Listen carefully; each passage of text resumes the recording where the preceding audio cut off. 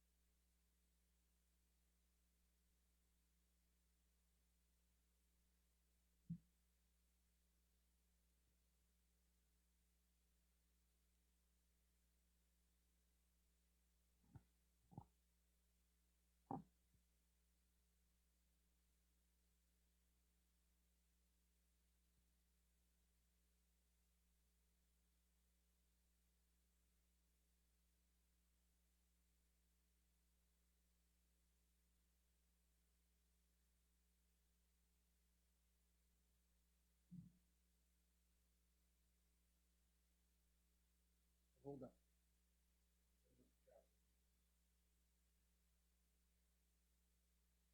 I'm not gonna. You drag them over when it's. I can't see them now. I can't do nothing. Oh, you can leave them there until, and you can move them when we need to see the people. Zoom. Yes. Can you move the Yeah, chat? I can Okay, move so them. put them there. Put them there. Put them. Put them. And when you're ready to do the Zoom, you move around.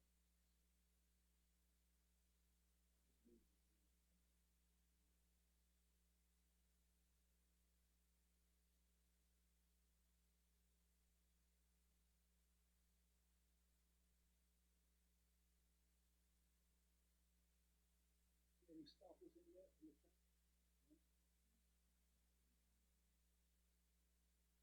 His sole purpose is going to be on that.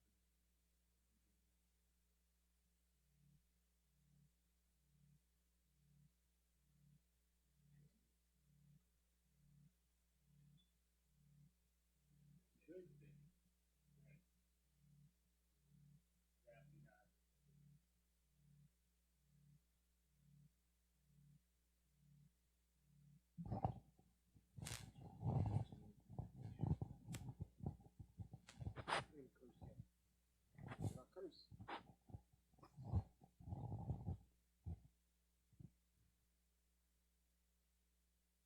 Save the up.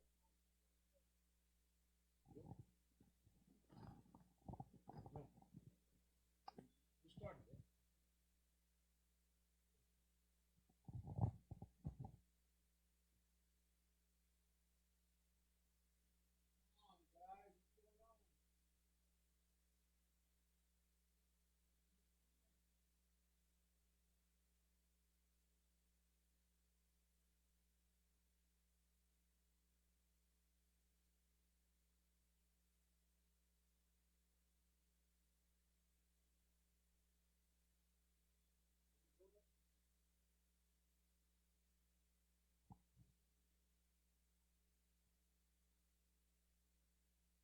Come on, guys. What's going on?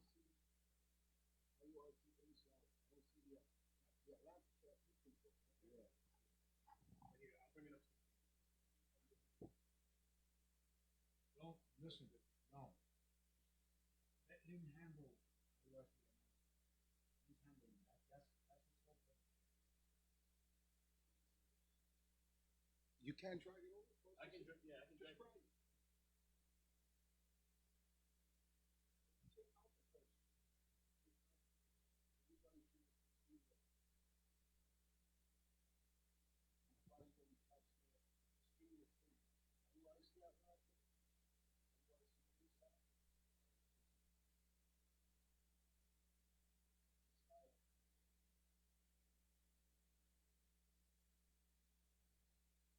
Just made it easier for y'all.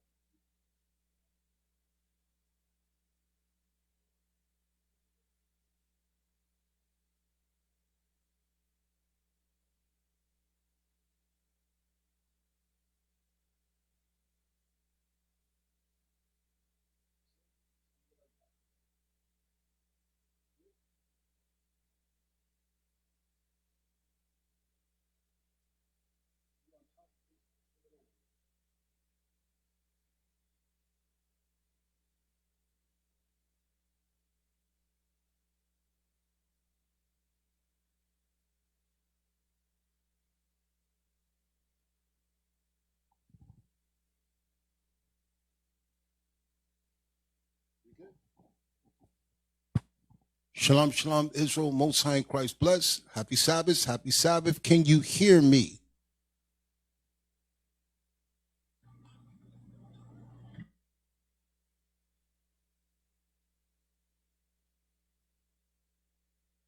Thank you, Sakal. Thank you, Beulah, Ram, Van, Judith, Naomi. Facebook, what's going on? Periscope, I can't see y'all tonight. Y'all should be transitioning over. We're going to start phasing out the Periscope. I need to be able to see all the chats, and I can't stream with Periscope tonight. Thank you, Rita, Mia, Phoebe, Yermaya, Issachar. Okay. Yahushua, Simeon, Israel. All praise, all praise, all praises. So y'all see the title. The title is Ty Lopez and Uzziah the Hebrew Israelite Scam Explained. Why am I going over this? Because they made a video saying that Iuic gets ethered for the second time. Ether is, can we look it up?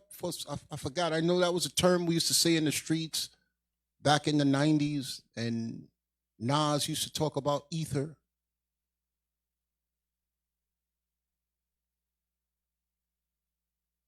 And y'all got to understand something. I have zero to lose. Zero to lose. If I bring shame to Israel United in Christ, y'all could kick me out. Okay, I need a vacation. I got nothing to lose. Okay? When I tell y'all to keep your mouth shut, keep your mouth shut. You guys are invested in this stuff. This is your life. Okay? My life is the scriptures and what I'm doing here. I don't have no fancy job. I don't have no fancy car. I don't have nothing I can maintain what I have with any other job that I could pick up in the street. Get a minimum wage job, I can maintain it. It's y'all dudes that's trying to live lives of other people's lives that you have to worry. So when I come for your life, it is going to be a problem. Y'all there's nothing you can do to me. There's nothing you can take from me. Because as long as I have this truth, I could rebuild any place and do whatever I want. Y'all, as I said before, let me make it clear to you. Y'all can come all you want. Y'all can put my name in videos all you want. Okay? What does ether mean? Ether is an element, the rarefied element formerly believed to fill the upper regions of space, the upper regions. This is what we want. A light, volatile, flammable liquid, chiefly a solvent, especially former as an anesthetic. Okay, so Uzziah said that he eated us. Nigga, I got burned by real fire in my sleep and I'm alive running my damn mouth. You not somebody that can eat the meat. Okay? Real fire. House burned up, everything arm burned up, skin still ain't grow back, hands still fat, and I'm still running my mouth. The day you eat the meat is the day that we find out that God ain't real. So, we're not going to do my normal rants. We're going to start off with scriptures because he just rants. He doesn't use a lot of scriptures. Give me Isaiah chapter 66, verse 1. I want two readers because I want y'all to keep up. Isaiah chapter 66 and verse 1. Thus saith the Lord, the heaven is my throne, and the earth is my footstool. Where is the house that you built unto me? Pause it.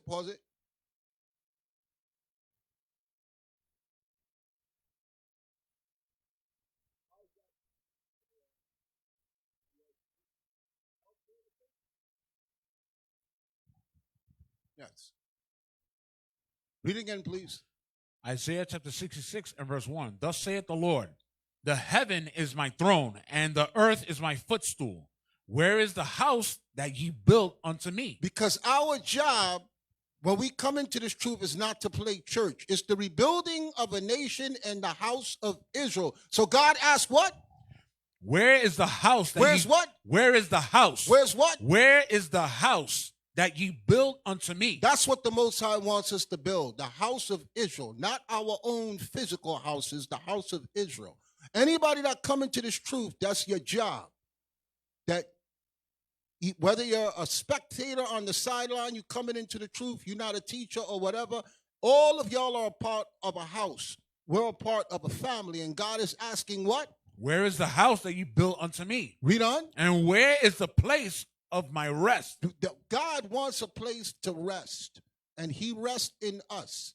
But when he said that he created the heaven, the stars, the sun, the moon, the trees, the planet, the people, then he rested. He can't rest if there's wicked people trying to destroy what he created. Read on.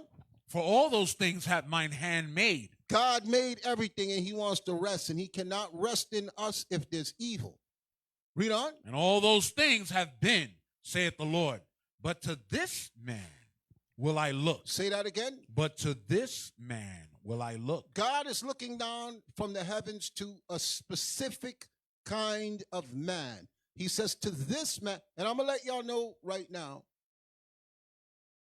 if y'all want to stay, I'm going to give all of y'all a chance to comment. The minute y'all start to disrupt the chat, you're getting blocked. So I want the audience. I want everybody here. I want everybody here listening. Don't put your feelings out. My feelings come first, then yours. So I'm just warning y'all now. Y'all waited for me all this time. Y'all all waited all week for me to respond.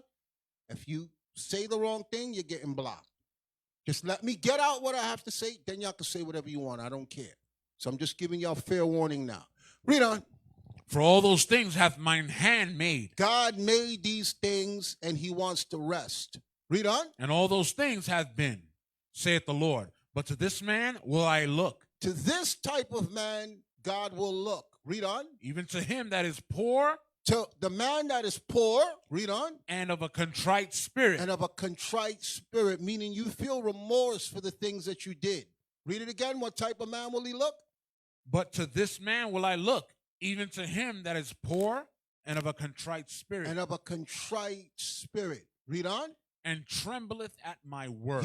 God is looking for people that trembles at his word. When you read this Bible and you see his judgments, you see his laws, you're afraid of his judgments and you're afraid of breaking his laws. So that's the people I'm speaking to tonight. You niggas that's watching that don't like us, I just can't give you the middle finger now because people will find it offensive. That's how I feel about you. I don't care about none of your opinions. I don't care about nobody else doing no videos. Y'all not moving me. You're not making me upset. I want the audience. Okay? And when the audience comes here, I will make things clear.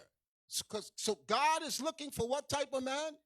Even to him that is poor and of a contrite spirit. He's looking for people that are poor and of a contrite spirit. Read on. And trembleth at my word. So this tonight is only for the people that are afraid to go against God while he's trying to build his house.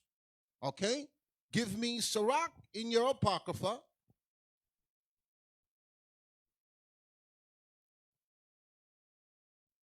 Sirach in your Apocrypha, chapter 19, verse 25.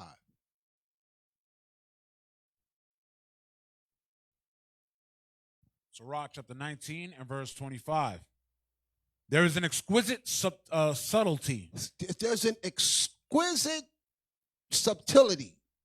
Okay? Exquisite means when you look at a diamond, it's exquisite. You got to get a magnifying glass to look at it for flaws. When you look at it in here, let me get it in my online dictionary. I'm going to show y'all something.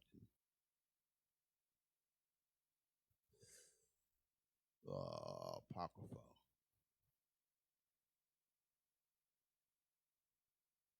Exquisite.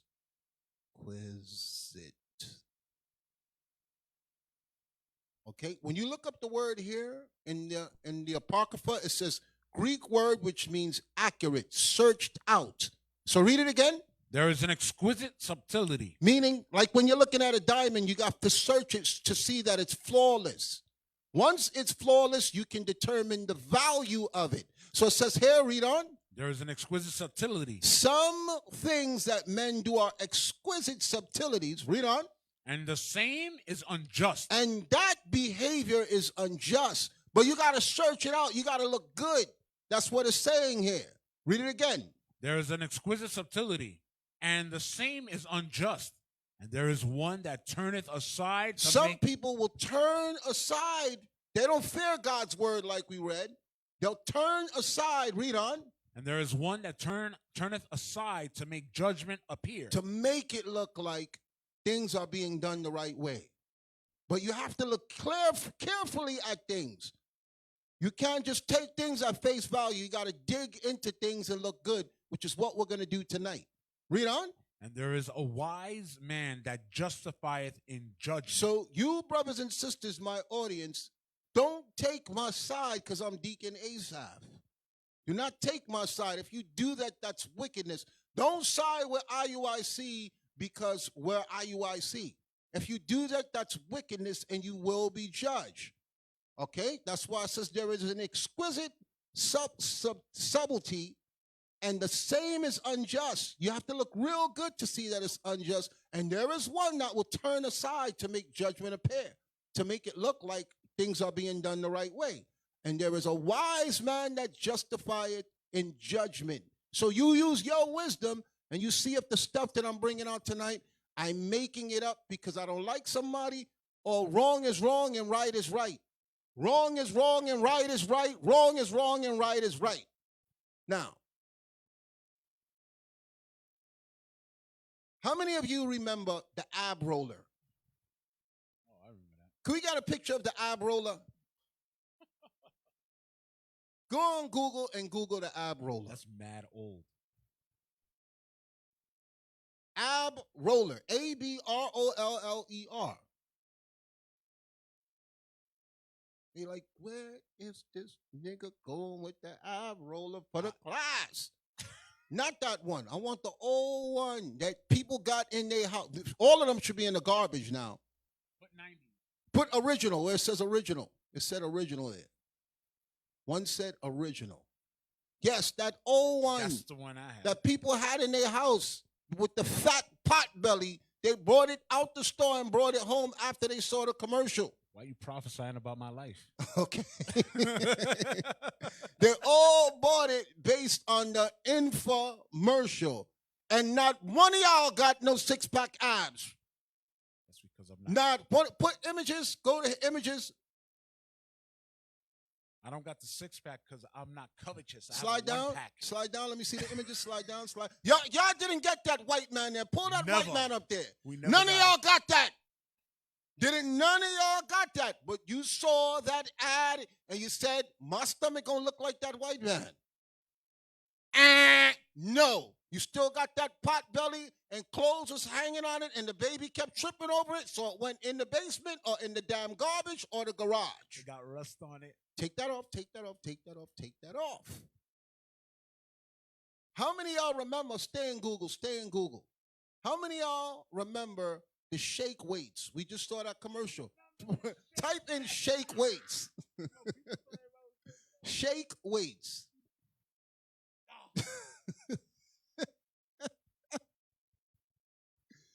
Don't play the commercial because I don't want no. You see the lady there jerking it. You see her there. You see her up, the skinny white woman. You see all the pictures. Slide it up. Slide some more. Let's get some more images. They saying doing it behind your back. Look at that diesel white man. Look at that diesel white man shaking it there. How many of y'all got buff from buying that? Damn. You know damn well it's in the garbage, it's under your bed or someplace else, and you don't want to even tell people you bought it because you look stupid as hell. Well, why did you buy it? Because of the infomercial. Take that off. How many of you bought, remember Dexatrim? Type in Dexatrim. Okay, when this came out, I was in high school. Okay, and there was girls walking around with that inside their bag because you put images. Okay, you see the picture, you see the old pictures. Okay, 1991 Dexatrim. Click the picture that said 1991. You know how many people died off that?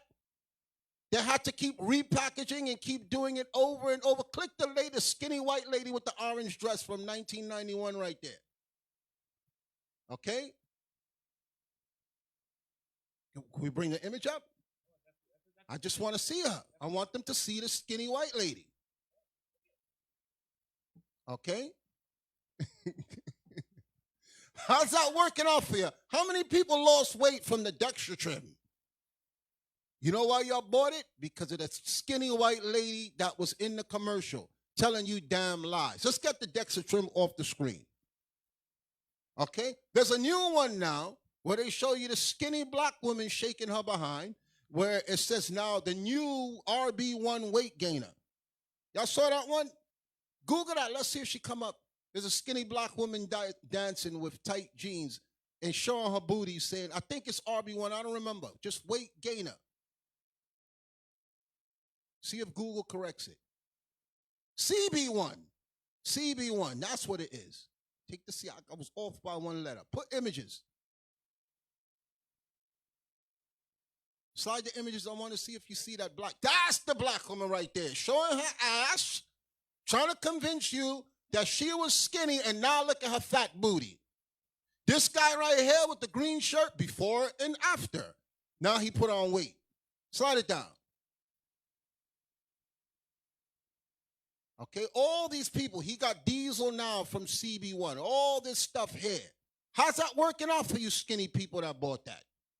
Let me know how it's working out for you. Get that off the screen, get that off the screen, get that off the screen. Y'all remember the ad in the back of the comic books with the little kid that gets beat up? The little kid that gets his ass kicked. And you cut it out and you sent it in because you thought you was going to take that stuff. I don't even know if that's on there. I couldn't find it. I was a little kid when that ad came out. Okay? But you was buying it and you was trying it because you didn't want to get your ass kicked. In the back of the comic book, you comic book readers, and it shows a little kid, the little white kid, now he's diesel, he got muscles. Okay? He got sand in his face. That's right, D. Ferdinand. He got fat sand in his face. Yes, give it to him, give it to him, give it to him. Give it to him. I'm talking about the 1970s when I was buying comic books. Okay? And you cut that article out because they was picking on you in school. Yo.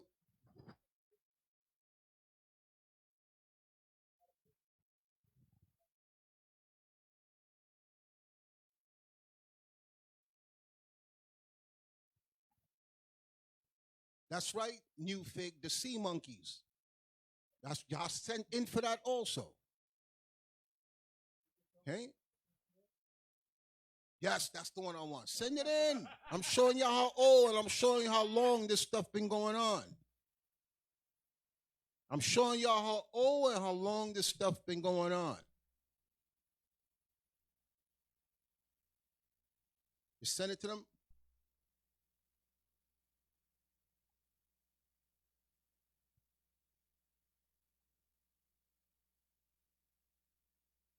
While you're sending that, I want to ask y'all another one. How many of y'all remember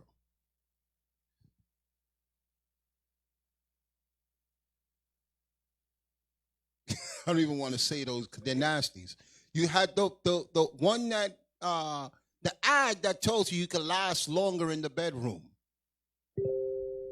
Okay? They got commercials for that. Last one, take one. Your woman will love you so long. You'll love her long time.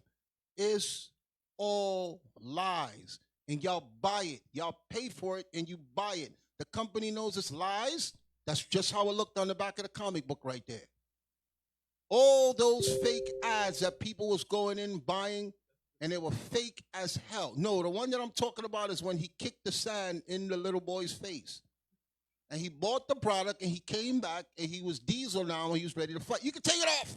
Take it off, take it off. Okay? How many of y'all in your neighborhoods, you see those tags with the paper on it that says, work at home. make $1,000, $800 from working at home. How many of y'all see those in your neighborhoods?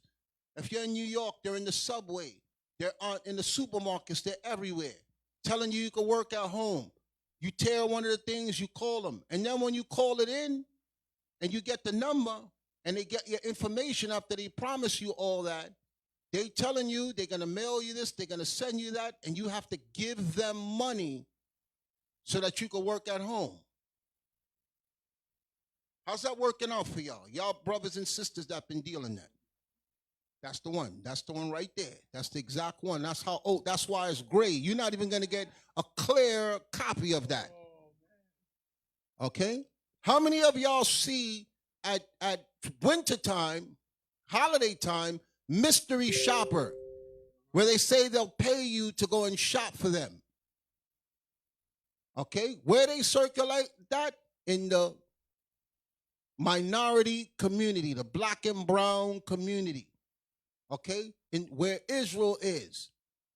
Okay, that's where they circulate the mystery shopper, the work at home scam, the free.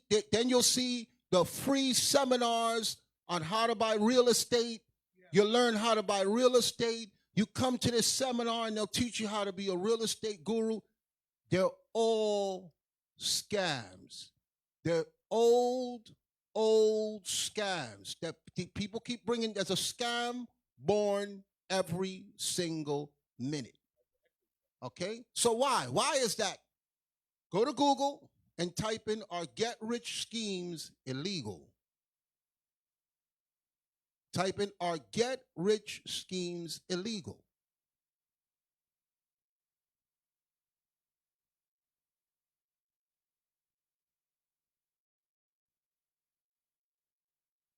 Quick schemes illegal. That's it right there. That's it right there. Okay? The legality of such schemes is often a matter of extreme controversy. These online get-rich schemes cannot be described as illegal outright scams, since the majority do send an end product to the user. But they do employ severely misleading sales tactics in order to get victims to sign up. Okay, so that's the key thing you have to understand. The people that do these things, they very rarely get prosecuted.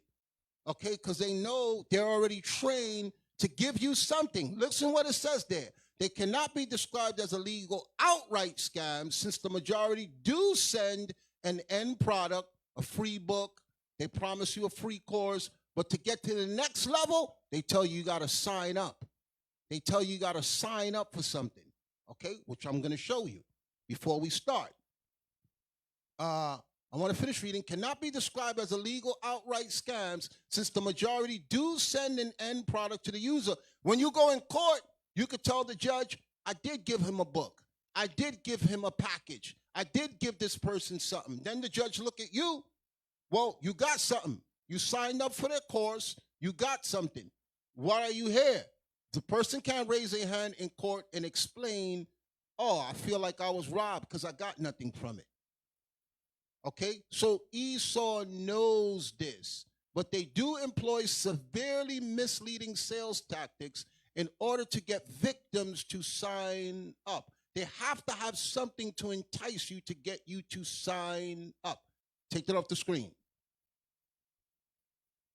So let's go to the videos that we have here. Let's go to the videos that we have here. Dun, dun, dun. Give me the first part that I told you I wanted to play from Uzziah's video. I think it was 140, what? Yes, play that. Because he asked the question. He said something here since I said he's a scammer. And this is what he said. So let's play it. If you haven't seen the video, go and watch it. I'm not telling y'all not to watch it.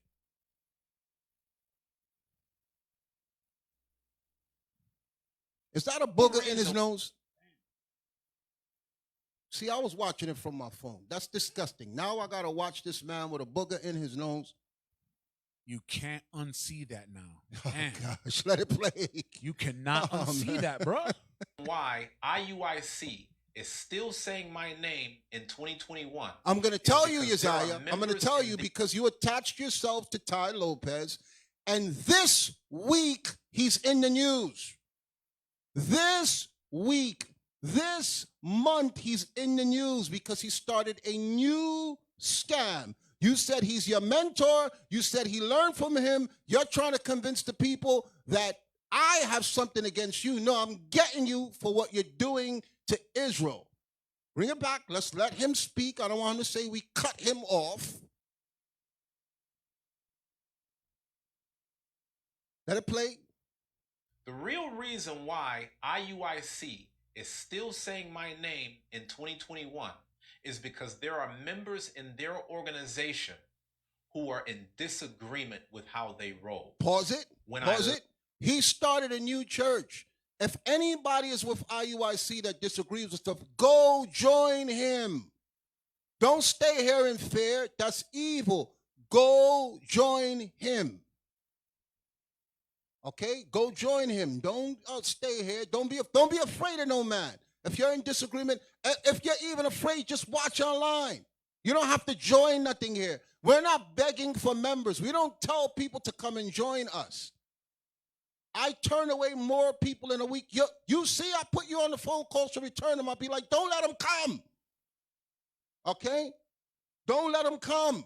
I don't need to keep people here who don't want to be here. So I'm telling you openly, I deal with the phones. I deal with correspondence. I pass them out to him. They tell me, don't come.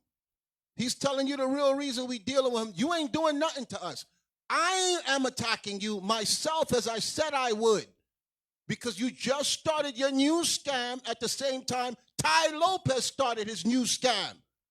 Okay? And the times and the dates are going to show it. Let it play. Left IUIC, there were a lot of people that contacted my line saying, I want to leave. Pause it. Let's clear that up. He went on all our contacts and he called the schools. And he played his video full of lies to see if he could tug on the heartstrings of people to leave. And most people turned him down. Okay, the schools called us and told us what he was doing as far as Canada, as far as England.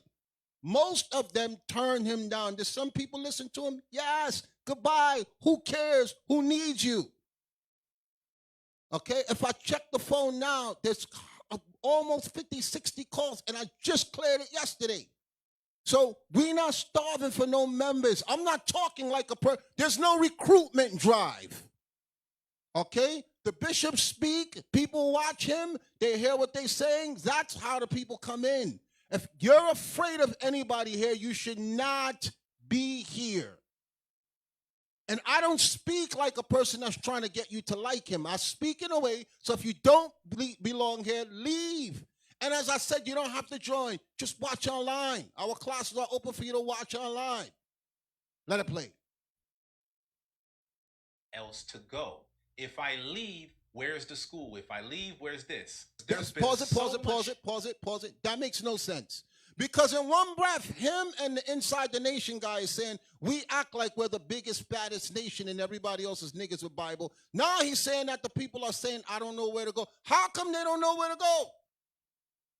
That makes no sense. We're bad and we're evil, but the people out here don't know where to go. Y'all don't see all the other groups that run their mouth about us. Go join them.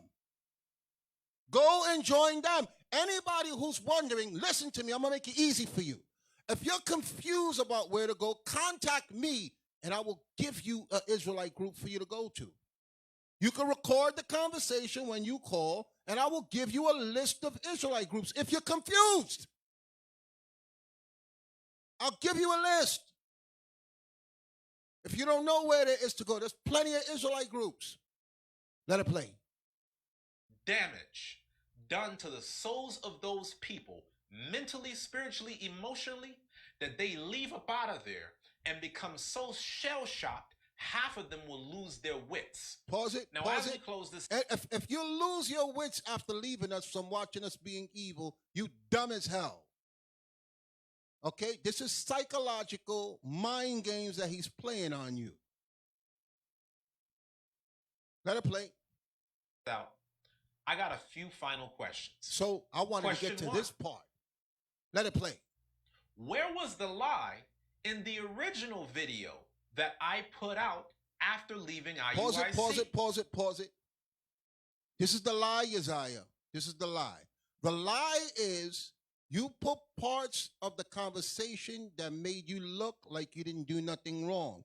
I spoke to you for hours, and all I'm asking you to do is play the entire conversation for everybody to hear it, so they can hear how the conversation started off before you switch your assault and your attack on somebody else.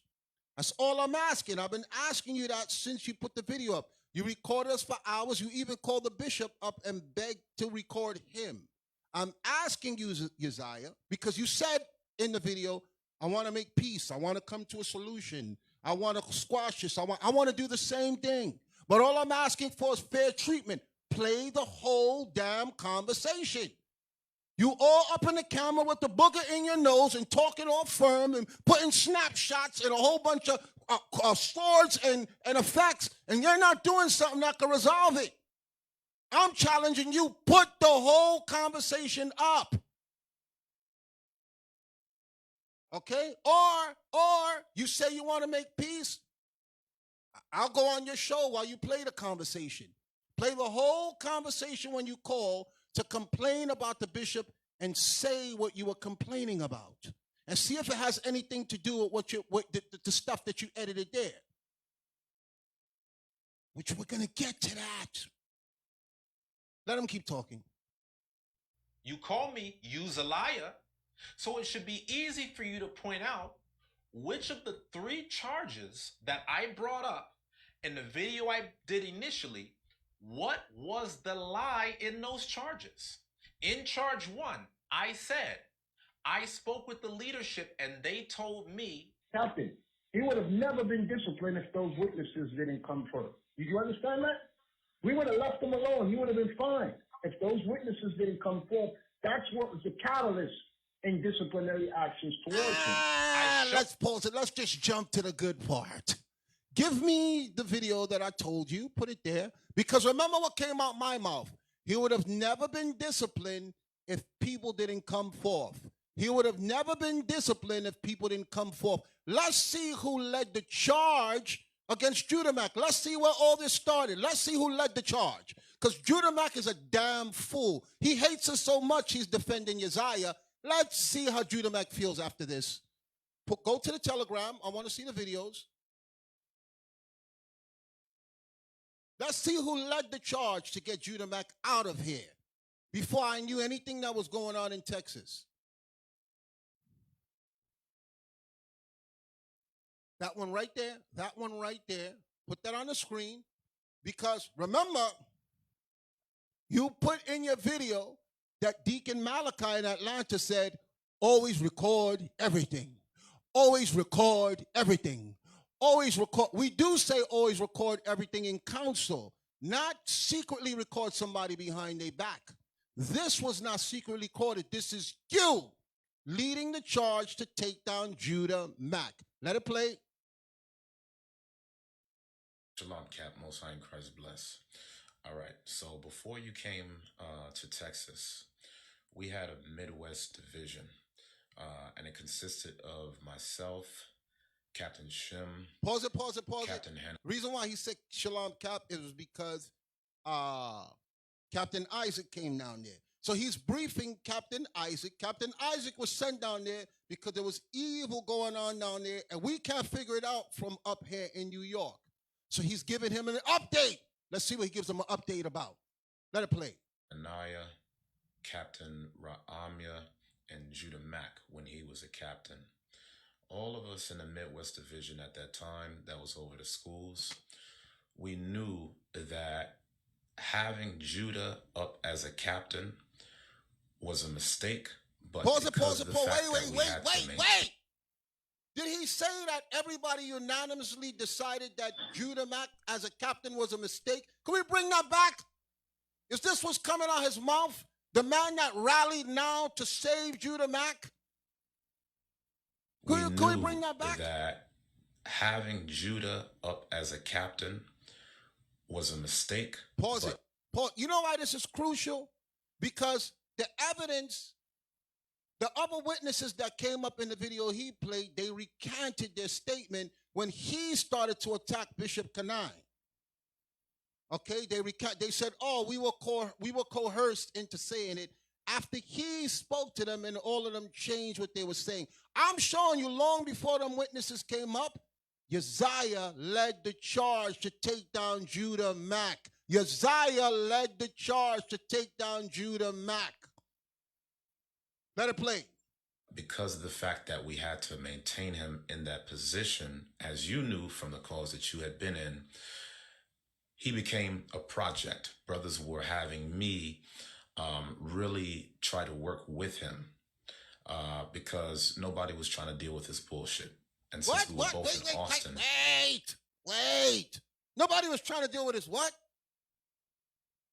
Did he just say bull and shit in the same sentence? Is that what he said about Judah Mack? Okay, now he's briefing Captain Uzziah as he got down there, and he's telling us that Judah Mack is being evil. Evil. So Judah Mack was already being monitored for a lot of stuff. That I got more stuff here. We don't got enough time tonight. I'm saving it the way I always do. Because he's trying to paint the impression that we attacked him unjustly. I'm showing you, long before he was kicked out, he was suspended. This guy was leading the charge. There was no Captain Isaac down there yet. Let it play. because nobody was trying to deal with this bullshit. And since we were both in Austin, it was my job to work in trying to get him to fulfill captain responsibilities. So I'm sure you remember there was different classes that the bishop had put out about entrepreneurs in Israel and how brothers are dedicating 95% effort to their business and only leaving 5% to the truth. Pause it. That was concerning Pause it. That was a problem. People started trying to find ways to get paid instead of trying to find ways to deliver souls. And he says here that that was Judah Mack's issue. When his own peers started to say, hey, this guy is not doing nothing here. All he's working on is ways to get paid. That's out your mouth, Uzziah. Pull it back a little bit so that they can hear it. Because I'm not going to play the video again. Let it play. And only leaving 5% to the truth. That was concerning Judah Mack because he was not living up to his responsibilities as a captain. Pause it. Tell us that we coerced you to say that. Tell us that we told you to say that. And you was dealing with him on your own. And this is the report you gave back to us. Okay, so tell us now. Recant that and say that your arm was twisted and you was forced to speak against Judah Mack. Let it play. Let's see if that's it. Let's see if that's all he says. So, being that I'm in Austin and I'm aware of all of this, and you already knew that things was kind of shaky with him and Bishop, I end up becoming the middleman as far as things with everybody, the captains from the Midwest, Bishop Kanai, etc. So I'm going to Judah now, and I'm having to explain to Judah, I'm like, yo, bro, you came down here with Bishop, but you have to fulfill the responsibilities as a captain. I don't know if you remember, he needed money because he ran behind on bills. And he had to go to Captain Yahshua to be able to get funds. He had to ask for a collection. So while all of this is going on, Judah is scrambling all over the place, desperately trying to make shit work in a business because... Pause it. He didn't. You see what I'm saying? I didn't know none of this. Nobody said none of it. He's trying to blame all leadership. He's telling you his observation with his own eyes. He's telling you that Judah Mack was messing up his life, and now he's scrambling for money, and he's moving out of desperation. That's your words, bruh. Always record everything. Always record everything. Let it play. Have the finances that he needed to be able to sustain whatever money that he was short on. So at that point, when all of that was happening, I spoke with Judah Mack. That was one of the many conversations that I had with him. I said, Judah, I said, you have to learn how to balance your priorities. You have to know how to be able to maintain a schedule. I said, yes, you're financially strapped, and I understand your situation, brother. But you got to understand that you're a captain. All of us were holding our weight. All of us was busy. We all had our shit to do.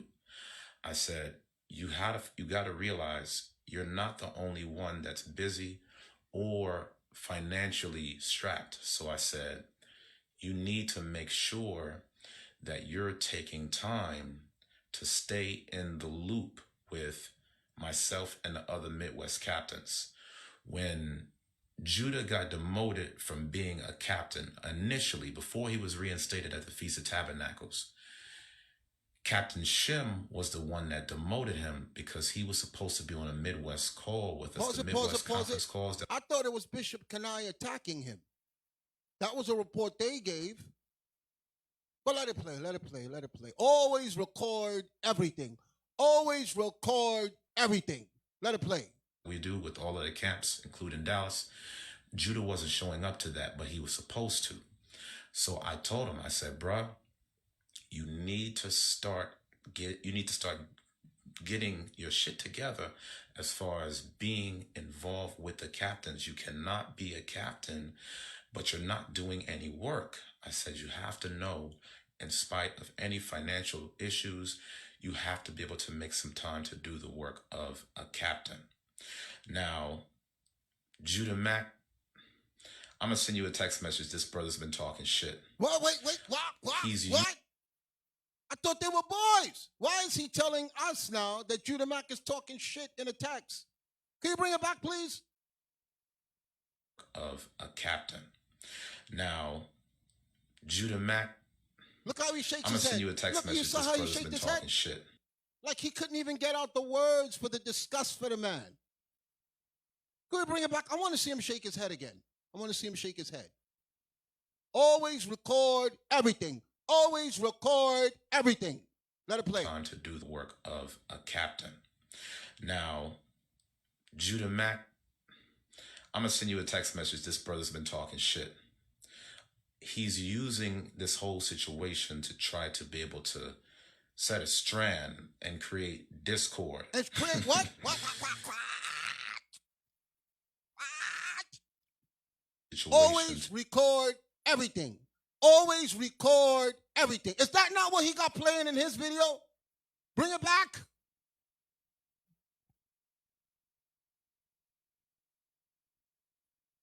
Using this whole situation to try to be able to set a strand and create discord. It was nothing, Judah Mack, it was nothing as for about, oh, brothers is out to get you, brothers is out to sabotage you. I was telling Judah, since I was the captain here that was over him, I said, Judah, you need to get your shit together because you're putting in 100%. Y'all hear him say, Judah Mack was already paranoid, saying people was after him. And he was confirming with him, yo, nobody's out to get you. Nobody's out to get you. Let it play. For them business, zero work for the truth, and it looks bad. Shalom. So, let me explain to you where it went from attacking Judah Mack to putting IUIC on attack. When he recorded me in that conversation, trying to get something from me, and he couldn't get anything. In the conversation, he switched to Bishop Kenai. And he was bringing up issues about 2 children and a family, which I'm going to save that part.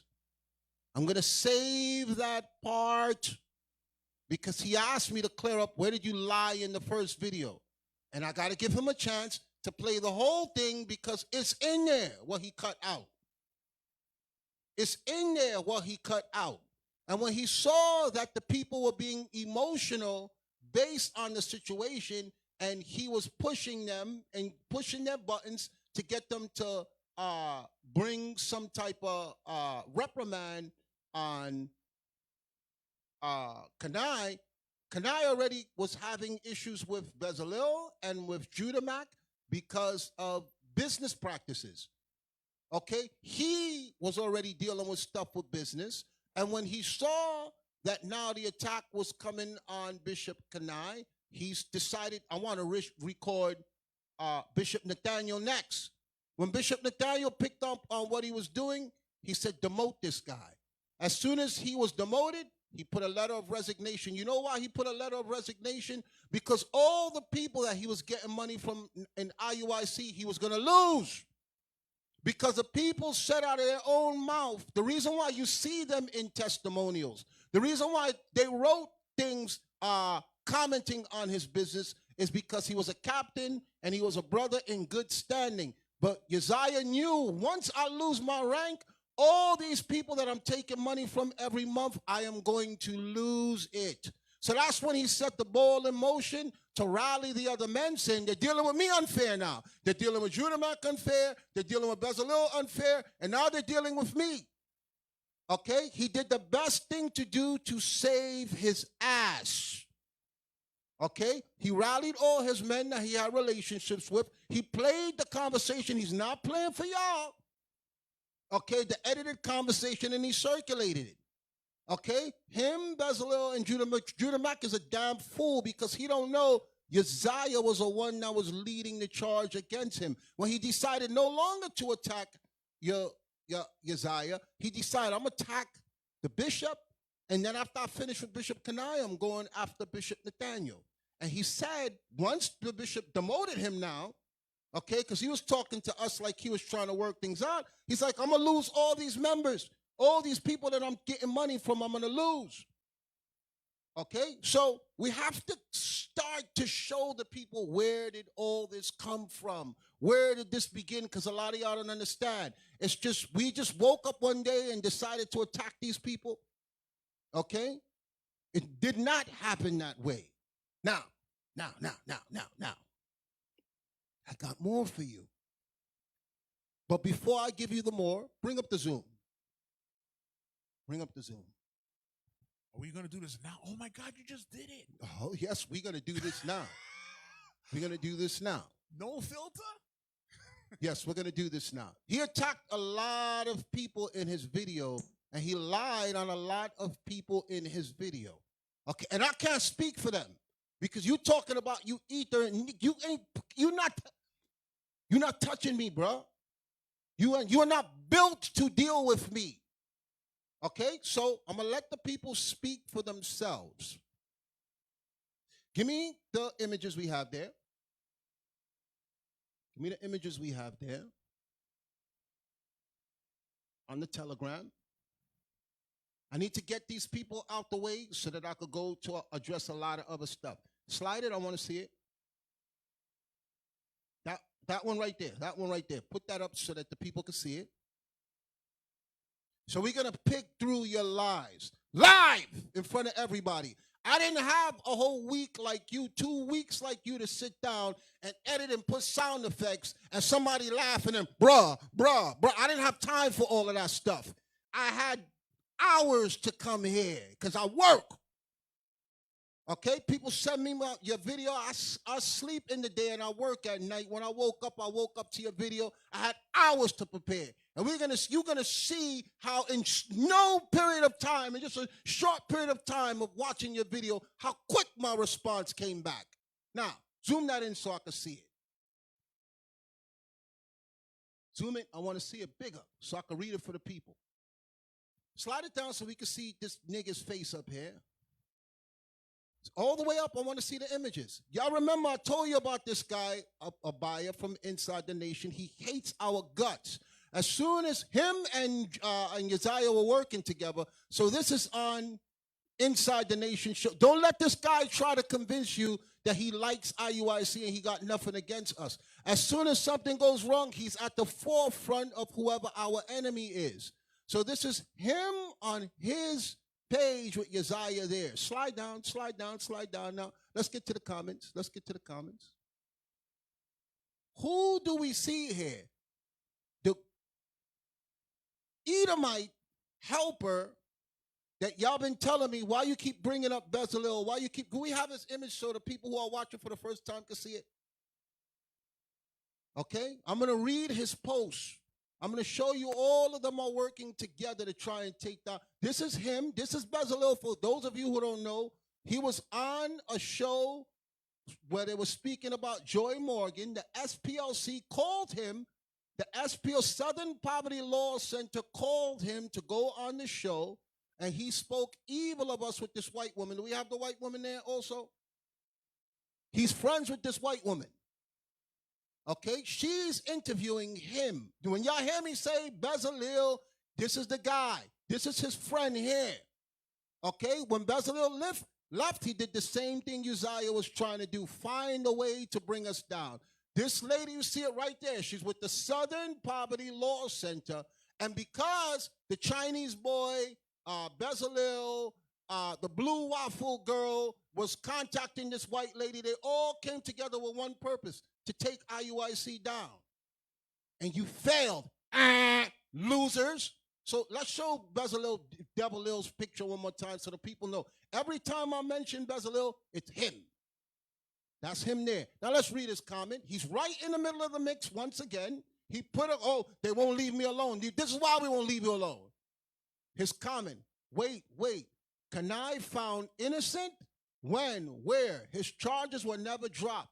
They were reduced for cooperating with the judge and returned stolen goods, so who lied? This is Bezalel in the mix with Uzziah, with Inside the Nation, with Judah Mack, with all of them. So, I can't speak for this, okay? So let's get that off the screen, and let's let the man of the hour with the power to speak come in.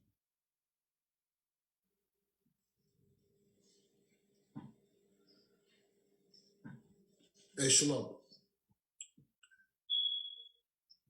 Shalom, shalom. Most High in Christ bless. Hey, happy Sabbath. Most High in Christ bless you all. All right, so first, it's hysterical. Listen, for the last few years, 2 years, I've been quiet.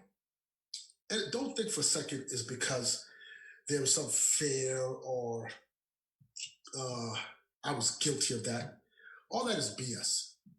I've been quiet because it was things about me I had to examine, about my own self. And that's the difference with my experience as a leader in this congregation and these young men. So anyway, let's deal with the charges. It was said that I cut a deal with the judge and gave back something. I didn't give back anything. You lying niggas lied and had the police come in the house and take everything. Do you know something? I never in my life, ever, Lord no, would expect Uzziah, Bezalel, Judah, Azaniah, all those men that were there, their wives and everybody involved, the pocket of his ungodly wife, all of them. They were trying to have me sent to prison. Do you understand the charges was 2 to 10 years in prison on a lie? Uzziah and all of them helped move the furniture into the house. They know I didn't steal nothing. Because of their hatred that has blinded them, the devil that inhabit their spirits, they was willing to see me taken to jail in prison away from my wife and my children. Leave my children where I have a father there, out of hatred for IUIC, for hatred of me. So, still, forget what I'm saying. That's my narrative of what I say. Do me a favor, Deacon. Post the court records. You should have it. We're going to bring it up now. Put it on the screen for them to see it. Can you see it? Make it big. Make it big. I want to say something. This is beneath me. I've been around this truth too long to play children's game. I don't really get on the internet because I don't care what the masses think. But just for everybody's edification, here we go. I want to zoom all the way in so they can read it. I wish this was in Braille for people that's blind, they could read it. Okay. We, your grand jury, for the July term 80-2019 of the 16th Judicial District Court, wish to report that we have inquired carefully. How did they inquire? Carefully into the case against the above named defendant, and in this said complaint, we have failed to find a bill of indictment against him or her. I'm going to read it again. For that lying at that, Bezalel cannot be an Israelite. He got to be an Edomite. Because as a matter of fact, let me take that back. Esau is not as wicked as Israel is. Okay? This is for you now because you're there on inside the nation, running your mouth and not minding your business, and then y'all get mad when I come for you and I'm the bad guy. I know the truth. I'm going to read it again. We, your grand jury, for the 4th July term, AD 2019, of the 16th Judicial District Court, wish to report that we have inquired carefully into the case against the above-named defendant, and in this said complaint, we have failed to find a bill of indictment against him or her. We can take that off the screen now. Let him speak. So anyway, here's the point. Bezalel's statement was that, go back to his post. Bring his statement back. Bring his statement back. I'm telling you, that's how these guys are. They are on social media. They live there. And they keep trying to tug on the heartstrings of people to make y'all think something different. Okay? No, the other one with Bezalel when he spoke. On the Telegram. Yes. Put it back big so that people can see it so I can read it. Bezalel ben Israel at 9:23 p.m. when Bion, his Inside the Nation show, that wicked nigga that hates IUIC, he puts, wait, can I found innocent? Question mark. When? Where? His charges were never dropped. Nigga, who told you that? Where did you get your information from? We got court documents Satan. here. He got it from Satan, Okay? his father. You are your father, the devil. They were not. They were So here's the thing. reduced. Deacon, listen, this stuff was so stupid and so evil. It never even went to a judge. It didn't get past a grand jury. All I did was furnish them the information I had to prove it. The judge never saw it. They threw the stuff. I said, this is ridiculous. Can I tell you something? Uzziah, you slimy devil, you. I pray you repent. But if not, God punish him severely. You walked in my house. Let me tell you something. My biggest mistake is that, and this is why I had to examine myself, why I haven't said anything. I'm going to read something to you real quick. Sirach 20. Sirach 20, verse 6. And it says, The book of Sirach, chapter 20, and verse 6. Some man holdeth his tongue, because he hath not to answer, and some keepeth silence, knowing his time. I waited my time. I'm not a kid in this truth. All you boys, and Uzziah, you're a little boy, you think you're spiritual. Because you are articulate and you can speak, because you can read a script and you know how to play, I know I can see through you. You're a weak man. You have insecurities. I read through you. You came in my house, Uzziah. All of you sat at my table and you all plotted to put me in prison. How much do you hate my children? Do you hate my wife? You all was hoping I was home so I could be hauled off in handcuffs so y'all could mock me online. May God punish your black asses if you don't repent. May he punish you, you evil, evil man. Let me tell you something, man. The Most High showed me so much about myself that I hadn't recognized. And let me tell you something. I want everybody to understand. Don't think I'm innocent. As far as that, I'm innocent. But don't think I was innocent overall. God was dealing with me. He was putting me, showing me, you are attached to Uzziah, a snake, Bezalel, a snake, Judah, a snake. The Lord will show me, now your spiritual eye is off and you don't see it. But you know what? I humble down. I take my correction. I repent. And I'm still this truth. My understanding has not faded. You all are doing what, Uzziah? 2 years has passed. You ain't doing nothing. You're eating potato chip challenges. You're a joke. You're a joke. You men sought to destroy me. If you had the opportunity, y'all would have killed me.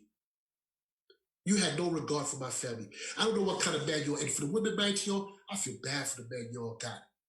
I feel, y'all don't know what you have. Uzziah, you're a slight. And all those guys with Uzziah, I pray for all of you. You guys get out that stuff. That man, listen, you have no honor to you. And you can do your fair speeches or stuff, but there's no honor in your spirit, brother. You're off. Your spirit is off. That's what the scripture says. Hey, Asa, can I say what I got to say? Yes, please. Thank you. Sirach 12. I want you to read verse 10. The book of Sirach, chapter 12 and verse 10. Okay. Never trust thine enemy. Stop. We read that and we always attach this to Esau. I want you to read verse 1. Sirach, chapter 12 and verse 1. When thou wilt do good, know to whom thou doest it. When you do good, know to whom you do it. That's talking about Israel. Read on. So shalt thou be thanked for thy benefits. Listen, Uzziah had conversations with you. Can I tell you something, Uzziah? At Passover, last Passover in Orlando, I told you, and everybody, excuse my vernacular because I got caught up for this last time. I told you to your face, you're full of shit. And I knew that. And I had to bite my tongue because I couldn't prove it, but I knew it. Bishop warned me about you. He warned me. Listen, you try to undermine Shaki, even though Shaki was off, but you threw him underneath the bus. You try to undermine your Don. You try to undermine Judah. You try to undermine Uriah. And all those things I saw. And I still would not acknowledge that about you. So watch, I want you to read verse 10. Verse 10. Never trust thine enemy, for like as iron rusteth, so is his wickedness. It don't matter how much you polish up. It could wipe them clean. The rust in their spirit, in your soul, is evil. In your spirit is evil. You can't get cleaned up. It's who you are, is your nature. You are bred like that. Read on. Though he humble himself and go crouching, yet take good heed and beware of him, and thou shalt be unto him as if thou hast wiped a looking glass, and thou shalt know that his rust have not been altogether wiped away. You know what it is? It's like wiping a looking glass. You wipe it and fog back up. I saw the signs, and there's other things I saw in you here, but I'm like, whatever. He'll get it right. That's not. I'm so naive. You know what? I came up in a different camp in Iuic, different city, different spirits. I came here, the level of treachery. So whatever you're angry about, whatever you thought, BS, but it is what it is. But to come in my house and know, Uzziah, you guys, you moved the furniture into my house. For all those who don't know, I'm married 25 years. By the grace of the Most High, my wife has never worked a day while she was married to me. I don't receive no paycheck from nobody. I work. Do you all really think I've never been evicted from nothing? I've always maintained my wife. I never had to have people living with me to pay my bills. Do you think I lived someplace for 3 years? Never paid nobody rent. And the person who says that, do you know I was going to Vegas with them? Blowing money in Vegas and all money? Come on, man. You all so bad want to destroy this. Let me tell you something. When you all get a chance, you read 1 Corinthians 11 about breaking the bread and understand what the whole chapter is talking about. You all are fighting against God. That spirit, you try to break the order. If this, what Iuic ain't of God, it's going to come to naught, but it ain't going to come to naught of your hands. Watch what it says. Read on. Verse 12. Set him not by thee. The scripture says, don't set that man, your enemy, by you. Read on.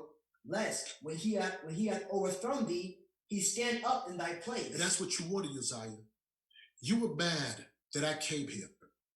When I came to Austin, Austin didn't have a school. You all was in your house. I came to help you. I let you run the day-to-day. I raised you up. Bishop was against raising you up.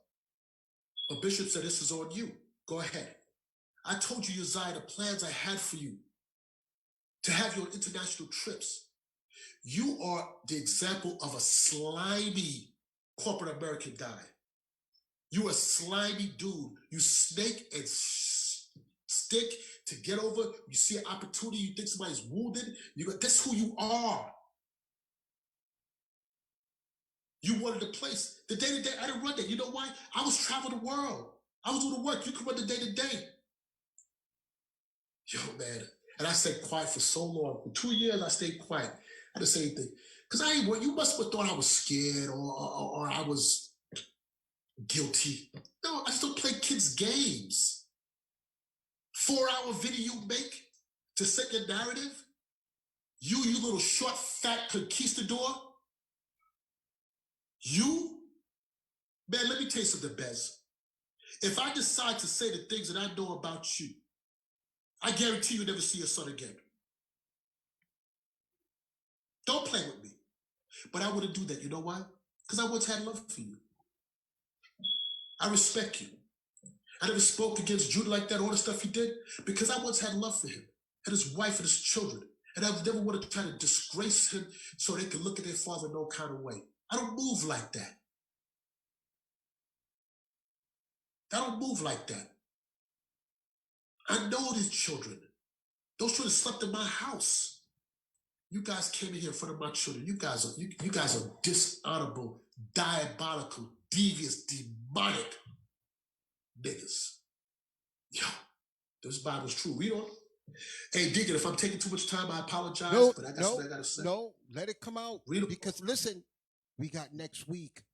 He told me to prove myself, and I'm going to prove myself. I just want to give everybody, because y'all keep hearing from me every week, and y'all think that I got some hard on for this man. I just want the truth to come out. So bring it out. Go ahead.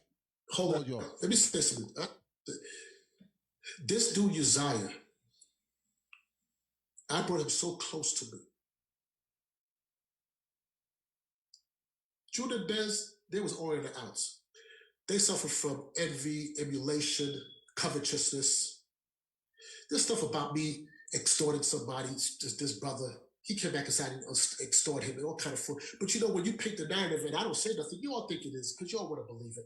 Listen, this ain't the first time I've been accused. I've been accused a few years ago of sending $250,000 through, what's it again, MoneyGram or whatever. The Western Union. I've been accused of me and my wife trying to rape somebody on Skype. This stuff is just that now the platforms are bigger. There's more extent. So there's nothing new. But Uzziah brought you in close. I'm telling you something, man. You broke my heart. You slithery little snake, you. And you know what?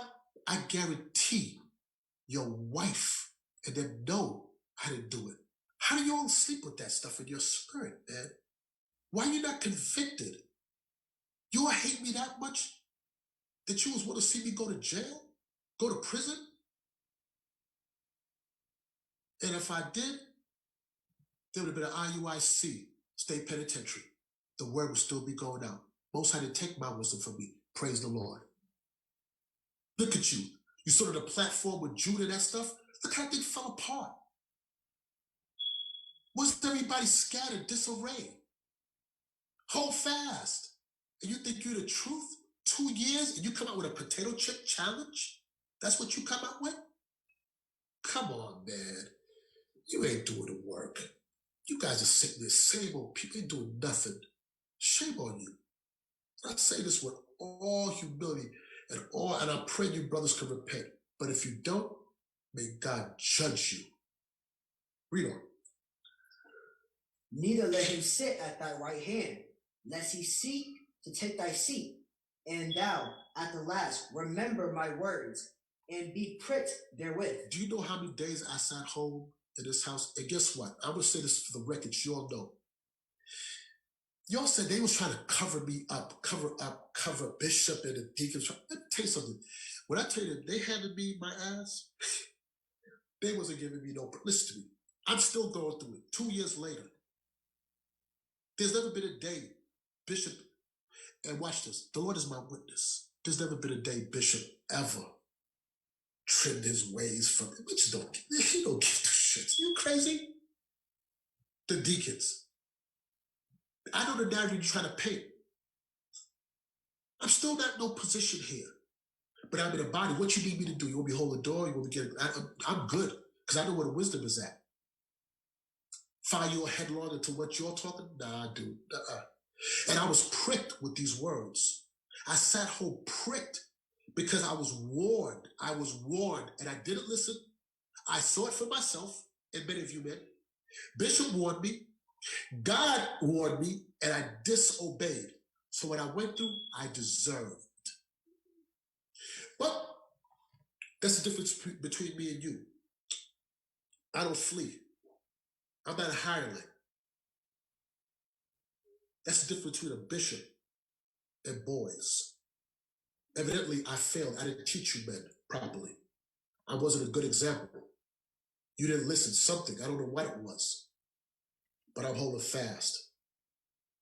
My family's good. I'm all right. Praise God. You guys didn't destroy. You just made me stronger and wiser. That's all you did. You didn't do that to me. When you took furniture, rebuy it. I worked. That's not going to do nothing to me. Shame on you guys walking in here and looking, man, in front of my children, my little babies that looked up to you. To all of you brothers. Kanai, let me ask you something. Never do that. Let me ask you something, Kanai. Do you have furniture in your house now? Man, you said it. Listen, I'm just saying. My house is fully furnished. Okay. And guess what? Let me say this real quick. No, it ain't furnished or the church is dying.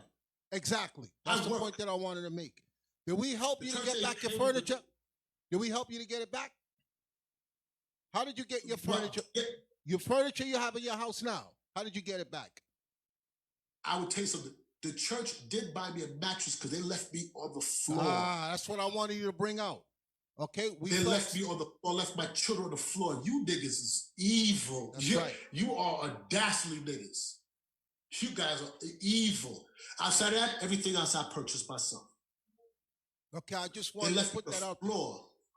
Okay, because they strip me of everything. They keep saying we covering for you and we're trying to defend you.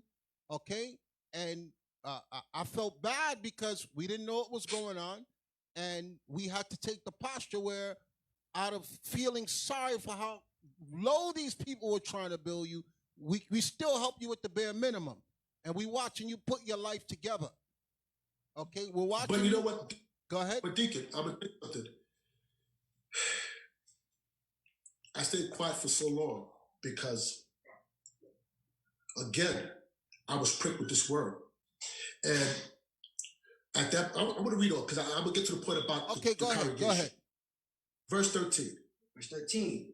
Who will pity a charmer that is bitten with a serpent, or any such as cometh nigh wild beast? That's why the church, they wasn't giving me no pity. Bishop, they wasn't dealing with me. I was cut out the circle. Man, you're on your own. We love you, but from a distance. You know why?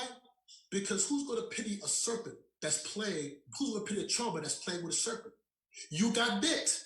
So now it's your turn. This is your season, Kanai. This is what I had to go through. Read on. So one that goes to a sinner and is defiled with him and his sins, who will pity you? This is the point. I was defiled by my association with you men. So I had to go through. They separated from me and left me alone. And that's why I said I had to sit back 2 years. It wasn't because I was afraid to say nothing. It's I had to sit back and really reevaluate myself of who I am. How did I get myself in this place? Who was I around? Why was my spiritual discernment off? And I had to do some real soul searching, and I was left alone with that stuff, sitting home. And these scriptures were my comfort. But my wisdom ain't changed. But I'm going back to you guys. First off, back to the case. That stuff was thrown. Let me tell you something. As soon as I produced just the stuff that I had from it, just the text message, then it was already a wrap. But there's so many other people that received free stuff. To make it like I'm just some person. Listen, I was in Orlando. I had my place. I had my business. I had my family. I didn't come looking for them for business. They came looking for me. I didn't look for nobody. But because, you know what? Because the spirit of covetousness was so rampant here in Austin. Excuse me, everybody. Because it was so rampant here in Austin. And guess what? I was attached to it. I was involved with these people. So guess what? Watch this. 12, 13, and 1. And I'm going to wrap it up right here, Deacon. Sirach chapter 13 and verse 1. He that toucheth pitch shall be defiled therewith. If you touch pitch is taught, you're going to be defiled with it. I touched pitch. That was you, Uzziah. That was you, Jude. That was you, Bez, and the rest of you. I touched pitch and I got defiled. So who's going to pity? I don't want no pity. What I want is the mercies of the Most High. That's what I was looking for. But back to the case. That stuff got thrown. That stuff is stupidity. Nonsense. You guys sought to destroy me. And you know what? I can almost deal with that. But my children and my wife, you guys hate me so much. Uzziah, I'm talking to you. Look at me. Uzziah, you know, we both know, and the Lord knows, that furniture was given to me. Azaniah, you know, you guys lift that stuff up and carry it to the house. Jeremiah, you know. Shallow, you know. Shema, you know. Yakin, you know. All you men knew, you lift that furniture. You guys don't have a conscience? You guys stood here? Nobody was going to speak up for truth? I don't care how you felt about it. I don't care how I feel about you. One thing I won't do is I won't lie against you, Uzziah. If something come out of this class right now, they say, I'm not going to read something that I didn't see or that I know it's not true. I don't give a shit, and I can't stand your guts. But you guys are willing to see me go to prison and leave my wife and my children? How much hatred is in your spirits, man? You dark souls. You dudes are dark, dark souls. Bez, you know, you was there. You're a dark soul, man. I pity you all, man. I really pity y'all. I pray y'all get your mind right. But if not, Lord, judge them. Judge them if they don't repent.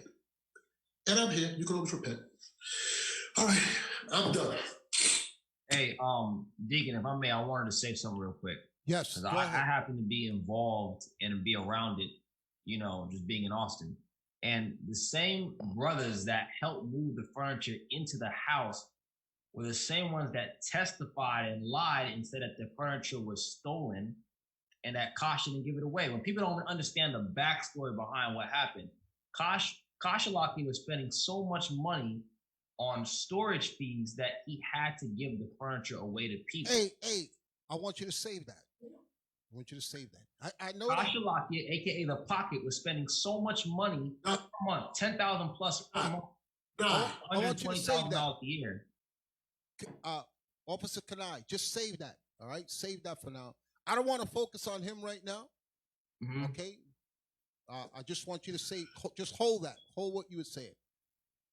There's a lot of stuff we have to get through, so I don't want to really deal with that right now. All right. We got more time, just not right now. I want to go. Hey, but Deacon, if you have any questions for me that people have, because I'm not on this stuff, so I know people may have said things and had questions. If anything you have to ask, this is the time. I'm transparent. You can ask me now. Yes. Whatever it might be. Yes. I got you. So I want to address something in there. He said that Uzziah said, I got to address where he lied. So that's what people are asking for on the comment board, and that's the people I've been kicking off. Don't ever think I'll come here and not drop it like it's hot. Okay? So go to his video. Deacon Asaph made me do it. You listen, y'all gotta that Chinese boy. He's crazy, but sometimes he can be smart. He warned y'all that I will set you up. He warned y'all. Okay, when y'all was running your mouth about the HODC thing, he's retarded in Chinese, but sometimes he says something. He knows some stuff about us, and I will set you up. Sometimes I just let y'all run and run your mouth because I need to put you in a headlock. So go to 120 of his video. We got to clear up some stuff here.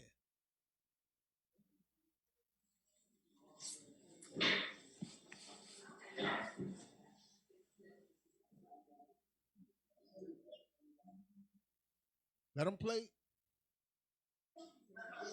Off the police force. Then Bring it back to 19. Bring it to 19. Start from 119. Let it play from there. But don't none of this come out. And I was going to tuck all of this under the rug and not tell nobody. Talk. But y'all keep trying to bark up the wrong tree, man. I'm not these other guys. When I get on these videos, I got something for you. And if you want to take it Pause it. I got something for you, too. I got something for you, too. I got tissue for you. But let it play. And I'm not trying to go round 3, round 4, round 5. You will but have if you to. do want to take it there, Asaph, You know will that I'm waiting have for to. you. You will have to keep that bell going, keep the effects going. You gonna go a couple more rounds, you clown. Let it play.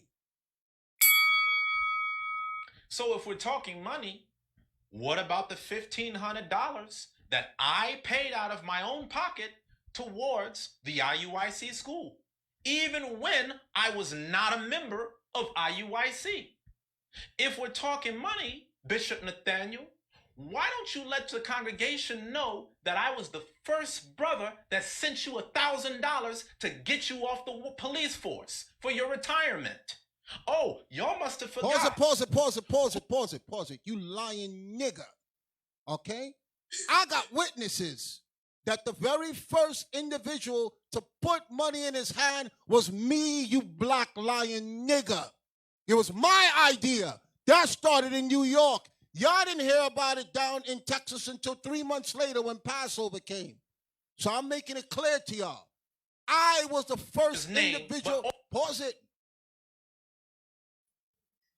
Okay? We're going to get to his lies. You lying nigger, you. The very first person to even suggest to the bishop to retire was me.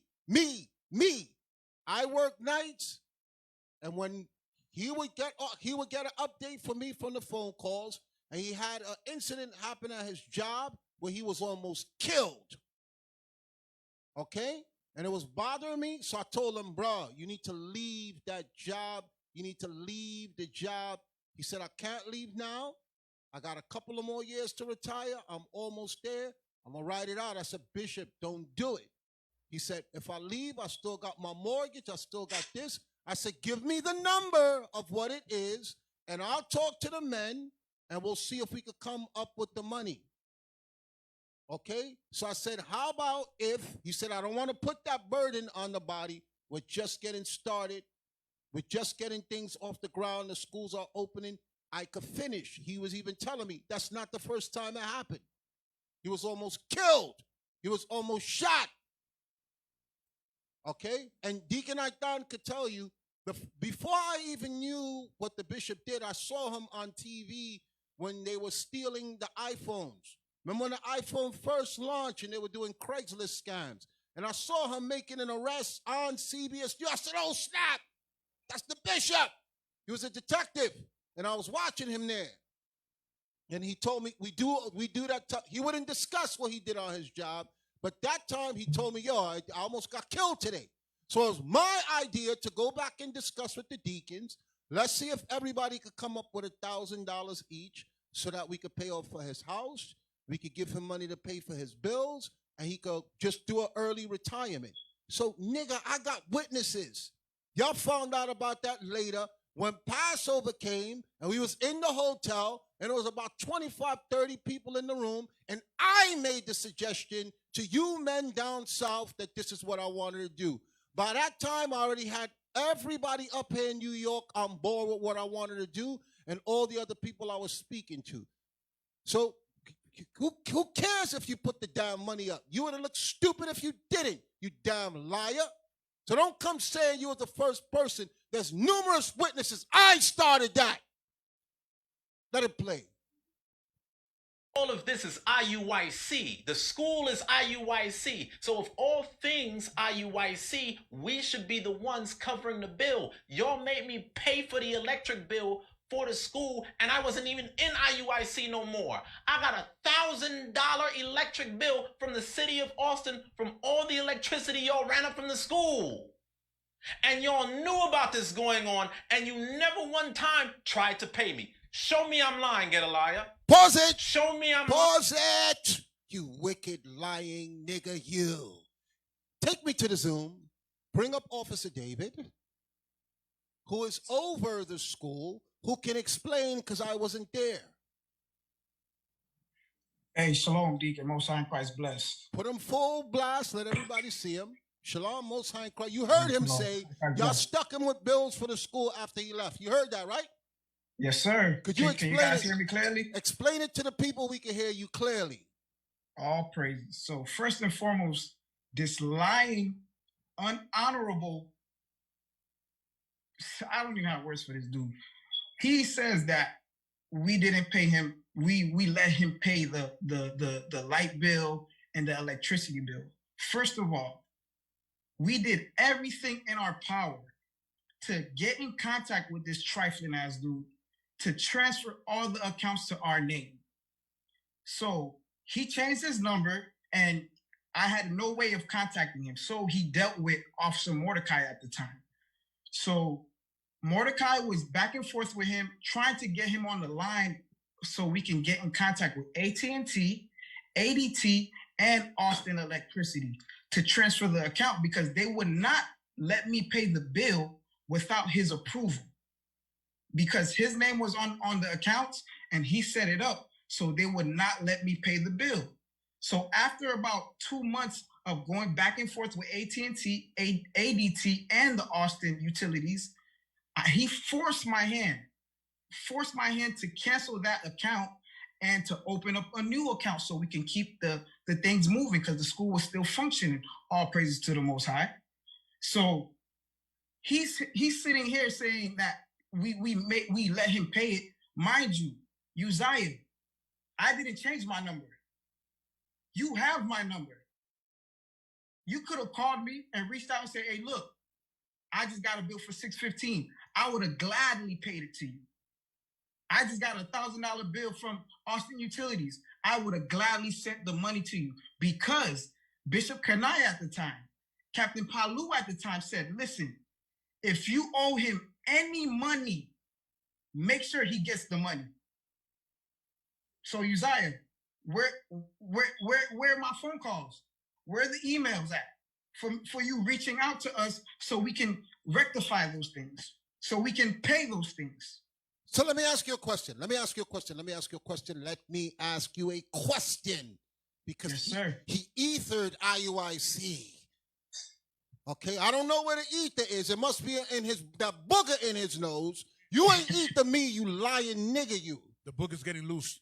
Was it said, because your eyewitnesses, you're there, that not only was he avoiding you guys and wasn't making contact with you, he sent his wife to the school with a bag of money and checks? Yes or no? Yes, sir. Okay? Because he was collecting the arms for Lubbock, Texas at the time. He didn't have a school. Okay? And he was over the money. So, Uzziah, you such a lying nigga, you don't think nobody will challenge you. Why would you hold up receipts saying we owe you, but you send your wife after you leave with money? Why you didn't take the money out? You think people are stupid? You think you know, just like Bezalel know, that niggas hate IUIC. So you're gonna go up there and you're gonna lie and you're gonna put anything. Okay, you're gonna put anything and you're gonna think, you thinking just like the Joy Morgan incident, you thinking just like all the other things when camps come at us, that you just gonna rock right in and slide right out. You wicked lying nigga, you. Now, he said $615 for one bill, and he said $1,000 for another bill, correct? Yes, sir. Now, Uzziah, you damn liar, this is why I'll call you this. You spoke with the leasing agent concerning the lease for the school, yes or no? Yes, sir, I have. What's the leasing agent's name? Patty Leach. And when did you last speak to her? Yesterday. Because you guys had to get a new lease, correct? Yes, sir. How much money was supposed to come back to IUIC on the lease? So initially, like he stated, he had opened the first lease for the school.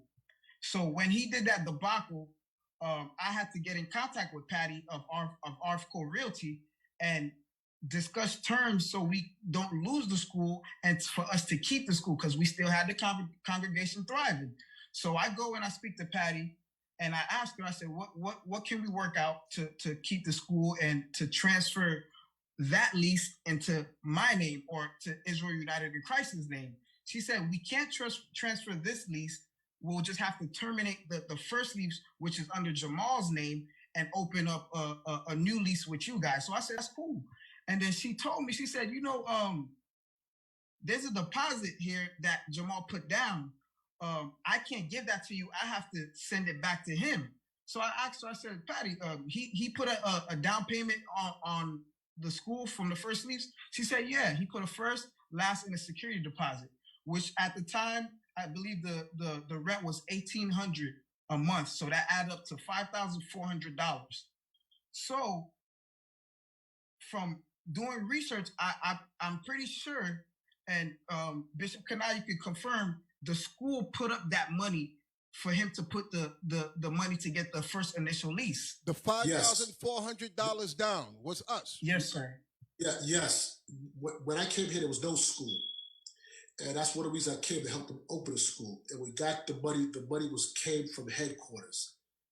So the question for Uzziah, you black, big booger in your nose liar, where is the $5,400? You complaining about you put $1,000 for the bishop retirement and we stuck you with bills? Nigga, where's the $5,400? Where is it? We don't have it here. It was never given to us. And the lady said she gave the money to you. You send your wife with a bag of money. You could have took your bills out of there. Give us back. I will show us receipts. Hold up receipts saying that you paid back the $5,400. You stinking liar, you. Go ahead, brother, talk. So she confirmed with me multiple times that he got the money. So for legal reasons, I can't get the receipts on that. But Uzziah, you want your money back? I'll be glad to pay you that money back. The $615, the $1,000. But where's the school's money for the lease, for the down payment? Where's that at, brother? The true spirit of Christ, anointed one. And if I may, Deacon, I would like to address a few things that he did that was very spiteful on my character and on my family's character. Yes, you have the floor. We're going to say it like Uzziah said in his video when he looked up close. Say it before God and the angels. Like he said, before God and the angels. Tell the truth, brother. Go ahead. So he put up a video of me having a good time with my brother Amir and his wife Shoshana when they came down, when they first moved down to Austin. And at that time, that was the time that these things happened with him. So mind you, when him and his goons, defectors, went into Bishop Kanai's home and invaded it and vandalized his home, I was there. And I saw him face to face. You didn't put in your video that you tried to fight me, right, Mr. Elder Honorable One? You didn't tell him that you were cursing me out in front of the cops. You didn't put that stuff in there, right? So after he does that, I say, you know what? I'm gonna deal with you face to face like a man. I'm gonna go. Let's go talk about it because you said you had an art with me. So I said, let's Matthew 18 it then, man to man.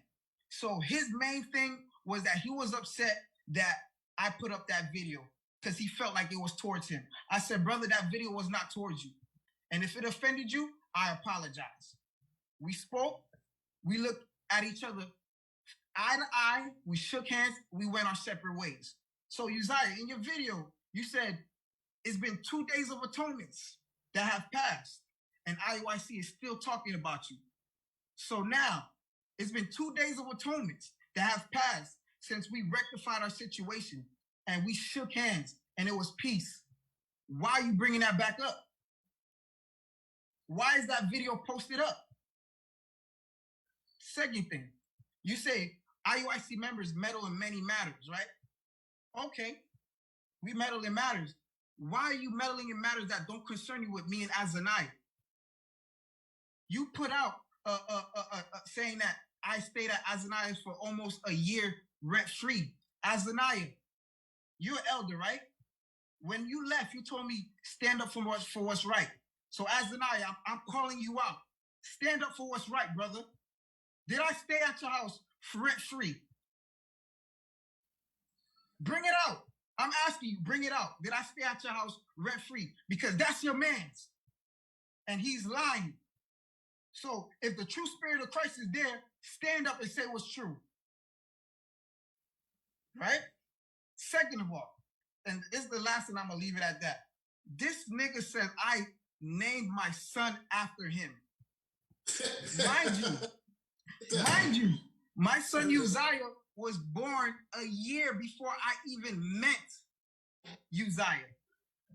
My son was born a year before I met Uzziah, right? And to clarify it up, I named my son after his forefathers that are in the Bible. Okay? And if I would have named my son after you, his name would be Jamal, nigga. That would be his name. So stop the BS, man. Stop the BS. And I'm gonna just leave it at that. Hey, so look, I just need. Hey, Deacon, I'm sorry. Go ahead. Go ahead. Go ahead. I know you got a lot of brothers to get through. I just, since my name is being brought up, I just wanted to address that real quick, and then I'll be done. Tell them your name. Tell them what you're. Yes, sir. I'm Officer Gadalai out in Austin, Texas. So I'm not as involved with a lot of this stuff, but once all this stuff went down, I became one of the leaders in the camp with Officer David, and so he keeps throwing my name in there like I had privy to all this information and stuff. I just wanted to address a couple real quick points, and then I'll return the floor, officer. All right, I'll this. So this is really just to Uzziah, man. First and foremost, bro, stop saying my name to provoke me to go against the men of God in IUIC. It ain't happening, bro. I don't care if you got an email or something from ADT or whatever you think you know. You keep name dropping brothers like me, Officer David, other brothers, Officer Mir, as if we're gonna just stop what we're doing, the work, to go against our leadership, to go follow you. It ain't gonna happen, bro. It ain't gonna happen.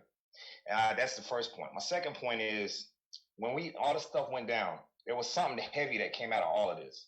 It's the Sirach 11:7. They always tell us to blame not before you heard the truth and then rebuke.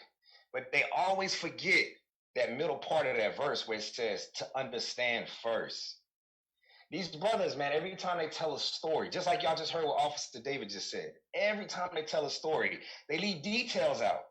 They leave all type of details out. Like the call that you have to watch through that 4-hour marathon of him going in and trying to bring out this big case against Elder Kanai. They don't say that they locked the congregation in the school for damn near an hour. Well, I know for a fact 2 brothers left on the strength of that. But you always worried about brother souls, but you locked the whole congregation in a building. Tell me I'm lying, Uzziah. The last point I'm going to make, Deacon, I'm going to get off of this, man. You put a scripture in your last video. You said, what was it? Sirach 22:5. I will not be ashamed to defend a friend, neither will I hide myself from him. Bro, we not your friend, bro. You wicked as hell. You went into a man's house who I know had your back. You cried in front of me about how important this man was to you. And you took all that stuff. You had no shame in your game. You was trying to fight this brother, Officer David, in front of your house, bro. This is all I'm going to say to you, man. Keep my name out your mouth. Keep the brothers that are out here in Austin names out your mouth. Keep our wives out of your mouth. Get us off your videos. But we don't got nothing to do with you. We don't care about what you're doing. We in Austin doing the work. We growing. We got people repenting. The school is moving, bro. We're not worried about you. So don't bring our name up no more, man. We done with you, bro. We been done with you. With that, I say shalom. Shalom. Most High in Christ bless. Thank you. Hey, shalom. Deacon. Shalom. Yes, go ahead. Shalom, big. It's off the water. Yes, the water. He spoke about your house. He spoke evil about you and your house. So you could go ahead and speak. He said he gave your wife a job. That's what he said. He said he was providing jobs, and he gave your wife a job to put food on your table.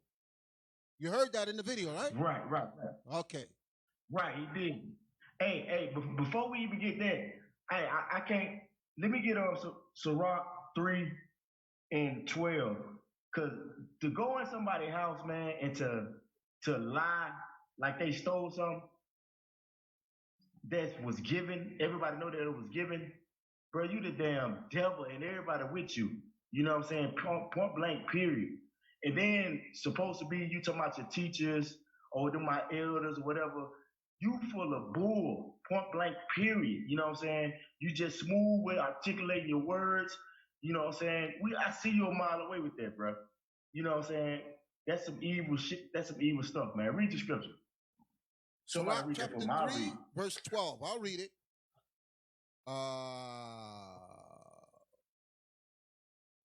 You sure you want Sirach 3 and 12? It says, and if his understanding fail, Yes. have patience with him. No. Sirach 3 and 12, when it said, my son, help thy father in his age and grieve him Yes, not yes, yes. I'm as sorry. long I'm as sorry. he lives. I'm sorry. I got it. My son, help thy father in his age and grieve him not as long as he liveth. And if his understanding fail, have patience with him and despise him not when thou art in thy full strength. Keep reading. So no, that's it, Dick. Appreciate it. It's the point of you talking about the elders, as a teacher and everything, your father figures and all that. That's some bullshit to pull up at somebody's house, at his house, lying like they stole some furniture. Niggas don't even do that in the world, D. Niggas don't even go to nobody's house. I bet you he never went to a family member house and say, hey, you know what?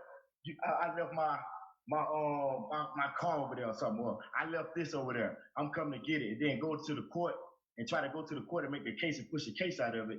But that's the damn devil. You don't even do that in the world. People don't even do that in the world. That lets you know how evil and wicked it is, point blank off the top. You know what I'm saying, to do that. And like Elder brought out, with these kids, what you had this, come on now. You was over there with the kids hanging out and everything, and all of a sudden now, you and all the other niggas was with you. Dave, you should have caught a fade with them. Just excuse me, bro. You should have probably caught a fade with them on that one. That's just me.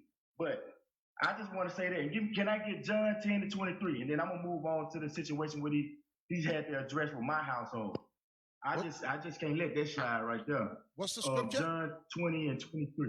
Get John 20 and 23. St. John. Brothers wicked, brothers lying to my how he a liar. David just showed you your lies. David just pointed your lies out. There's the $5,400, Uzziah, the deposit that was sent to you. Read it, please. Right. John chapter 20, verse 23. Whosoever sins you remit, they are remitted unto them. And whosoever sin you retain, they are retained. They are retained, bro. You repent, then it's all good. But that's not, bro, you a nigga. All of y'all, everybody running with you a nigga. Now, I just want to address that first. Now to address my household, he said he had like he put steaks on my table. You know what I'm saying? Big boy plates or some, furniture in my house. Deacon, out of the 8 months my wife was working with this dude, it was a total of $2,500. Tell him what your wife was doing. How the hell Tell him what your wife was doing for. Say that again, D? Tell the audience what your wife did for him. Yeah, she was a marketing agent for him, as far as helping him push his stuff out on the social media platforms. You know what I'm saying? To that nature. But matter of fact, I let her explain what she did, and actually the $2,500, like you did something, like you take care of my kids or something. That works out to $78 a week. He's sending big checks. Go ahead, sister, speak. Okay, I was a marketing. I was helping with his marketing for Instagram and for the group for Black Men's Career. So I was in charge of everything in terms of reaching people, reaching the customers that we have, and trying to maintain motivation within the team. Okay, so I just wanted you to, because he said to bring proof. He said to make sure he's putting your picture up, your family up, everything, like y'all was balling and rolling in dough, and it wasn't even $100 a week you was getting, correct? According to the amount that you have. So I thank you very much for that, so that I could go into my next video. Thank you for your time, sister. I just needed you to speak. I got a lot more stuff I want to cover. So go to the Telegram. But before we go to Telegram, I want you to go to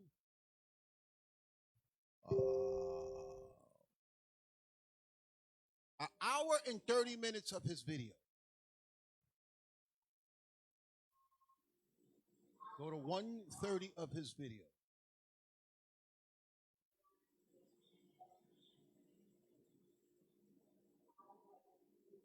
How businesses run. The essence of business is marketing. When you look at McDonald's, Coca-Cola, all these Fortune 500 companies, all of them are marketing their.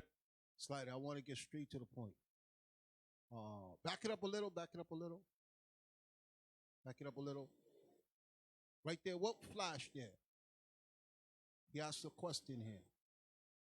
Right there. Why do you think when you go into a mall, they're giving out? I don't want to hear nothing that he's saying. He's free trying to explain why he offers free things to bait. To go through the things that I had to do.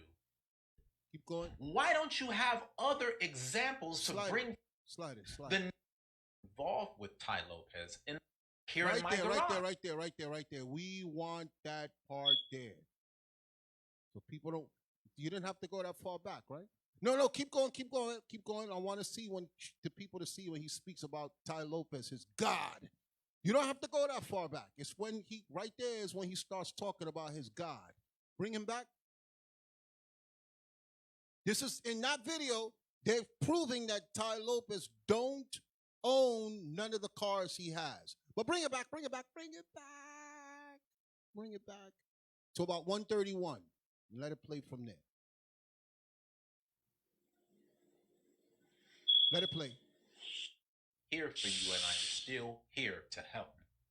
I'm still willing to support you because I don't want you to go through the things that I had to do for trying to support our people. But I can't stop talking about business because they keep having all this talk about Ty Lopez.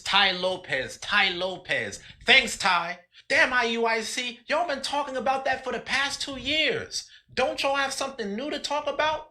Why is this Ty Lopez thing so important? And Pause it. We're going to explain to you why this Ty Lopez thing is so important. Go to the videos. Ty Lopez is running a new scam. As of this week, there's new videos popping up about him. New videos this week, this month. Go to the videos I gave you. Play that one right there. Ty Lopez is back with another scam. Okay, this is why Ty Lopez came up, nigga. Because at the same time you restarted your scam, he restarted his scam. This is on YouTube now. Put the date so they can see it. That I didn't have to reach back years. This is new people warning. I saw it on the news, so I checked YouTube, and here it is. Let it play.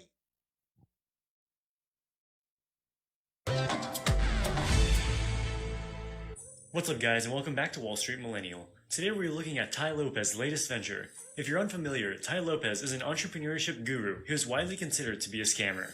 He sells a wide range of online courses and investment opportunities, which have been mostly disasters. Which is the exact same thing that Uzziah does. He's following the blueprint. He says Ty Lopez is his mentor. You ask, why are you talking about Ty Lopez? Because he's in the news again for running a new scam. Let it play.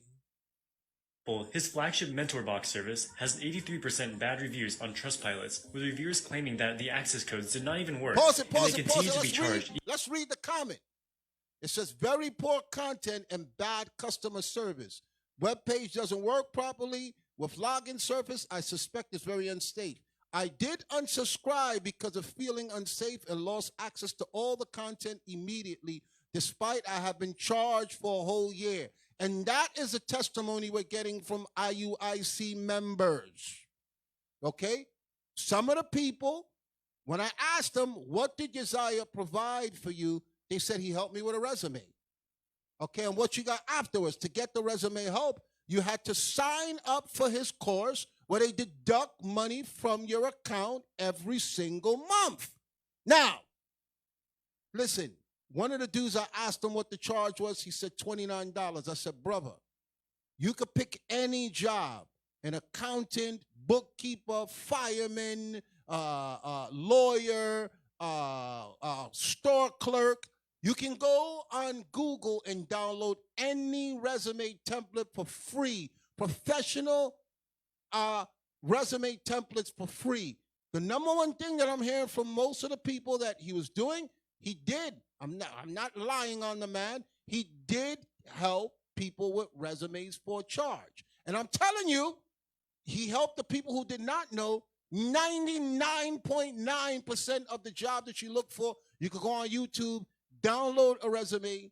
I mean on Google, download a resume and push the words, do whatever you did, which I guarantee you that's what he did. So there are people there. That's why he has the testimonials. I spoke to people individually. When he brought up the picture, the video of the bishop at the quest, we asked the people, what did he do? Because we never signed up for his program and we never questioned him. But I'm going to get to that after we explain to you what Ty Lopez is doing new. That he launched at the same time. He repackaged his business to start it over because he said we destroyed the first one. And guess what, bro? I'm making it clear to you. I am not leaving you alone. As long as you're repackaging this and putting it out, I'm making it clear. Don't blame IUIC. Blame me. Blame me. I know what you're doing. Most of the people had no clue. I'm the one that's watching you because you made yourself the enemy. If you would have shut your damn mouth and kept on with your scam, you would have been able to do what you was doing. But I know now. I see. It's my job to bring it out. Let the video play. Even after canceling the service. Over the years, he has built a wide array of courses ranging from real estate investing to his lifestyle training program. The content of these courses are for the most part generic advice on inspirational sayings, which you could probably easily find on YouTube for free. Yet he charges $600 to $700 for each course. Despite his courses being of questionable quality, he is able to make millions of dollars selling them by using aspirational advertising, such as this Lamborghini commercial that has gone viral with over 70 million views. Here in my garage, just bought this new Lamborghini here. Ty tries to portray a lavish lifestyle that normal people should aspire to. Unfortunately, most of his personal wealth is fake. He does not own the Southern California mansion that he uses in many of his commercials. It is actually rented, as are most of his cars. Another way Ty tries to push his products is through his affiliate program, where he pays other influencers a 50% commission for every time they sell one of his courses. The purpose of this affiliate program is that if you see his courses advertised by other companies like Udemy, you might be more inclined to think it's legit. But this means nothing, as they are just... Pause it. That's why I had the sister come on. Because the scheme that Ty Lopez has is you always got to have exposure for your scam. So it's nothing for him to give somebody $78 a week to stay. You don't have time when you're collecting money like that. And you making people empty their bank account to come to you. You don't have time for a menial task as Facebook or Instagram or other social media networks. You give somebody crumbs and you let them keep pushing your brand. He's saying it here. He's saying it right here before you. So don't act like you was paying nobody no big paper. You need to keep the scam going. You need to find somebody who needs a little change and give them the money to be on social media. And that's what he's explaining here. Okay? Because you owe to keep the scam going and to make sure you're getting new people to dupe every single day, you need somebody networking. And the money you was pulling in and just paying the sister $70-something a week, you're an evil man. Let it play. Pushing it for their 50% affiliate cut. Speaking of affiliate marketing, if you haven't already, make sure to get 4 free stocks on Webull by clicking the link in the description below. It's literally free money, so why wouldn't you do it? Ty Lopez's most recent business venture is called Retail E-Commerce Ventures, and has acquired several well-known American brands in distress during the coronavirus. These include Pier 1 Imports, Radio Shack, Steinmart, and others. These are all brick-and-mortar retailers who were on their way down even before the pandemic, and then COVID just put the last nail in the coffin. For example, Radio Shack was one of their targets in acquisitions, but had actually gone bankrupt in 2015, years before coronavirus even hit. In 2013, they submitted their last annual report with the SEC, in which they reported that their net annual loss was $400 million, down from a net profit of $70 million in 2011. It was also clear that their balance sheet was showing signs of strain, as their long-term debt increased from less than $500 million to $613 million. Things were so bad for Radio Shack that they even came out telling investors not to invest in Radio Shack stock, because they are filing for bankruptcy and their stock is not worth anything. Some of the other Left 4 Dead brands Ty Lopez is buying are Modell's Sporting Goods, The Book People, and Linens and Things. To get the capital to run this operation, Tai Lopez is marketing to individual investors to contribute to this venture. In line with his past gimmicks, he is utilizing dramatized commercials and grand references to convince potential investors of the size of the opportunity and the prospects of the project. Every so often an opportunity arises that is so big you have to double check just to make sure it's real. And what we predict to be 54 new investment opportunities have opened up right in front of our eyes. As the saying goes, there are decades where nothing happens and there are weeks where decades happen. Those weeks of change just... I am at Planet 13, which is the largest cannabis dispensary in the entire world. happen. If you're an accredited investor, it's time to take action. My name is Tai Lopez and my business partner, Dr. Alex Marina. This commercial is running on YouTube advertisements right now, desperately trying to get people to give him money to fund this project. It is so insane, it's comical. Legitimate investment shops do not market themselves in the way that Tai Lopez is doing here. In fact, any serious private equity style operation would not market to consumers at all. Carlyle Group, one of the biggest private equity shops in the country, doesn't sell themselves on their website. In fact, they are not even publicly accepting investors, as they get their capital through their existing relationships with people in the space or through financing. Compare this to Tai Lopez's REV website, which is actually just one huge homepage entirely devoted to convincing you why investing in this operation will make you the next Jeff Bezos. Yet somehow he was able to get an interview on CNBC in which he talks about how he wants to transition the brick and mortar stores to variable rents instead of fixed rents and reduce fixed costs by taking business online. He also talks about how he's supposedly been doing e-commerce since 2001, and since 2014 he's been on the lookout for distressed retailers. He actually makes a good case for himself in this interview and composes himself much more professionally than in his personal YouTube ads with Lamborghinis and Porsches that we've all seen too many of. To his credit, he is a marketing genius. He knows how to get people talking about him and portray himself in the most optimal way possible in any situation, which is why we are doing a video on him right now. Everyone knows him, and that's an impressive thing for him to have accomplished. But should you invest in this new venture, let's take a look at the executive team to see if we can have confidence in their ability to turn these brands around. Pause it. Tai Lopez has zero experience. Y'all see the title? Tai Lopez is back with another scam. I want to go to another video. Take that out. Let me see the telegram.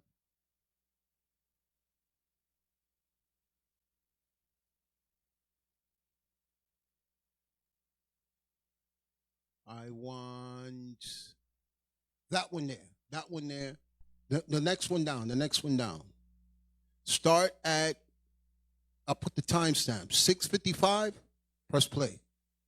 Because this is Uzziah's mentor.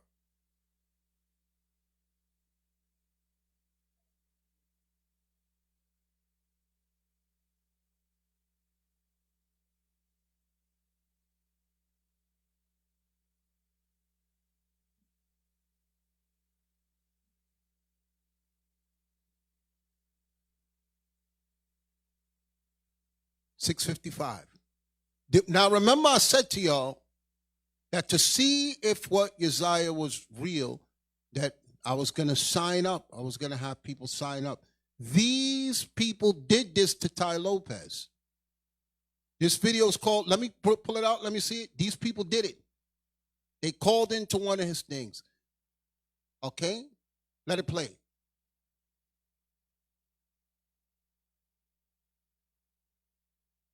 We actually went undercover.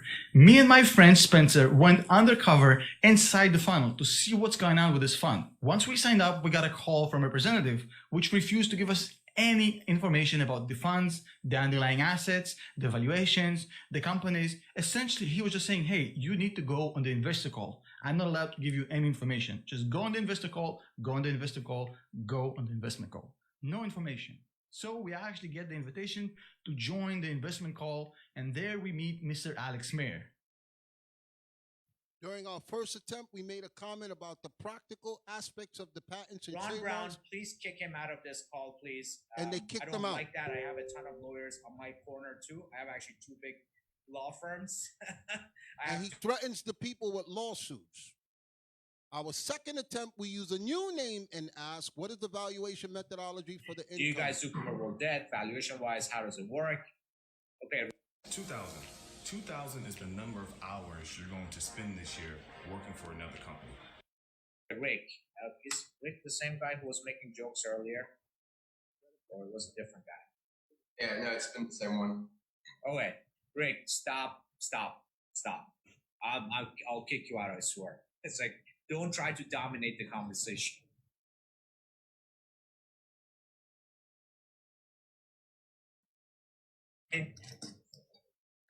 Right there.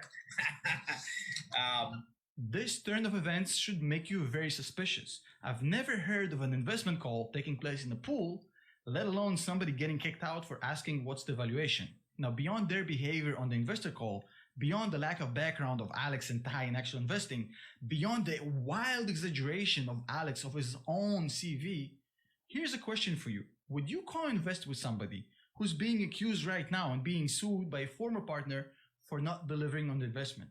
A few months ago, I interviewed Bo Crable to talk about Amazon gurus and selling products on Amazon. Just recently, he sued Ty Lopez. My friend Spencer Cornelia came out with a video a couple days ago showing that Ty Lopez just got sued literally right now by a former co-investor. This is a lawsuit between Bo Crable and his LLC versus Ty Lopez and his multitude of LLCs and Maya Birkenrode, who is Ty's cousin. For those of you wondering what Ty Lopez has been up to, this is an action arising out of fraud, breach of fiduciary duty, failure of a contract, and securities law violations. Defendants and each of them not only gained possession of Crable's funds, as described here and above, but also gained possession of Crable's expertise and then launched a competing business. Bo is basically just asking for his money back, plus some damages and legal fees, and the legal interest rate on top. Bo is way too nice of a kid. If someone had my $1.2 million and scammed me, I demand that they be forced to make a video on social media dressed in an embarrassing outfit detailing how they scammed me out of my money for the entire world to see. This was a guy who gave Ty Lopez money for 50% of a company.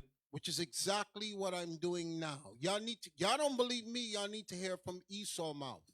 He's saying the only way to stop this person is to make a video for the entire world to see. Because most people do not believe that this is a scam. Let it play. And their joint effort to make this company work. He never got the shares, he never got the effort. Ty took his money and basically ghosted him, according to the lawsuit, allegedly. I don't know exactly what happened. But here's a question for you. A guy like that, who came up with a very dodgy background, who's getting sued right now for doing exactly what he's asking you to do, was essentially co-invest with this guy, who's partnering with a guy who pretty much allegedly fudged his CV to look more impressive than it really is that a good investment? I would say no, but beyond it all, beyond these red flags, this is just bad business. They're buying non-existent dead brands who went bankrupt. Nobody cares about these brands. Piran, Models, Dress Barn.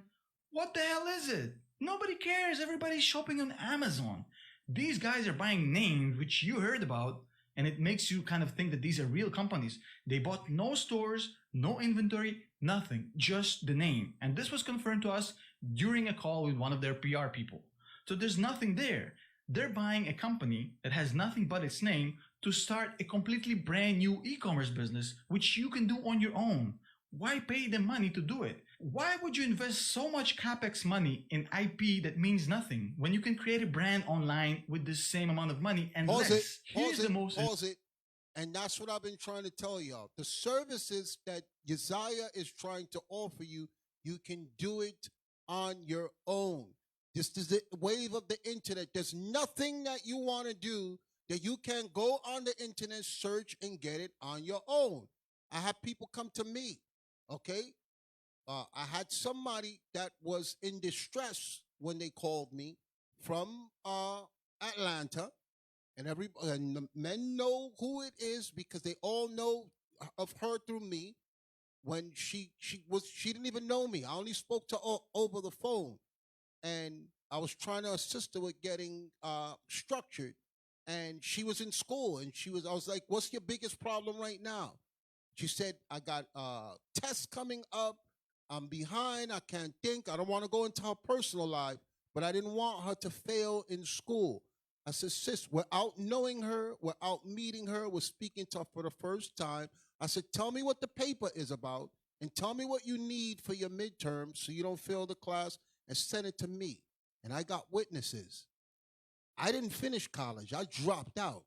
I barely made it out of high school, and I went to college. I said, this is not for me. I left.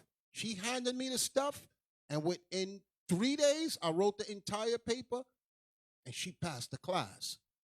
So I'm showing you that's the spirit that's on me when people come in desperation for help.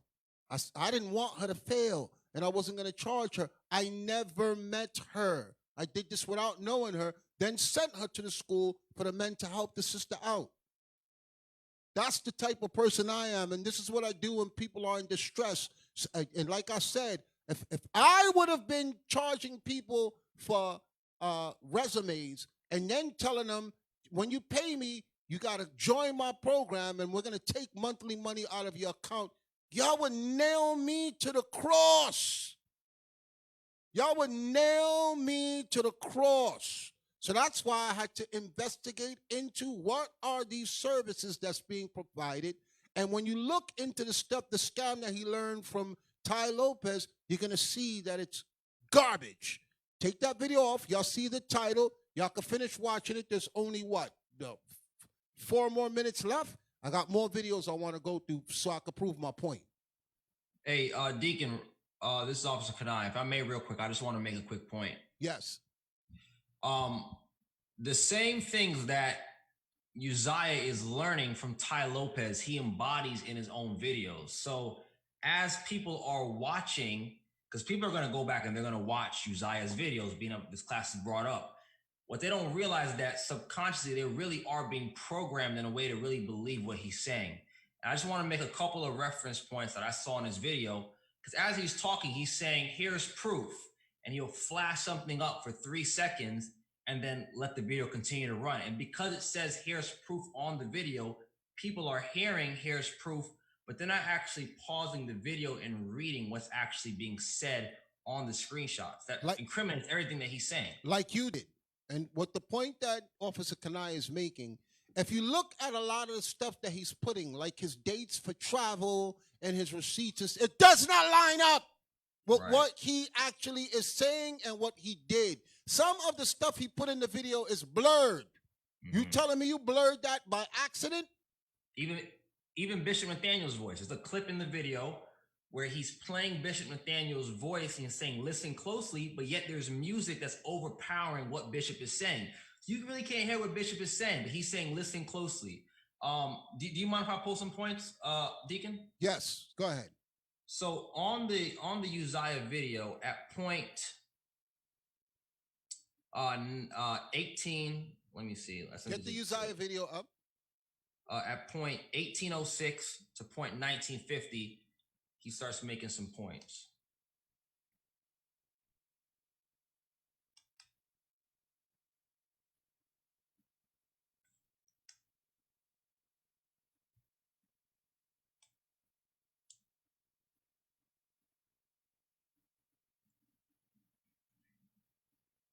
Now, just some backstory to what he's getting ready to say here. He's talking about how IUIC begged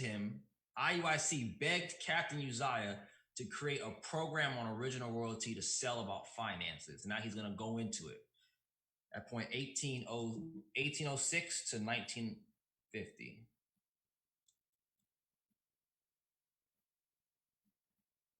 Right there, yeah. That I did a video addressing your evils. The second thing that I want to address from Deacon Asaph is whether or not my business is a scam. This is a scam. And what's the worst part about it is it's someone who's trying to make it look like he cares about Israel running the scam. He's running a scam now to destroy y'all. Now, it sure would be such a tragedy for my business to be a scam, because there was a time period in IUIC where every year the leadership had me doing seminars for the entire men's conference. Pause it. I need to address that. No, let it play. Let him talk some more. Just let him talk some more. I want to get to the point you said, Officer. During the 2013 men's conference, I did a seminar for free. During 2014, I'm sorry. I did a conference real for quick, free. Deacon. Yes. The people can't see because I guess on your screen you're blocking what's being said. But if you were to move over the actual if you were to move over, there we go. If you go back a little bit, go back 3 or 4 so seconds. that people can see. Notice who's the one They are initiating scouting the out to destroy messages. y'all. Now, it sure would be such a tragedy for my business to be a scam, because there was a time period in IUIC where every year the leadership had me doing seminars for the entire men's conference for free. During the 2013 Now men's here, conference, real quick, I did pause a it. seminar for free. Now, people who are hearing him talk aren't really pausing and watching what he's showing on the video. If you notice, it says from Captain Joshua to Uzziah, professional development. Means that this is a responding message. Captain Uzziah is responding to Uzziah's contact that he's initiating. And he's saying, all praises, officer, this is good work for the body. I pray you are well. Uzziah, what he was doing was initiating that he was basically painting the idea that he could do these seminars for Israel during the men's conference and talk to Israel about finances, when what he was really trying to do was trying to sell Israel low key on the back end. So after the seminar is over, they can come and ask him about his services. And you'll see as you play the video, he keeps posting these screenshots, but they're only up for a couple of seconds because people aren't pausing them and actually paying attention to what's being said in the video. So you can keep playing. During 2014, I did a conference for free. Right. Now if you see here, that same one, Captain Zakar wasn't really saying anything. He's just posting something that Captain Zakar was responding to something that he said before. And same thing here. Uzziah, he keeps posting these quick clips. And if they're only 6 seconds apart from 1850 to 1856, you can't read that fast enough. So if you're not pausing the video, you're not reading what's really being said in these messages. And he keeps going on. You can keep playing. I did a seminar for free, and that's documented. Here's the proof. So it's so funny that whenever I was doing all of this for free and giving out all of these gems for Israel to apply, y'all sought me out to do it, and it was never a problem then. Pause it. I never sought you out to do nothing. There was the only person that I sought out to do business. Go to the Telegram. Okay, this person can actually say, yes, IUIC sought him out to do business. Y'all all know Brother Macchiel from Texas. Could you play his video, please? Right there, play his video, please. He was sought out. Okay, we just didn't want to shun you because you had rank with us, and you said, yeah, something to offer the same way we give everybody a chance. This brother was sought out. He's not with us no more, and I'm going to explain to you why. After the people see his face, everybody in Texas knows him. He was well sought after because Uzziah sought after him also. Uzziah sought after him also.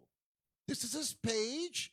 He is doing exactly what Uzziah is trying to do now. You see it there on the screen, how to make more money this year, all that. All Uzziah is doing is a revamped program of what this man was doing. He was with us, Brother Macchiel. And we begged him to do work because he was a very intelligent man, and we were begging him to design programs for us that nobody else could do. Why is this brother not with us now? Because at the men's conference, he complained that Uzziah copied and stole all his work. He called all of us and complained, yo, this guy stole all my work. Now, Uzziah had rank over him. Go ahead. Real quick. Take him off. Let's see the zoom. And when the brother complained about Uzziah's business practices as far as taking his work that he did, Uzziah denied it.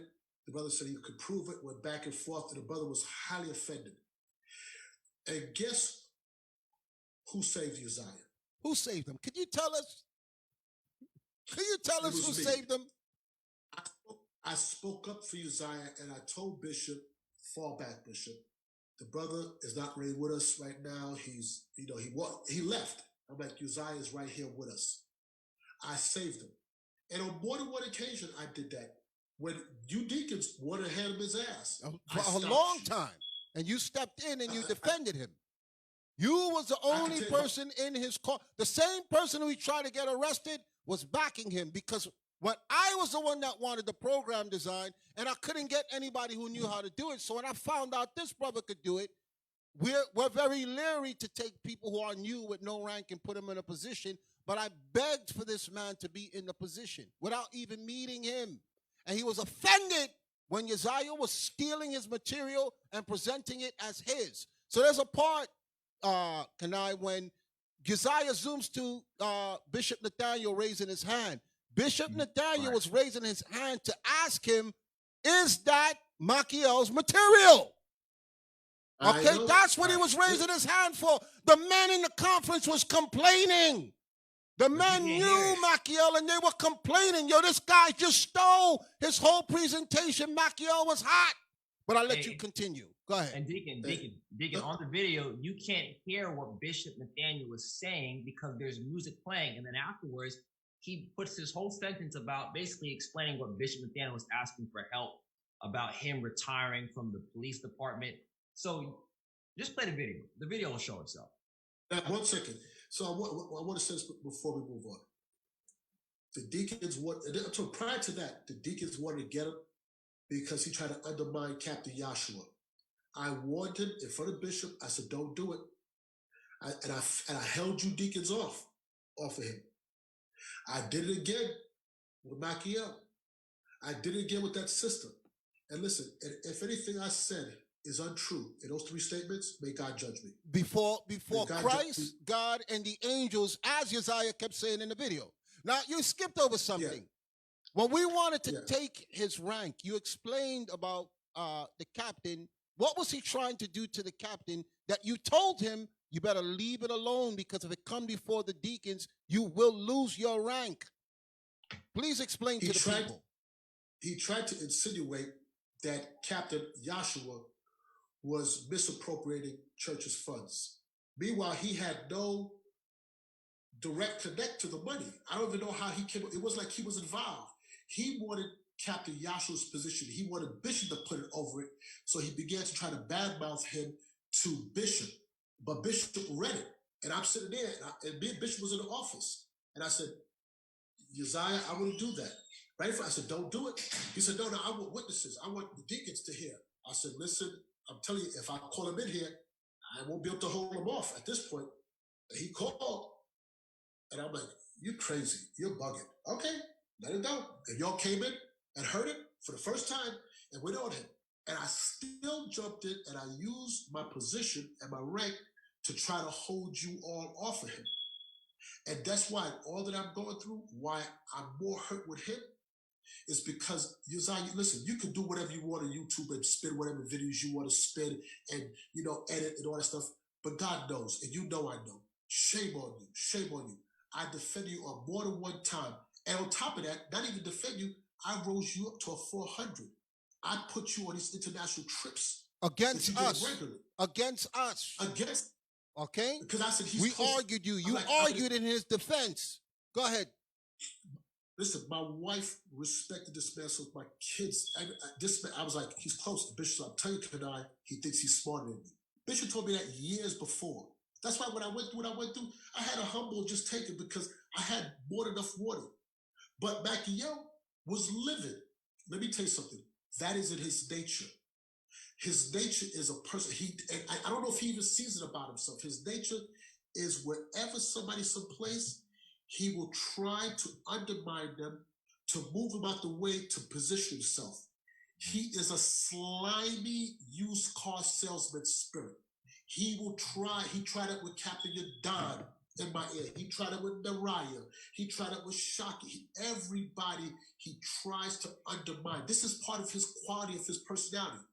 But because of their speeches, he deceived the minds of the simple. Because he's articulate and he can speak and he has a posture.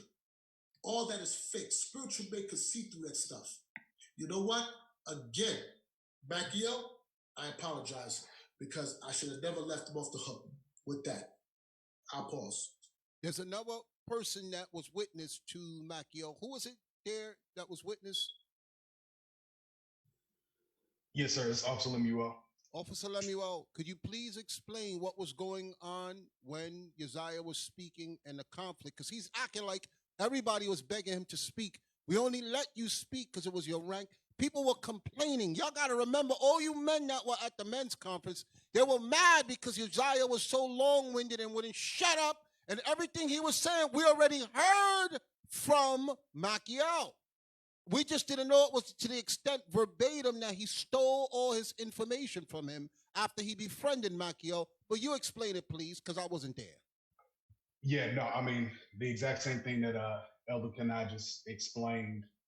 And even that time after, once we, left the men's conference and, got back to our respective cities, I mean, he was still upset. And, he ended up leaving the congregation maybe 3 or 4 months after that. So it was, probably January, February 2016. And he left because we did not reprimand. Let me just explain something to you. The bishop was so upset. Bishop Nathaniel was upset after he spoke with Macchio because I was telling him, look, we need this brother. There's nobody else in IUIC with his know-how, with his business skills, and his ability to create the software that we need for the site. So I told the bishop, you cannot let this go. So at the Feast of Tabernacles, I think it was, they got on Uzziah. Was you there? When they got on him, and he started crying when they were telling him, yo, you a thief. You stole this guy's idea. And what did he do? He went and cried to Bishop Kenai and to back us off of him. Okay? You men that was there, it was Lava, it was Bishop Nathaniel, it was a bunch, it was like 30 of y'all that had him telling him, bro, you messing up what we doing by stealing from Macchio. And he started crying, and Bishop Kenai defended him. But I want you to speak. Go ahead. Speak on what you witnessed.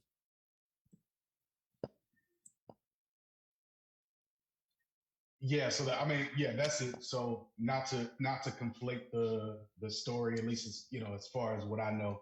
I mean, it's the exact same thing that Elder Kenai just mentioned. And like I said, as far as being here in Dallas, you could definitely tell that he was hot over those last couple of months that he was with us. And knowing that the brother just straight up plagiarized all this stuff. I was like, damn, it don't get no lower than that. Mind you, Dallas had only been, we had only been up, maybe a year and a half, 2 years. I mean, very young congregation, very young leadership. And that, I have to deal with something like that and spirit like that that's just friggin', broken, So, so that's all I had on that. Hey, Deacon. Yes, go ahead. Go ahead. You can put him in there. Who's speaking now? Go ahead. I think my pops got knocked off. Captain Abiel, just help. Can I get back in? You said he got knocked off.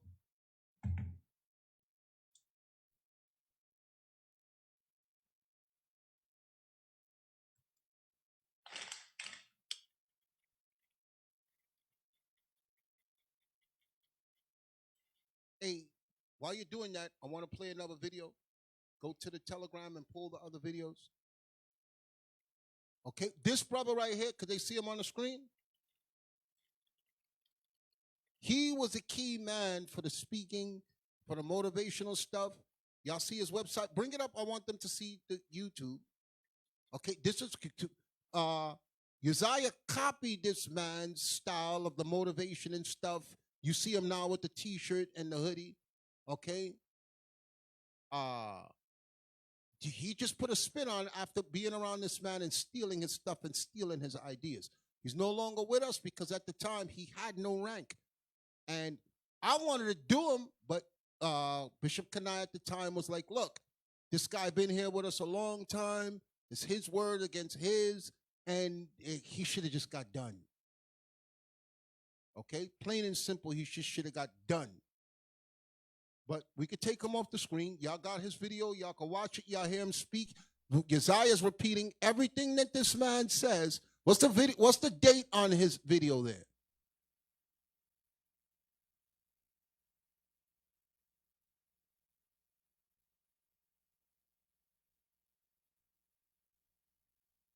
You know what? Click his page. Yes. Click videos. Okay. And you'll see he was doing this a long time. You see a whole bunch of stuff there that he been doing as far back as 10 years ago. Okay, when Uzziah saw that this is what he was about, he said, I'm going to copy it. Okay? And the man warned us, yo, this guy's a thief. He will steal your ideas. He's a scammer. You can take it off. Go to the videos on Telegram, please.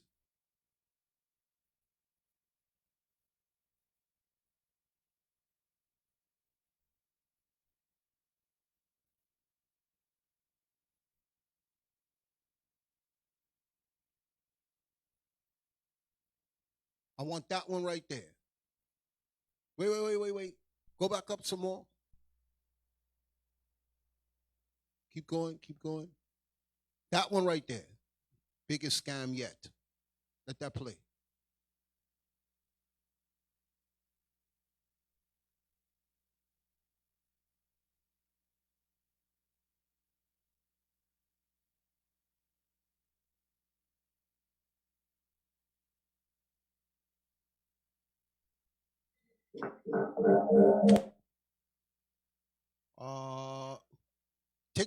Take that one out. Let me see the Telegram. I'm sorry. Just give me a minute.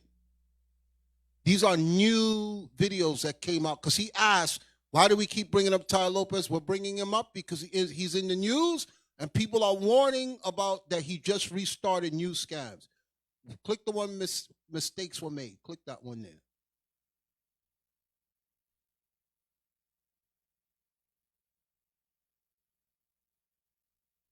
Now, pause. Take it out. Because he said, why Tai Lopez? Why Tai Lopez? This was last week, brothers and sisters, ladies and gentlemen. You see the date. It was January 6th. It has over 250,000 views, 300. Everybody's watching Tai Lopez. That's showing you that this guy's a scammer. Esau's on him, but Uzziah want us to back off. Esau is on him. Esau is blowing him up and exposing him, and Uzziah is using the same tactics on the people that he's supposed to be teaching the Bible. 311,000 views and climbing, and this just came out last week. So if Esau think it's important to bring it out, I'm supposed to stay shut because I'm worried that he's going to say that we're attacked. To hell with that liar.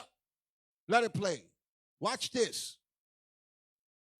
Here in my garage, just bought this new Lamborghini here. But you know what I like more than Lamborghinis? Knowledge, dude. And Webinar Wednesdays. Guys, welcome to a segment of the show where we get scammed so you don't have to. In the past, when talking about gurus, I've talked about their marketing.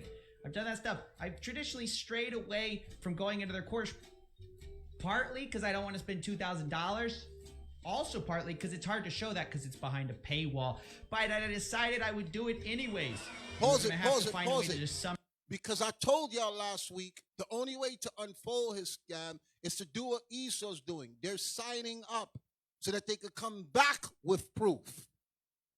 Okay, that's what he's saying. That's the purpose of what he did. That's why it's 311,000 views and climbing in 1 week, because this guy is a factor. He's a multi-millionaire from scamming people. But let's let the white man speak, since Deacon Asaph is mean and he has bad energy and he's always so angry. Let the white man speak.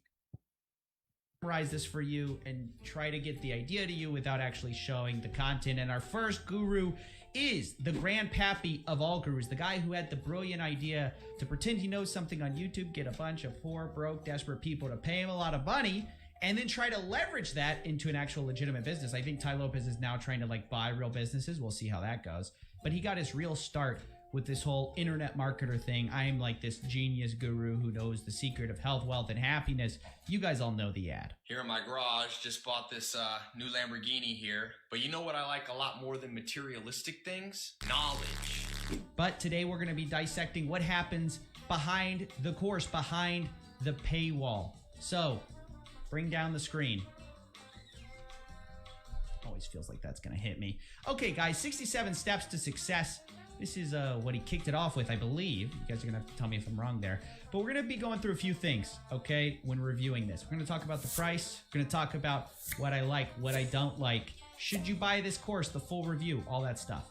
Now, to start with the price, $67 is what I found it for, with a $67 renewal if you don't cancel. I think that's probably pretty mid-range to low range. I think that's like sort of more of a tripwire product. We're trying to get you in the Tai Lopez funnel system. And indeed, a lot during the course, you're hearing him talk about the upsells. If you're part of this closing group, if you're part of this mastermind, you should buy, this upsell. And he always says, oh, I don't actually want the money. No, I don't want the money, guys. I do it for you, so you pay attention. You're not going to pay attention unless you open up that wallet, baby. So that's the price. Now, onto the course itself. The first thing you should know about this course by Mr. Pez is that it's very, very, very long. It's 50 hours long, which, if you're looking for value, might seem like a good thing. But unfortunately, 50 hours does not mean 50 hours of good content. It means 50 hours of Tai Lopez basically bloviating about little anecdotes in his life. I mean, nothing of this felt prepared. It felt like he just had 3 points, and his goal was to hit like a 30-minute marker or like an hour-long marker. The amount of just kind of like, where was I going with this is ridiculous. Luckily, I was going to feel bad and watch the full 50 hours, but Tai Lopez made me feel better. And this might be the only takeaway that I got from his course, was during the speed reading portion. Now, we all know Tai Lopez, he's the king of reading, right? 1 book a day. Well, actually, turns out he doesn't read 1 book a day. He does something he likes to call speed skims a book a day, which might mean reading it for 5 minutes, might mean reading it for 10 minutes, 15 minutes, but basically anything but read it all the way through. And this is his rationale behind it. You want to get away from stories. Stories are how authors fill up the pages of a book. So, Yeah, that's exactly what Tai Lopez did in this course. They're just trying to sell their book. They don't want to sell. Most authors could write a 10-page book with everything they know, the cliff notes, but they don't want to do that because they can't charge you $20 for it. Yeah, the irony here is palpable, and that's when I realized I'm not going to sit through all of this Tai Lopez justifying a $67 course. Instead, I'll just get like the main high-level points, because really it boils down to, in each lesson, he's got 67 lessons, it comes down to like one thing, or like maybe 1 or 2 ideas. And this is where we come to, I guess, the good thing and the bad thing of the course. Now, what do I like about Tai Lopez? He encourages reading. I'm never going to hate on a guy that encourages reading, baby. It's the best mechanism to self-improvement. It's what I tell you guys to keep doing. I probably don't say it enough. If you have a library card, you don't need any of these idiots, right? What I'm trying to tell you, you can get way deeper ideas. You can improve the quality of your thinking, the clarity of your thinking, all for an incredibly low price. So I like that about him. Hopefully he encourages people to read. Even his book list, I have no problem with. I thought his book list is pretty good. I read a lot of the books on there, and I would wholeheartedly endorse a lot of them. Now, what do I not like? Well, this whole course, and this is getting into like the really rating part of it. The whole course is reheated self-help. Tai Lopez speed read the Barnes & Noble self-help section and put it into 50 hours of content. Okay? 50 hours of him just telling little... And when you go to Uzziah's page, he's doing the same thing. He's copying and pasting material from self-help pages. He's finding people who are struggling with their finances, struggling with their self-esteem, struggling with their business ideas. The same thing Tai Lopez is doing, he's following it verbatim. So he's looking for black people that are struggling in the communities. That's why he's targeting black people now. And he's repackaging what Tai Lopez is doing. That's what the white man is telling you now. The only difference is he's running that game on his own people. Okay? Let it play. Stories about Grandpa Joel Salatin or whatever, which, by the way, is this man a farmer or isn't he? I recently saw a video where he's approaching a horse from behind. How did I not know this? But we're supposed to believe he's a farmer because he's got a hat on. Like, I'm not even a farmer, and even I know that. Look, can I be a farmer too now that I put a straw hat on? This is ridiculous. But anyways, that's the biggest problem, is that if you've read self-help, if you've cracked open 3, 4, 5 books from the self-help section, you already know all this stuff, and you have it from the source material, where people have spent years crafting together, like, the amalgamation of decades of experience, right, into 1 or 2 really crystallized ideas.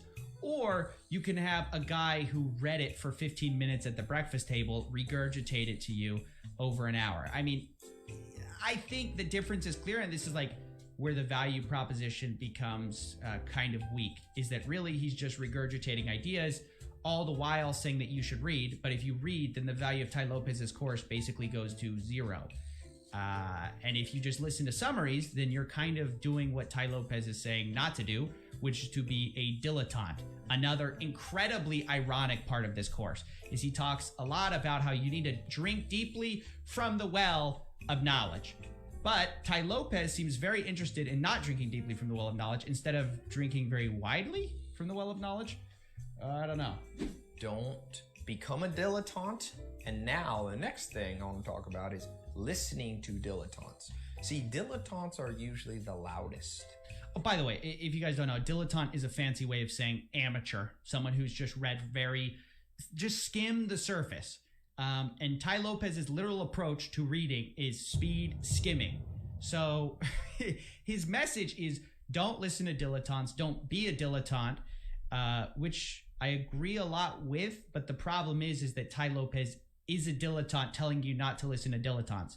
Once again, I don't know how you get away from the irony here. I would also say here, as an aside on the reading proposition, is that this idea, he calls it strip mining, like you're mining for gold. You only want the gold, only look for the gold in the book. And as soon as you get it, you like put the book down. You don't care about that book anymore. I think it applies to like a certain class of business book, but honestly, most self-help isn't about getting as many ideas into your head as possible, which I think is what he does. He like conflates just reading a lot of ideas with being really smart. But in actuality, it's internalizing those ideas and applying them to your life that is the only thing that matters, which is why a lot of people can watch hundreds of high-class performers share their biggest ideas and they never become a high-class performer themselves, is because you can take in ideas without actually getting out of it what they're actually saying. You're not actually internalizing the ideas. And I think strip mining is the absolute way to make this mistake, is by not really spending time in the idea, like literally just like, oh my gosh, what's this? This is what his idea of speed skimming is. It's like, oh, look through the book. Oh, got that book. It's gone. That's the idea. It's a little dumb. I think there's a time for reading broadly, but eventually if I'm getting actually what he's saying, like you should actually read deeply, then that's not how you do it. So felt a little confused there. Now, if you find any of this ironic, you're not the only one. And I think the best way I can explain it is that you could actually learn a lot from Tai Lopez, I'm not joking, by watching what he does, not what he tells you to do. So I think if you watch his original ad, here in my garage, you could learn an amazing amount about sales and marketing from that, right? From that. If you actually read like Tai Lopez reads, because even though he obviously skims a lot of books, he is well read, I think you'd be fine. I think you'd do well. I think the problem is that what Tai Lopez does and what he says to do are two different things, which leads to a very interesting thing when you're watching him tell you his life advice. Because you're kind of like, oh wait, didn't you do that to us? Oh wait, aren't you using these tricks on us? Like take for example his part where he's saying don't be the sucker in the room, while talking to a bunch of people who bought some reheated set of ideas that were from a bunch of people that they should have just read instead of watched Tai Lopez's course. What, beyond you just consciously going, I'm not going to be the sucker in the room, right? You make that conscious decision. It doesn't mean you won't be the sucker. Like, I can't explain to you how funny this is to me that he's saying this, but okay, let's keep going. Conscious changes are, well, like Freud said, the mind is like a iceberg. 90% of it is below the water in your subconscious. So, the Lollapalooza effect. Now, He's really jumping around here. What he's quoting now is a Charlie Munger thing. Lollapalooza effect. Basically, it's the idea that cognitive biases stack on top of each other to produce a much greater result. Small biases can stack on top of each other. And he's going to basically say, don't do it. Don't avoid Lollapalooza effect moments, okay? Talk about this a lot in the ultimate closing system sales, green belt stuff. And you might not be in that. If you're in an entrepreneur, another upsell. definitely should check that out because it's the best thing. You always lose at an auction. Think of what happens to you.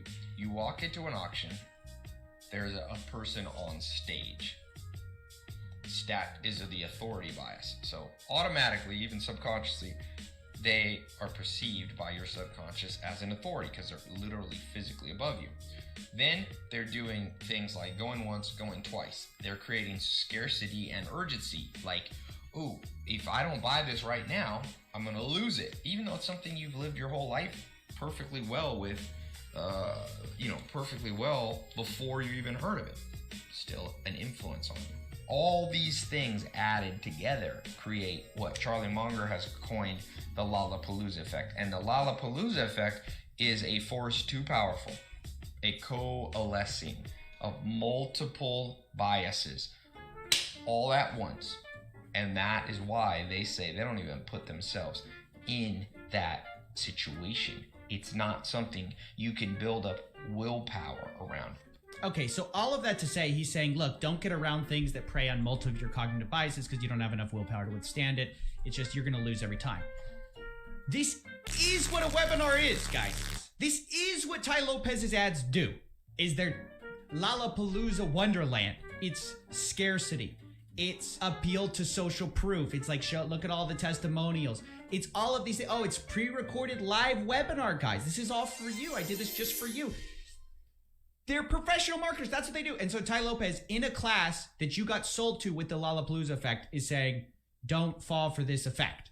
So again, we're left thinking, okay, Tai, what is this? It's like a course for suckers, how not to get suckered. And the first lesson is, well, you've already been suckered, so you're a sucker. It's like bizarre to watch this and watch him say like, oh yeah, you should try to avoid these situations if possible. Tai Lopez's webinars and all these marketers' webinars are the thing that he's talking about. And not only that, he's also simultaneously saying that you're the sucker in the room. So yeah, that's how I felt this whole entire course, rich with like sort of irony. And though he had some good ideas that like I agree with and I've internalized myself, they're all from books, right? They're all from books that most people, if you just go through the basic reading list of a self-help section, you're going to learn, or the basics of a business book section, you're going to learn. And this guy's basically... So, I got more videos. I just wanted y'all to watch that one because if Esau breaks down the science to his tactics, you'll listen more and you'll say, Deacon Asaph is just trying to attack him. He's always attacking somebody. Take that video off. Somebody wanted to speak. Who wanted to speak? Hey, Shalom, Deacon. This is Officer Gedaliah, Iuic Jackson, Mississippi. Ah, yes. I need you to speak because you made testimonial for him, correct? Yes, yes, sir. Okay, because yes, he used a lot of IUIC members giving him praise. So I want you to explain why you did the testimonial for him, because that's what hooked the YouTube public. They're like, they're lying on him now. Why would those members go and say the things, correct? Yes, sir. So I want you to explain what happened with your interaction, because he put you in the video. So I want you to speak your own self because the nigga asked for receipts. Speak, right. Please. Right, absolutely, absolutely. So yes, sir. So with the whole situation with Uzziah, with him being a captain of 400, and he spoke well. He's one of my favorite teachers, and I met him at Passover 2018 in Atlanta, and I asked him. I said, "Hey, I want to start to do some of my money. I want to start to invest my money because I don't want to end up, losing some of the money I gained from when I did my previous career before I came into truth." So he was like, yeah, get in contact with me. So I got in contact with him. And that's when he presented to me about this mentorship that he was doing. And he was doing it with other people in Israel. And I saw some testimonials from some other brothers and sisters. So I was like, okay, let me give this a chance. So because of who he was and the position he had, I'm thinking in my mind, this is a man of God. Obviously, he's not going to try to trick me out of any money or anything like that. So I'm gonna do it. I'm gonna sign up for the thing. I'm gonna pay the money every single month. Let it come out of my account because I believe in him because of who he is in the truth. When you say who he is, be specific. Where he was a captain. A what? He was a captain. Okay, because most of the people I spoke to, they co-signed on him because of his position with IUIC, which already showed y'all his position was rocky. He should have been gone a long time ago. Okay, but sometimes people, because their hair's so long, we give them a chance. You said you met him in 2018 at Passover. There were people complaining about him from 2013. So I didn't know that he was signing people up and making people give money out of his bank account every single time. But I want you to explain, because he put you in the video and he took one of your testimonials. So please explain it. Absolutely. So I was shocked when somebody told me that he put me in the video because, you know, I left quietly with the whole thing. I just told him just stop taking the money out of my account. I'm done with it. Why? Why did you tell him to stop taking the money? Because I realized, first of all, he left IUIC. And the only reason I was dealing with him was because of what his position was in IUIC. He was the captain, and I believed in him. That's the only reason I supported his business. Thank you. So just stop right there. I want to make a point. All y'all keep asking, well, why did he bring up all these people? They were trying to do it to support him. If you ask every single person, it's just like now. Listen, you niggas that's trying to paint us like we a liar. Yo, I have family that's doing business, that's selling business, and they ask me to write testimonials for them and say things, and I don't do it because I'm a deacon and I don't want nobody to say Deacon Asa. I don't want people buying the product because it's my family. Right. Okay, and everybody in New York know who it is. I don't never advertise for them. I don't never put no, and I told the person that's doing it, if your product is garbage, you're not selling it to the members, so you better make sure it's official. Get real valid testimonies, not because of Deacon Asaph, but because your product is good. And as you said, most of his testimonials were people who wanted to give him a chance because he's a captain, not because he successfully did anything for them, which I will give to him. There are people who said he helped them with a resume. We got people here in New York that's doing it for free. I could have helped anybody with any resume for free because I was going to do just what Key was going to do. I was going to go on Google, find what you're looking for, give it to the person, and tell them how to articulate themselves so that they could pass the job. But I'm going to let you finish. Go ahead. Yes, sir. And you asked about, what made me detach myself from him. And it was this scripture that I read in Numbers 16:26. It says that he spake unto the congregation saying, depart, I pray you, from the tents of these wicked men and touch nothing of theirs, lest ye be consumed in all their sins. So when I realized the whole situation, I heard everything that went down. Of course, I'm not attaching myself to a brother that turned his back on the ministry, turned his back on Christ. I'm not supporting your business. The only reason I supported your business was because you were in the truth. Now, and let me ask you this also. Yes, Did any of while you were making the payments for him, because you said that you wanted to invest in a house, he's telling people he helped you buy your house. I want you to explain that. Explain it yourself. Explain it yourself. He did not help me buy my house. I had already had the property under contract. I had already submitted an offer to the real estate agent, but I was second guessing this. It was a lot of money. I had never spent that type of money before. It was a lot of risk in real estate. I had been doing a lot of research. So I went to him for counsel. And when I thought about it, I'm really paying this guy to ask him for counsel as a man of God when I should be able to just call him and ask him, hey, Cap, what you think about this? So I asked him, what did he think about it? Should I go through with it? I'm nervous. I'm afraid. I don't want to lose money. And he was like, you got the money? I said, yes. He said, you've been doing your research? You've been reading your books? I said, yes. He said, well, go for it. And that was it. And on that, he's telling people he helped you buy your house. Yes, and on that, he's telling people he helped me buy it, Yeah, but he didn't help me buy anything. He lying. I did all the legwork myself. Yeah, negotiation, everything. Oh man, this guy is fun. Was he there at the closing? Was he there with the bank? What, did he speak to the realtor? Nope. Absolutely not. Absolutely not. And to make it even to put more emphasis on it, the whole Ty Lopez thing that you're talking about, he was so caught up in those type of scandals and scams that he tried to get me to spend $15,000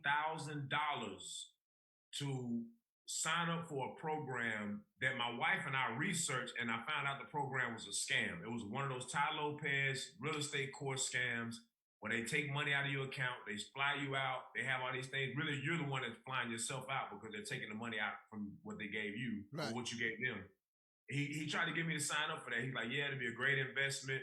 I know it hurts right now, but in the long run, you'll gain a lot of money from it. And then, like the day that I was supposed to do it, I thought about it. I said, am I really finna give somebody this amount of money, savings that I saved up, give somebody this amount of money just to teach me where I can go on YouTube University and learn myself?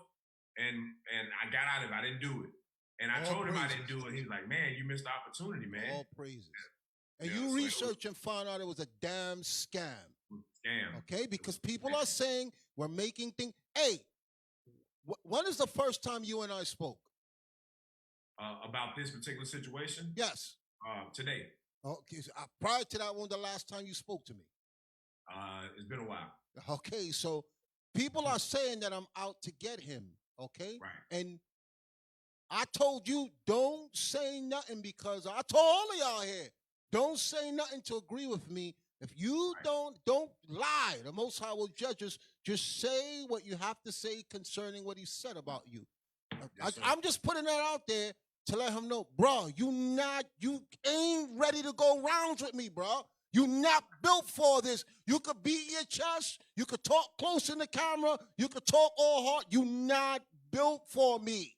I will end you and bring your whole team. I will end them too. You got more to add? Just last thing, go ahead. And my wife reminded me about this. We would have to sit down and do one-on-one like consultations with him, and he would ask us what our goals were and what he saw would be best for us. And the three things that he gave me, my Get Alliance 2018 Breakthrough Roadmap, the three things he told me to focus on was stay focused on budgeting, get out of debt immediately, and create a business prototype for my speaking business because I wanted to start motivational speaking. Nothing about real estate. Nothing about real estate. Showing you that he didn't have any hand in anything that I was doing real estate wise. The only reason I did that testimonial is because he was in the truth, and I wanted other brothers and sisters to see where he did tell me or advise me that I should go through with it to get me over my fear of wanting to spend that amount of money. That was it. I was solely doing it to help his business, to get other brothers and sisters to support. And also, you spoke about the motivational speaking, correct? Yes, sir. Aren't there a lot of people who was in your career that's doing that now? Yes, sir. Okay, I know some of them. Some of them are, I'm not going to say their names, but when I call them, they tell me I'm in Vegas, I'm in Israel, I'm here, I'm there. They're traveling, they're doing the same thing. Did Uzziah advise you to do that, or you did that because of your knowledge and your know-how that you could pull it off? Well, when I got with him, I was doing my own radio show. Thank you. So, Thank you. Yeah, Okay. I didn't need him for that. I know a lot of other people that was in your career that's doing that right now. Yep. Okay, I speak to them now. They have my number. I'm not going to say their name because then people going to jump out the window trying to reach them. Okay, but if you got anything more to add, or that's it? No, sir, that's it. Brother, I thank you for your time. I thank you for your explanation because that was, he's showing the testimonials like he got something. Most of the people did it for you for the same reason Officer Gedaliah did, because you was a captain of 400, not because you changed their lives. Okay, I will give you, like I said, with a couple of people you did a resume for, okay, all praises, but it wasn't worth monthly deductions from your account just because you helped somebody with a resume. Yes, that's grimy, especially in this day and age. So, brother, thank you once again. Who else we got on the line? Hey, Shalom, Deacon, Most High Christ bless. It's Officer Amir. Officer Amir, shalom. Hey, Most High in Christ bless. Officer Amir, real quick. You don't mind if I say something real quick? I'm 3 hours ahead. It's like about to be 4:30 in the morning over here. Okay. Yes. I forgot you on a different time zone. Yes, Go ahead. sir. Hey, only reason I even gave the video the time of the day, and I'm going to try to make this as quick as possible, is because Officer David's brother brought it to my attention. Because I don't give these niggas the time of the day. I don't try to keep up with their videos. But I saw it, and I heard I was in the video. My wife was in the video, and when I looked at it, apparently he had taken a picture of me and my wife Abigail. Now Abigail, she was actually taking part in the with the so-called program or whatnot, and I didn't know Abigail at the time, and I wasn't even proving my wife Abigail at the time, but yet he showed us in there. It's kind of like what Officer Kanai said, how he's putting in these visuals to make it seem like other members are also, as if he has a following that he truly doesn't have. Because I've never once dabbled with this man's program. I've never once, I like how you put it, where you call him a car salesman. Where niggas like that on the East Coast, they come a dime a dozen with the gift of gab. So when I seen it, it never interested me because I just thought it was real sketchy, So why did you tell your wife to discontinue the program? Explain that part to me, please. So I told Abigail when we started proving, she told me about it. She was thinking about reconsidering because the spirit wasn't right. There was too much controversy going on. And, I told her, I was like, look, I'm not dealing with it. I suggest and I would recommend that you jump ship. One of the reasons why, Deke, is because of what you just mentioned. I didn't think it was financially fair, like the payment. I understand, it was useful for the resumes and little things here and there, but I don't think that the fees were feasible. I don't think that they were fair. So I was that's a little too much. Like you said, you can get resumes done on the internet, little shortcuts here and there, or like Officer Get Elias said, paying for things that are actually counsel that should just be something brotherly, that you shouldn't have to pay for. So, it was things to that extent, man. But he also had the nerve to say, to tell my wife, shame on you. This the same guy that self-proclaims himself an elder. Why did he say shame on you to your wife? Can you say that? Why he said that about your wife? Yeah, he said shame on you for pretty much for canceling the membership. That's what I wanted you to get. Because he said he didn't chase nobody. He wasn't mad. There's a money back guarantee. If you want, you could get your money back. But he said to your wife, shame on you. Because again, the women are the most impulsive buyers. And a lot of them, they'll subscribe to things and buy things just on their emotions, not on logically. And your wife is very intelligent. I knew her for a long time. When we got our first school, she used to come and visit. She's very, very smart. Okay? But it's easy to get, just like when you go into a church, the crowd is women because they move more on emotion and impulse. And I know that she was doing it just to support him, the way a lot of people was because he was a captain of 400. That's why I want you people to explain. When your wife left, he shamed her. Okay? But continue speaking. Go ahead. Last but not least, Big, I remember when you said something a while back when the whole thing hit the fan.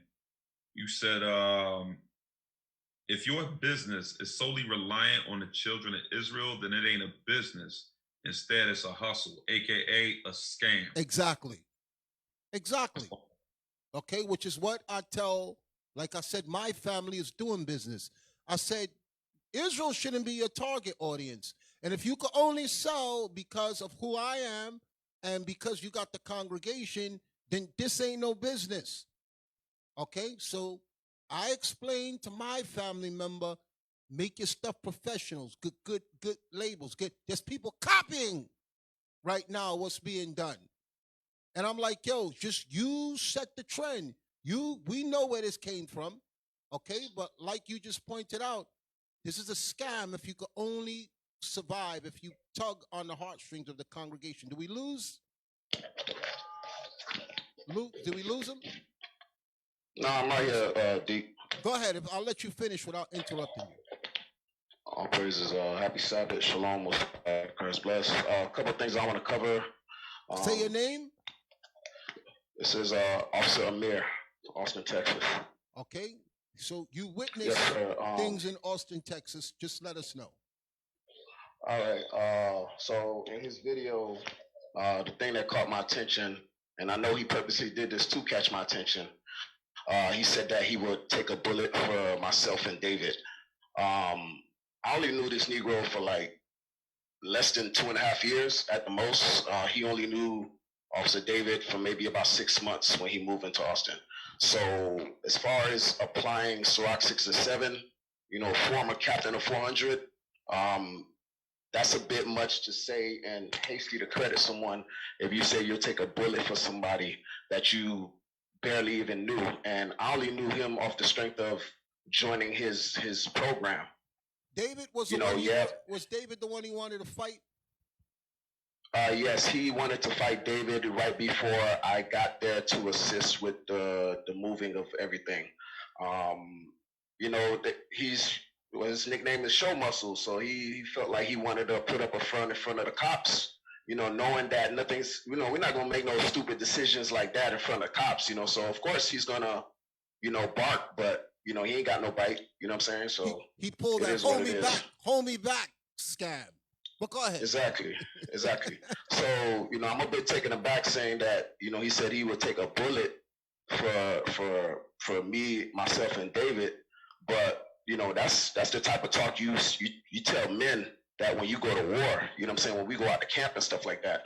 As far as I know, when I was visiting Austin, under his leadership, his camp or the camp he was running, they wasn't known for going to camp. They wasn't known for going to war for. As far as you saying you take a bullet for somebody, that's war talk. Austin wasn't really going to camp until after the split, until all them nigger defectors left and the Most High deployed men to Austin. That's when we started doing the work. That's when we was holding the line and Austin was being strong. You know what I'm saying? So all that talk about taking a bullet, bro, prove a friend, man. Prove a friend, please. Second point I want to make. We only became close. Let go of your mic. Bro. We can hear you without holding the mic up. Yeah. You're coming in real loud. Thanks. Yes. Can you hear me now? Yes. Perfect. Yes. We only became somewhat close after me and my wife joined the program. After. So if I do believe if we wasn't dealing with him on a monetary basis, this brother wouldn't probably give us a time of day at all, because that's how he rolls. He always portrays himself like he's too busy to get on the phone with everybody. But if he has some interest with you monetarily, he'll make time for you. So what did he offer you in his program? Tell the people. I will be honest. The resume templates, they were helpful. Other than the resume, what did he offer you? Because everybody tells me the resume. I mean, I didn't really deal with him that deeply like everybody else's experience, but nothing he did for me or my wife was like super life-changing or, that extensive that would make me, be like, oh man, this brother, he's the one. I gave him his props again because again, he was with the body. You know what I'm saying? Like any good friend would do if somebody's trying to support. So you're saying you gave the testimonial because he was a brother in the body in his position, correct? Yes, sir. Yes, sir. And to be honest with you, my wife was more interested in this program than I was. So, I'm always a bit skeptical about business opportunities and stuff like that. So, that's I was helping them out because Israel support black businesses, yada yada yada. Third point I want to make, he mentioned my wife, and he also purposely put up clips of my wife speaking. So I want to say something about his wife. His wife never called my wife. My wife would always call his wife just to try to build relationships with her. And, his wife Ariel would do the same thing he does, she'll get back to you when she can. But for some strange reason, she coincidentally had time to get on the phone, call, and text my wife when the split happened during the Feast of Dedication. And she even left a message on my wife stating that, oh, I know all of this is dramatic right now, but with our husbands and everything, but if you want to talk, you can call me, please call me back, et cetera, et cetera, et cetera. And I know that was basically orders from Uzziah trying to use his wife to get close to my wife to have us basically leave IUIC. Let me get this straight. Let me get this straight. She was not trying to talk to your wife. And then after the split happened, now your wife is getting texts. That's what you're saying? Yes, they never talked on a regular basis on the phone. Y'all see how grimy that is? Y'all see how grimy that is? But go ahead. I'm sorry. Keep talking. Go ahead. I got to use your phone because it's about to die. Wow. One quick second, D.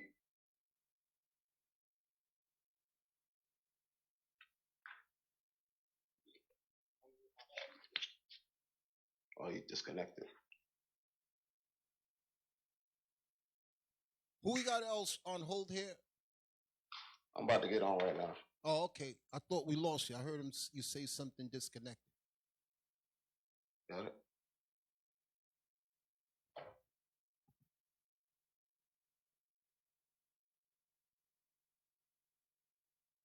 Thanks.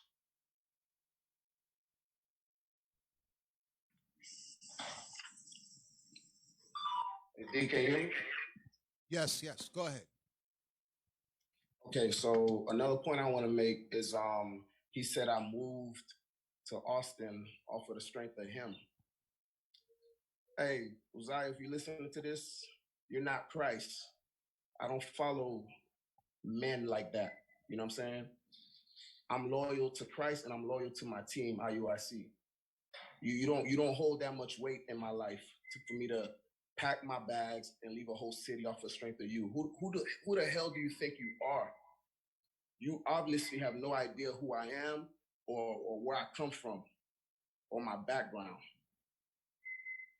I really have no idea like what was going through your mind to think people will leave a city and move to another city because of you. I came here and I had other options to move other places outside of Austin, besides Austin.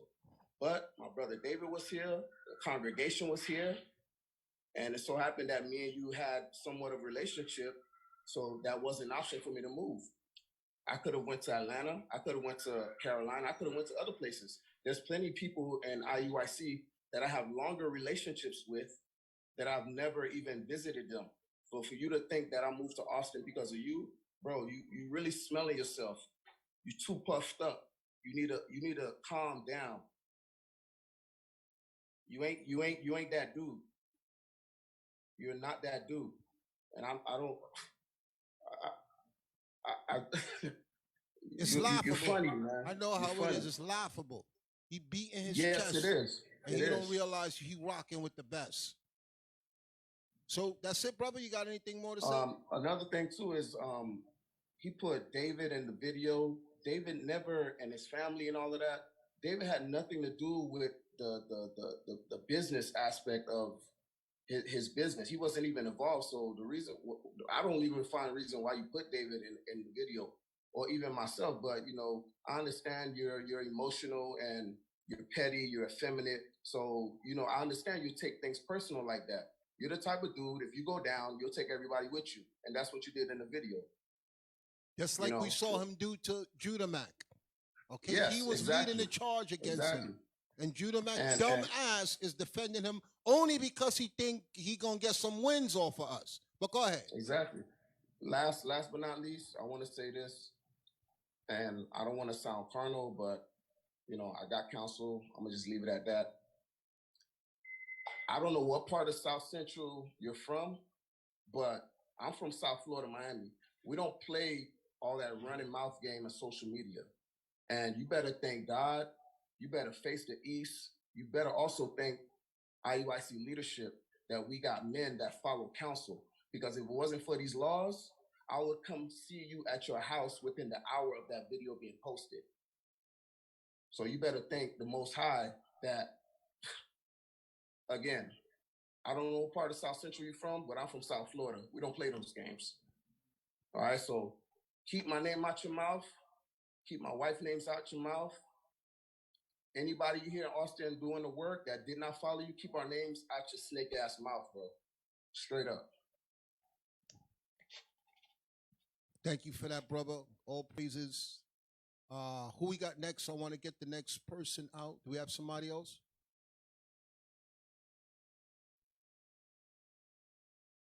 Do we go through everybody? Yes. So, I got more videos, but he said we didn't use scriptures. Let's get some scriptures. Give me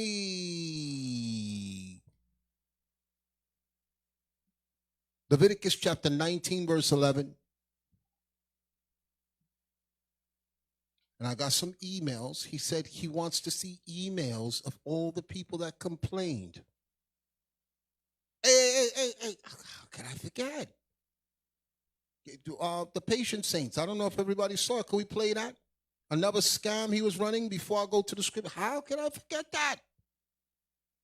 Okay, this was the night after I did my show.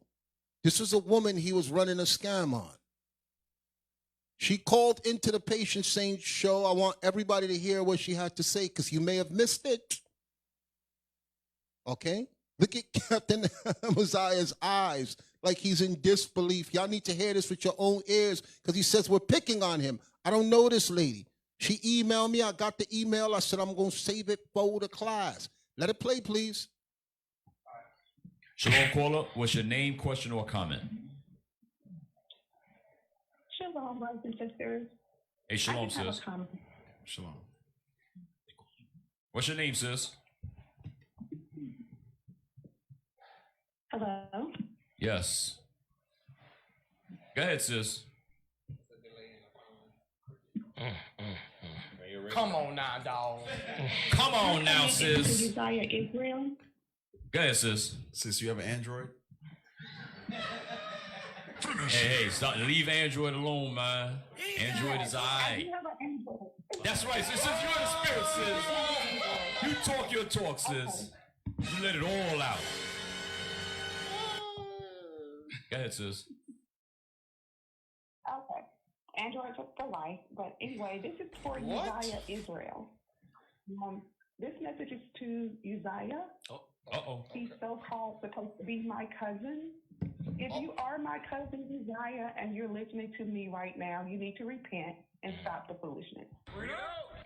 Now, hold on. Did you say Uzziah? Uzziah, Israel. Oh, okay, Austin. Okay. Jamal. So you said Molly. So you said he's your cousin. If he is my cousin, he said he's my cousin. If he is, he's a long lost cousin. And if he is my cousin, my family does not roll like that, and he needs to repent. Yes, ma'am. I'm lost. Was you doing business with him too? I was a part of one of his business deals. He reached out to me. He, I guess, apparently seen some pictures of me and some of his cousins, and I was already following IUIC, and he was like, I think we're cousins because you're in the pictures with some of my cousins, and that's how we kicked it off. He was like, I was like, yeah, that's my cousin. He said, well, that's my cousin, and then he said, do you know so-and-so? And that's how me and Uzziah became, friends. And then he said, give me your routing number. Got him! Exactly. Damn! That's not how it See? And That's some not of you exactly how it suckers want to happened, but- defend him. Wow. Some of you suckers want to defend him, man. Damn. Exactly. And if he is a cousin of mine, again, we come from priests and deacons. No one in my family, even the ones that's in the world, don't roll like that. So, Wow. Uzziah, if you are kin to me, you would repent. You know who I am. You changed your number, but my number is still the same. Damn! Molly Mall. Hey, sis, I got a question. I got a question for you, sis. You hear me? Yes. Sis, did you get rich? Did you make I some did money? not. I dropped the class. No. Damn. Even during the class, people were complaining in the class. Do you know And of anybody that course, got he would rich? take you all. No. Damn. He was saying that he would do it 101 with us if we didn't really get it or if it wasn't working. But it never worked for me. And, you know, I don't know anybody. I don't know anybody. I've yet to hear anybody got rich following his format. So you are his cousin, and he didn't give you any inside scoops? and the sad thing is, I came to know IUIC at the time all this was going down. And with Uzziah and with Judah Mack and everything. And I did visit one of your schools, and the school I went to got closed. And it was just a lot for me. And then I'm like, what is going on? And my mom thought I was joining a cult. And then with all this going on, I'm like, okay, what is going on? So I just kind of stepped back and went to online learning and just still stuck with you guys. And I'm like, okay, these people are the truth. All and praises. then Uzziah came up with all this foolishness. And I'm like, you got to be kidding me. So I did try to reach out to him before now. But he did drop Facebook. Like he said, he is no longer on Facebook. He's no longer, well, he's not answering emails, his phone, everything has changed. So I'm just calling, I had to call into the radio show Sis, just hold to on. let him know. Sis, let me tell you something. You're not his cousin. Wow. You were just in the pictures with some people And I that he feel knew. bad because I'm like, oh my God, I got to reach out to IUIC because this guy's no kin to me because I don't feel what he feels and what he's done is really wrong. So I need y'all to I need y'all to understand the levels that this dude will go in order to get your money. He'll claim to be your kin. Damn. He'll even claim. You see what I'm saying? So he can probably claim you on his taxes. I helped the family member. It was crazy. Let's get him Wow. off. Let's get him off. Let's get him off. Let's get him off. We had to bring that back because I don't know how y'all got to tune into the Patient Saints radio show every Sunday. Okay, because I was asking the people here and they didn't see it. This woman heard I don't know her. Y'all acting like I'm trying to get people to go against him. Okay? Understand when this first started, I was speaking to defend the man. That's why I was contacted. And like I said before, I had no issues with Judah Mack. I liked him. I didn't have no issue with him. So I'm not going to go in on him unless y'all got to give me sufficient concrete issues. And the stuff that he was going through was stuff that brothers go through with each other. Okay? The man that y'all see, let me make it clear to you. The man that y'all see attacking us now and putting testicles on my face, I don't know that man. Okay? I don't know that man. It's like he's transitioned now, and I'm on the defensive from a demon. I don't know him to be that way. I had no issues with him. Y'all heard me say that? He played the text. I got nothing against him, but this is not Judah Mack night. This is your night, Uzziah. You looked into the camera with your booger and you said that you're going to have to explain and you're going to have to prove my lies. Let's go through some scriptures. Leviticus chapter 19, verse 11. You can take that off. Leviticus chapter 19 and verse 11. Ye shall not steal, neither Read deal. it again. Ye shall not steal. Ye shall not steal. Read on. Neither deal falsely, neither lie one to another. You're a liar. And you're stealing from the people and you're dealing falsely. Okay? That's why we're here. It's not because IUIC is doing anything. I'm coming for you. Keep the focus on me. I am coming. Nobody else in IUIC is talking about you. The people I brought on is because you keep bringing your name in. All right? You people keep bringing those people name in. You're going into the bishop, Nathaniel, you bringing up stuff, trying to tear him down. You ain't got no proof. You got no proof of the stuff that you're saying. Okay? Read it again, please. You shall not steal, neither deal falsely, neither lie one to another. And ye shall not swear by my name falsely. Because you now true spirit of Christ Church, and I'm teaching and I'm not back in the world. Bro, if that's what you're teaching in your congregation, I got people who called me and told me what's going on there. We're going to save that audio because you said you played the bell. Ding, ding. You ready to go rounds? Put your gloves on. Put your gloves on. Okay, you're going to go rounds. I'm waiting for the next round. Read it again, please. You shall not steal, neither deal falsely, neither lie one to another. And ye shall not swear by my name falsely, neither shalt thou profane the name of thy God. That's what you're doing now. By taking advantage of people that need real help. We're in a bad place right now. Okay? We don't need your scam now. We don't need you revising your page now that you see Tybo Lopez just launched new stuff. Look at the timing. That's why you dropping your stuff now. And you said, you destroyed my business before. You will not destroy it again. Watch me. Watch me. Where did you stop at? Verse 12. Read on. I am the Lord. Verse 13. Thou shalt not defraud thy neighbor. That's what you're doing. You're defrauding your neighbor. You are defrauding your neighbor by helping them with a resume only if they sign up to your program and have money deducted from their account every single month. You're defrauding your neighbor. If I did that, y'all would nail me to the cross. If the bishop did that, y'all would nail him to the cross. And I'm bringing this out because I don't know how much money he made. I don't know how much people he's doing. If he winds up in the newspaper, y'all all going to say IUIC made him do that. So this is a disclaimer now. We don't condone none of the stuff that he's doing.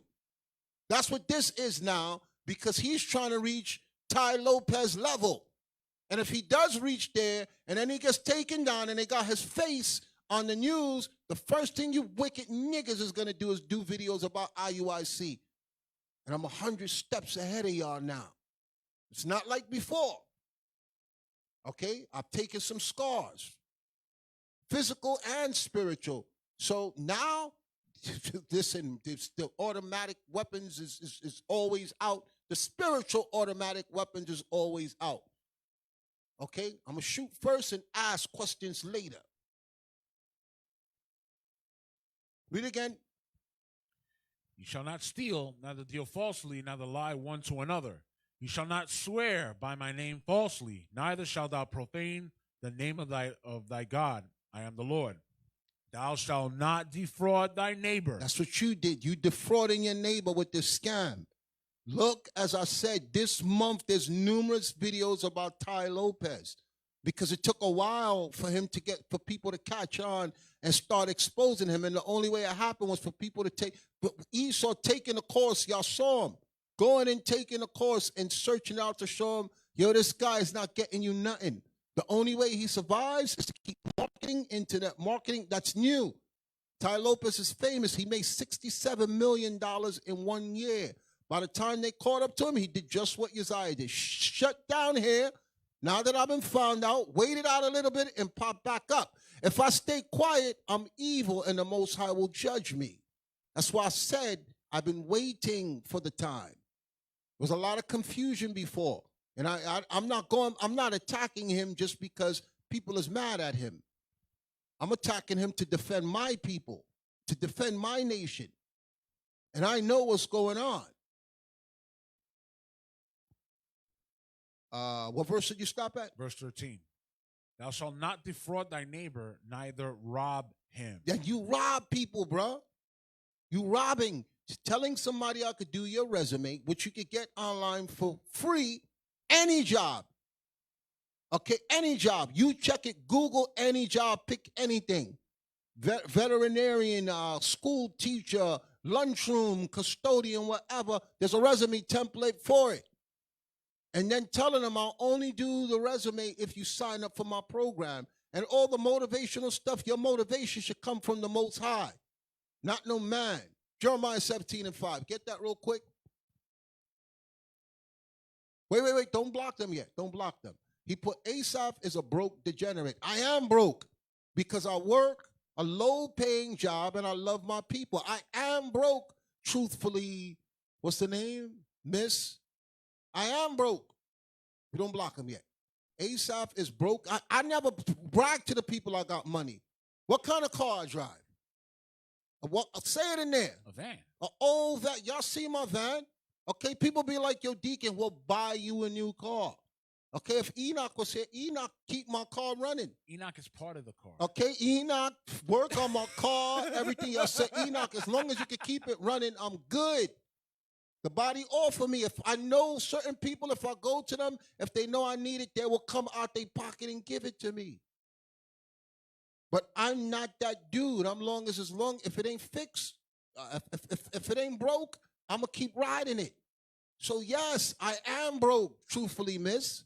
Shut the F-U-K up, ASAP, and go to bed with your lying big mouth. That's why I brought witnesses. Okay, that's why I brought witnesses. I know it's bothering you.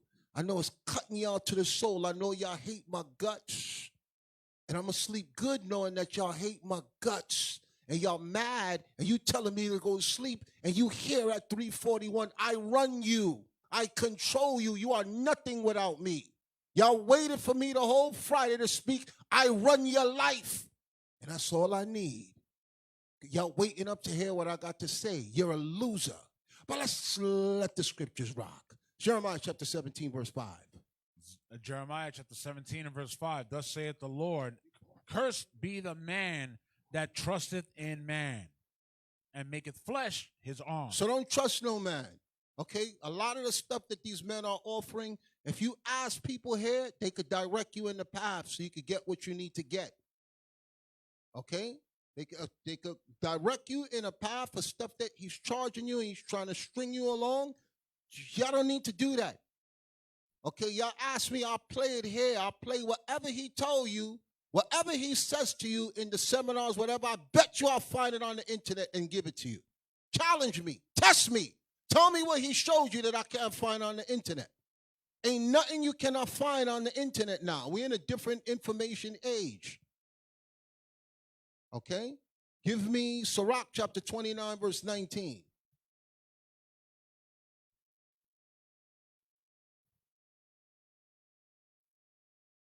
Sirach chapter 29, verse 9. Nigga here telling me I got a big mouth. F you, I'm poor. I am poor. I ain't got no bread.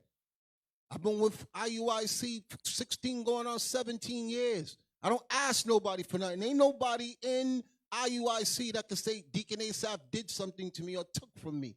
Anybody that asks me to help is out of the kindness of their heart and they love.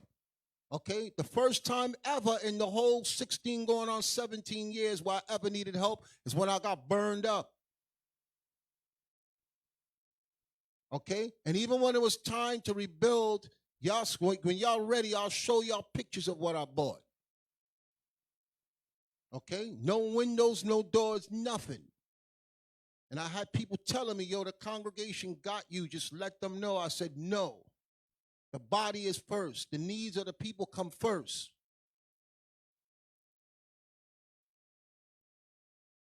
I'm broke. I ain't try to front like I got money. I'll tell you straight to your face, nigga. Everybody know me here. Okay, I'm probably the lowest paid deacon that there is. And I don't have no shame. It ain't bothering me. As long as I wake up every day and I got blood in my veins and breath in my nostrils and I got people that love me, that's all that matters. I don't wake up thinking about money, you black demonic dog nigga with no life that you hear at this hour, waiting to hear what I got to say. I promised I wouldn't lose my composure. Let brotherly love continue. Yes, let brotherly love continue. Read it for me, please. Sirach 29, verse 19. Chapter 29 and verse 19. A wicked man transgressing the commandments of the Lord shall fall. Stop.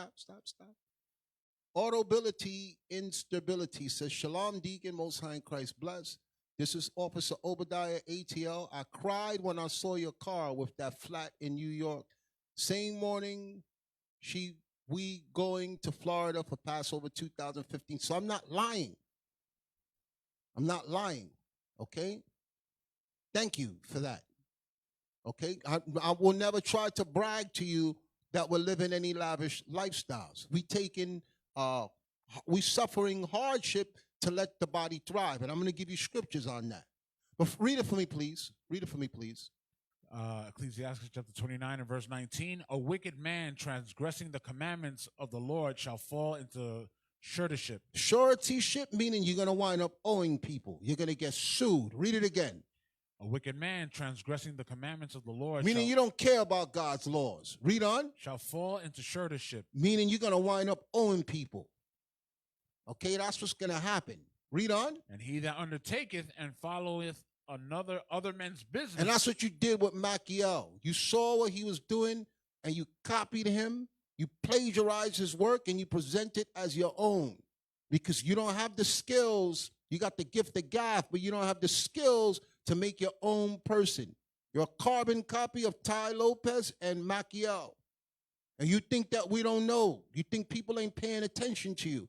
There's numerous people I could bring on here that I don't have to defend myself, bro. You got nothing on me. Nothing. So all you could do is what Judah Mack doing, attaching balls to my face. And I laugh at you. Y'all are a joke to me. Y'all hate my mouth. Okay? Because I'm telling you the truth. And y'all think, I got to let the scriptures play. I'm sorry. I'm talking too much. Read it again. Sirach chapter 29 and verse 19. A wicked man transgressing the commandments of the Lord shall fall into suretyship. And he that undertaketh and followeth other men's business for gain shall fall into suits. Okay? Meaning you're going to pay. You're going to pay. There's going to be lawsuits. What you're doing is evil and wicked. You're stealing and robbing from the people. Is there more? Give me Sirach chapter 26, verse 29. The Bible warns of his behavior. Sirach chapter 26. Sirach 26, 29. A merchant shall hardly keep himself from doing wrong. Because you have to prove the value of your product. That's why it says what? Read it again. A merchant shall hardly keep himself from doing You wrong. have to prove that what you're doing is worth it. And you can't do that. You cannot do that. You standing with that man, Ty Lopez, in front of your Lamborghinis, that's nobody's in the video, a house that does not belong to him. You are selling a perception of something that is not real. That's why it says what? Read it again. A merchant shall hardly keep himself from doing wrong. So you got to run a scam. And that's what I'm telling you right now. It's not like you on a valid level of your authenticity. As you said, let me record you for authenticity when you was trying to hammer Bishop Nathaniel.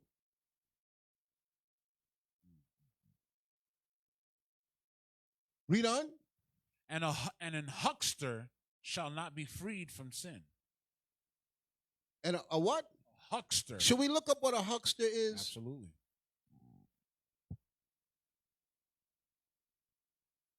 Let's look up what a huckster is.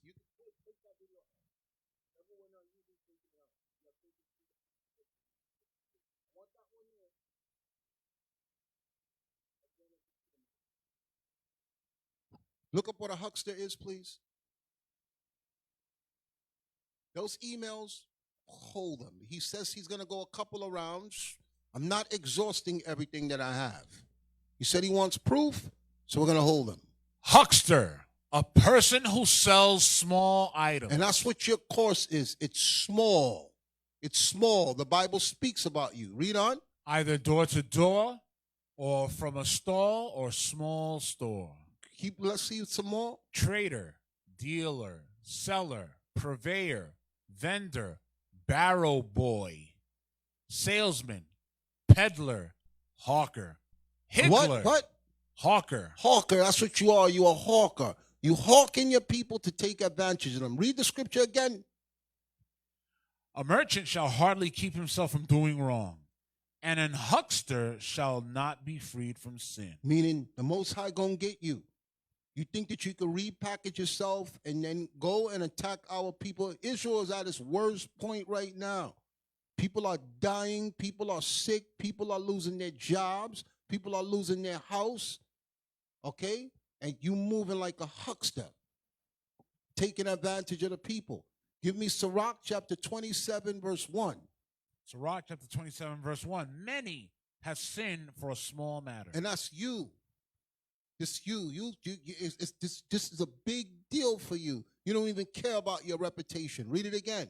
Many have sinned for a small matter. Read on. And he that seeketh for abundance will turn his eyes away. You turn your eyes away from what you was called to do. You was called to teach the people and build them up and strengthen them in the commandments of God. Read on.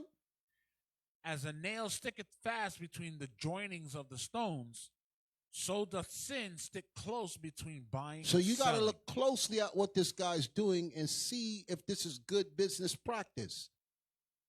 Because he has no qualms about bigging up Ty Lopez.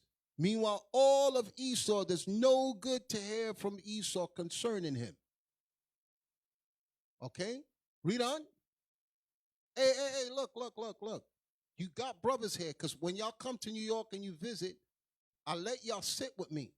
Okay, and this brother put here, Ben Israel, I remember telling you that you need to replace your hub bearings before the van catches on fire because it was making a noise in the back, and I didn't know what that was. When you told me, I think you said you work on race cars.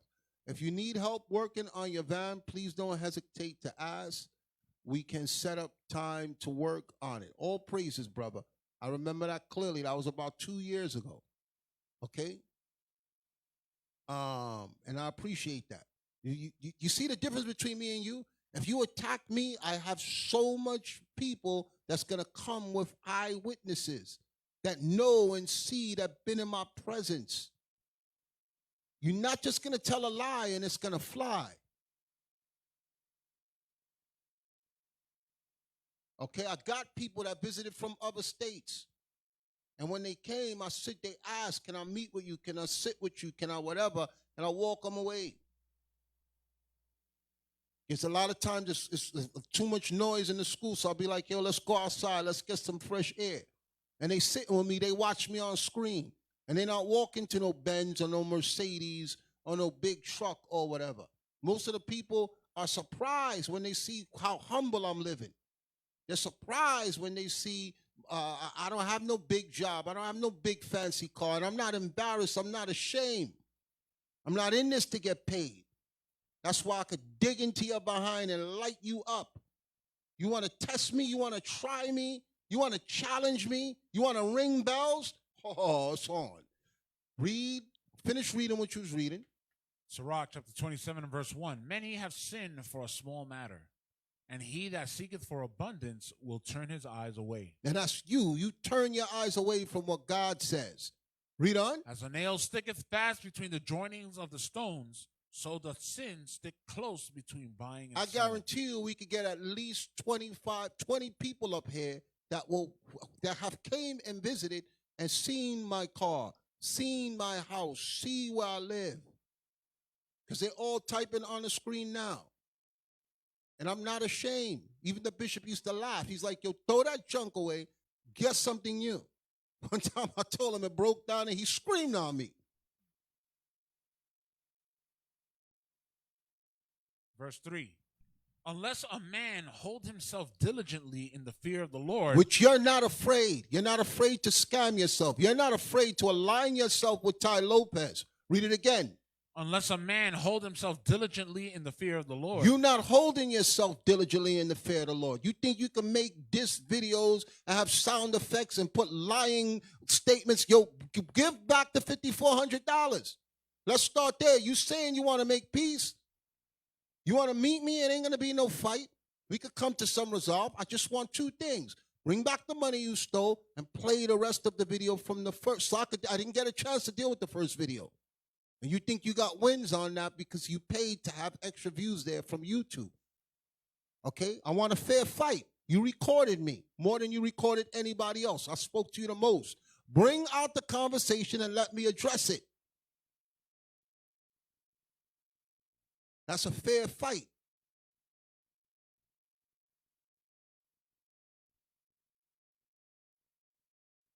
Read again, I'm sorry.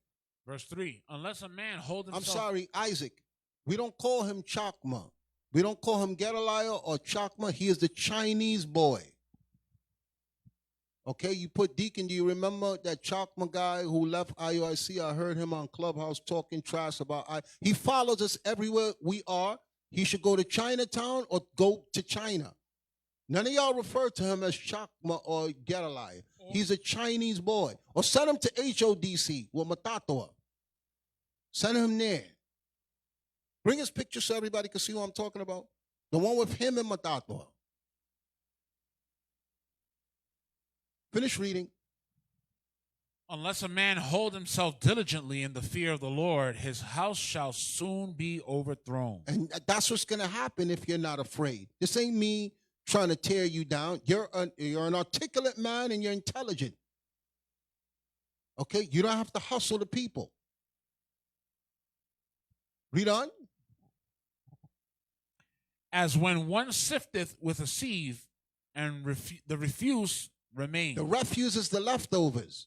Read on. The refuse remaineth. That's the Chinese boy. Go to HODC camp. Why are you still in IUIC business? Did they see him? Stop following us around. The people in Clubhouse, you make them sick. Everybody, they got to run from you. Everywhere we are, you're there. Nobody likes you. Nobody cares to see your face. Okay, go and join this man here that said he want to shoot up IUIC when Joy Morgan thing happened. Go join them. Stay with them. Why you following us around? You can take the Chinese boy off. Stop calling him Chakma or Geralai. He's a Chinese boy. When y'all refer to him, let that name stick. He's a Chinaman. Let that play. Finish reading. Verse 4, as when one sifteth with a sieve, the refuse remaineth, so the filth of man is in his talk. Okay, your talk is filthy. Your talk is not doing anything to benefit anybody. Read on. The furnace proveth the potter's vessels. The furnace proveth the potter's vessels if it could take that heat. Read on. So the trial of man is in So his is the trial of man in what? So the trial of man is in his reasoning. In my reasoning, I've already been through a lot. I got so much stories and so much things that happen, but I'm here night after night, holding my people down, holding my team down, and I'm going to fight to defend him with every last breath. Okay, I'm letting y'all know I am ready for war. Okay, if you get a victory, I already trained my kids, my family, and everybody else. You continue and you pick up. Hey, I was watching Gladiator again. He said, if I don't get you in this life, I'm going to get you in the next life. Oh, yeah. That was just epic to me. My name is Marcus Aurelius. He took off that helmet Maximus. and he made it clear to him. He knew he could die at that moment. That's the spirit I'm in. If I don't get you in this life, I'll get you in the next. That's a gladiator warrior spirit. You're a thief. You have no idea what you're up against. You lucky. I wish we could play the damn clip. That's the best thing. He said, I want to show the people your face. Take it off. And when he looked at him and he let him, this is the person you try to kill, he made it clear, if I don't get you in this life, I'm going to get you in the next life. Yeah, he said it real cool too, man. Real cool. He was like, husband to a murdered wife. That's right. He murdered laid it son, down. You murdered and I will my have son, my and I will have my revenge. That's the spirit I'm in. I'm not playing with y'all. Don't get it twisted. Don't get it twisted. Keep reading. The furnace proveth the potter's vessels, so the trial of man is in his reasoning. The fruit declareth if the tree have been dressed. And you got bad fruit. You were not dressed when you were here. You're a thief and a liar, and you don't care about nobody but your own pockets. Read on. So is the utterance of a conceit in the heart of man. So is the utterance of the conceit in your heart. Read on. Praise no man before thou hearest him speak. When the speech that you want to hear is his godly speech. Okay, you go on his page, he's bragging about his accolades and his college and his degrees. And I told y'all, I'm saving the stuff. He said he's ready to go rounds. You're not putting me on the spot, bro. You will not put me on the spot or back me in anywhere. Read on. Praise no man before thou hearest him speak. Don't stop praising this guy for what he appears to be. It's the same thing with Ty Lopez. Y'all praising, y'all jumping into Ty Lopez, and y'all not hearing true speech from him. You're hearing speech that's doctored, that's edited, that he took from other places. Esau just showed you that. Read it again. Praise no man before thou hearest him speak. The speech that you need to hear is the godly speech. What type of man is this with God? You can let your guard down with a man of God. He won't rob you. He won't steal from you. He won't beat you. He won't try to have adultery with your wife. He won't take advantage of you. That's the speech that he's saying. Don't praise until you hear him speak. It's meaning speak concerning where is his heart, his mind is with God. You don't get praise until you prove that that man is a godly man. Read on. For this is the trial of men. This is the trial of man. How you walk and move and talk and speak with the Most High. Read on. If thou followest righteousness, thou shalt obtain her and put her on. If you follow after righteousness, the Most High will give it to you and you'll wear it. Read on. As a glorious long robe. As a good, people are going to see, yo, this brother, he's about that life. Read on. The birds will resort unto their like. So will truth return unto them that practice in her. As long as y'all practicing truth, you brothers and sisters that got attacked by him, read it again. The birds will resort unto their like. A bird will resort to his like. So, you ain't going to see a bird with a dog, a bird with a cat, a bird with a fish. They resort to their like. Read on. So will truth return unto them that you practice in this in truth, her. It will return unto you. You're always going to be covered. When the scriptures say, put on the whole armor of God that you may be able to stand against the wiles of the devil. As long as you are wearing the truth of God, you cannot be stopped. You will not be broken. Okay? My only problem was the timing. I had very little timing to respond. I woke up to hours. I had less than 24 hours to mobilize myself and come and clap back. That's the only advantage that y'all have in your favor. But there's always another week. There's always another day. Read on. If thou followest righteousness, thou shalt obtain her and put her on, as a glorious long robe. The birds will resort unto their like, so will truth return unto them that practice in her.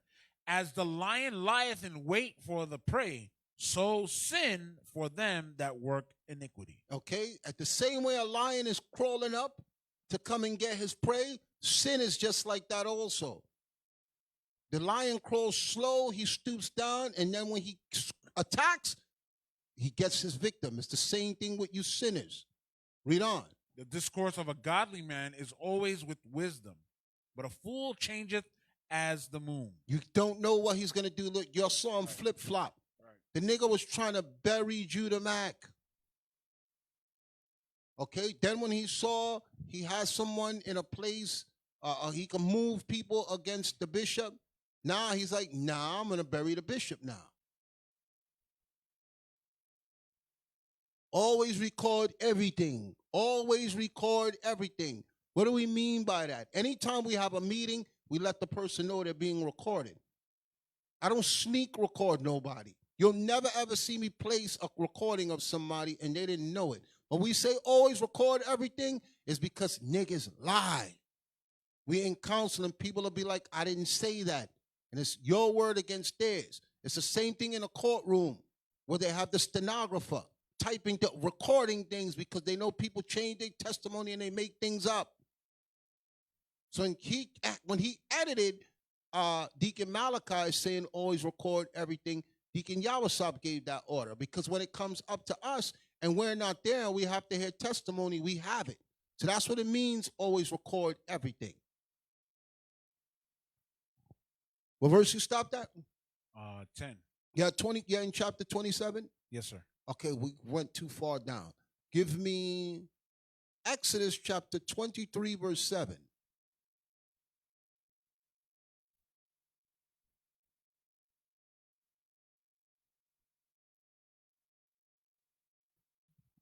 Exodus chapter 23 and verse 7. Keep thee far from a false matter. Do what? Keep thee far from a false matter. So y'all want to go in and y'all want to invest with him after what y'all see here, and I got more. I got more. Okay? It's just like I know this guy. He's trying to move the social media public against me, and I want a war. I want a war. It has to be a clear victor. I don't want nobody like picking any side because of who they like. I know everybody don't like me. I want a war. That's what I came here for. And he talking tough and beating his chest and playing ding, ding, ding, ding. We're going to see how that bell rock. When your bell get rocked. Read again. Keep thee far from a false matter. And the innocent and righteous slay thou not. Don't go after innocent people. And that's what you're doing. You're playing on the innocency of our people that don't know better. You was able to get those testimonials and those reviews because people looked at you in your position and had compassion for you and said they wanted to support you. So don't come rocking like you did great things for them and they owe their life to you. I cannot find one person who'll say that. The same way with Ty Lopez, you're not finding. That's why Esau coming for him. Israel want to defend these thieves.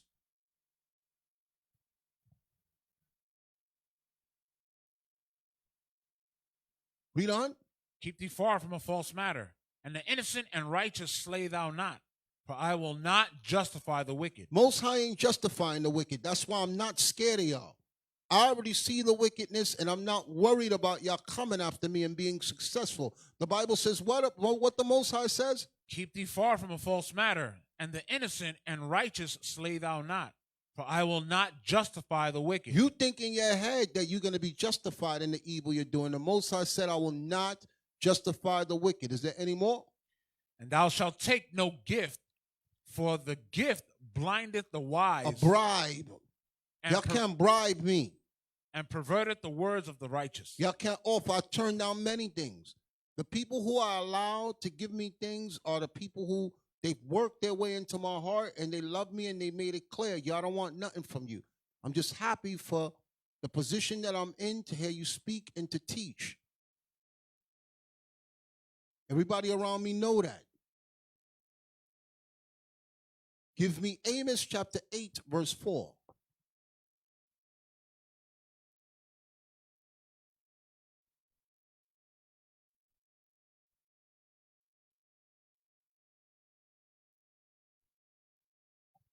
Amos chapter 8 and verse 4.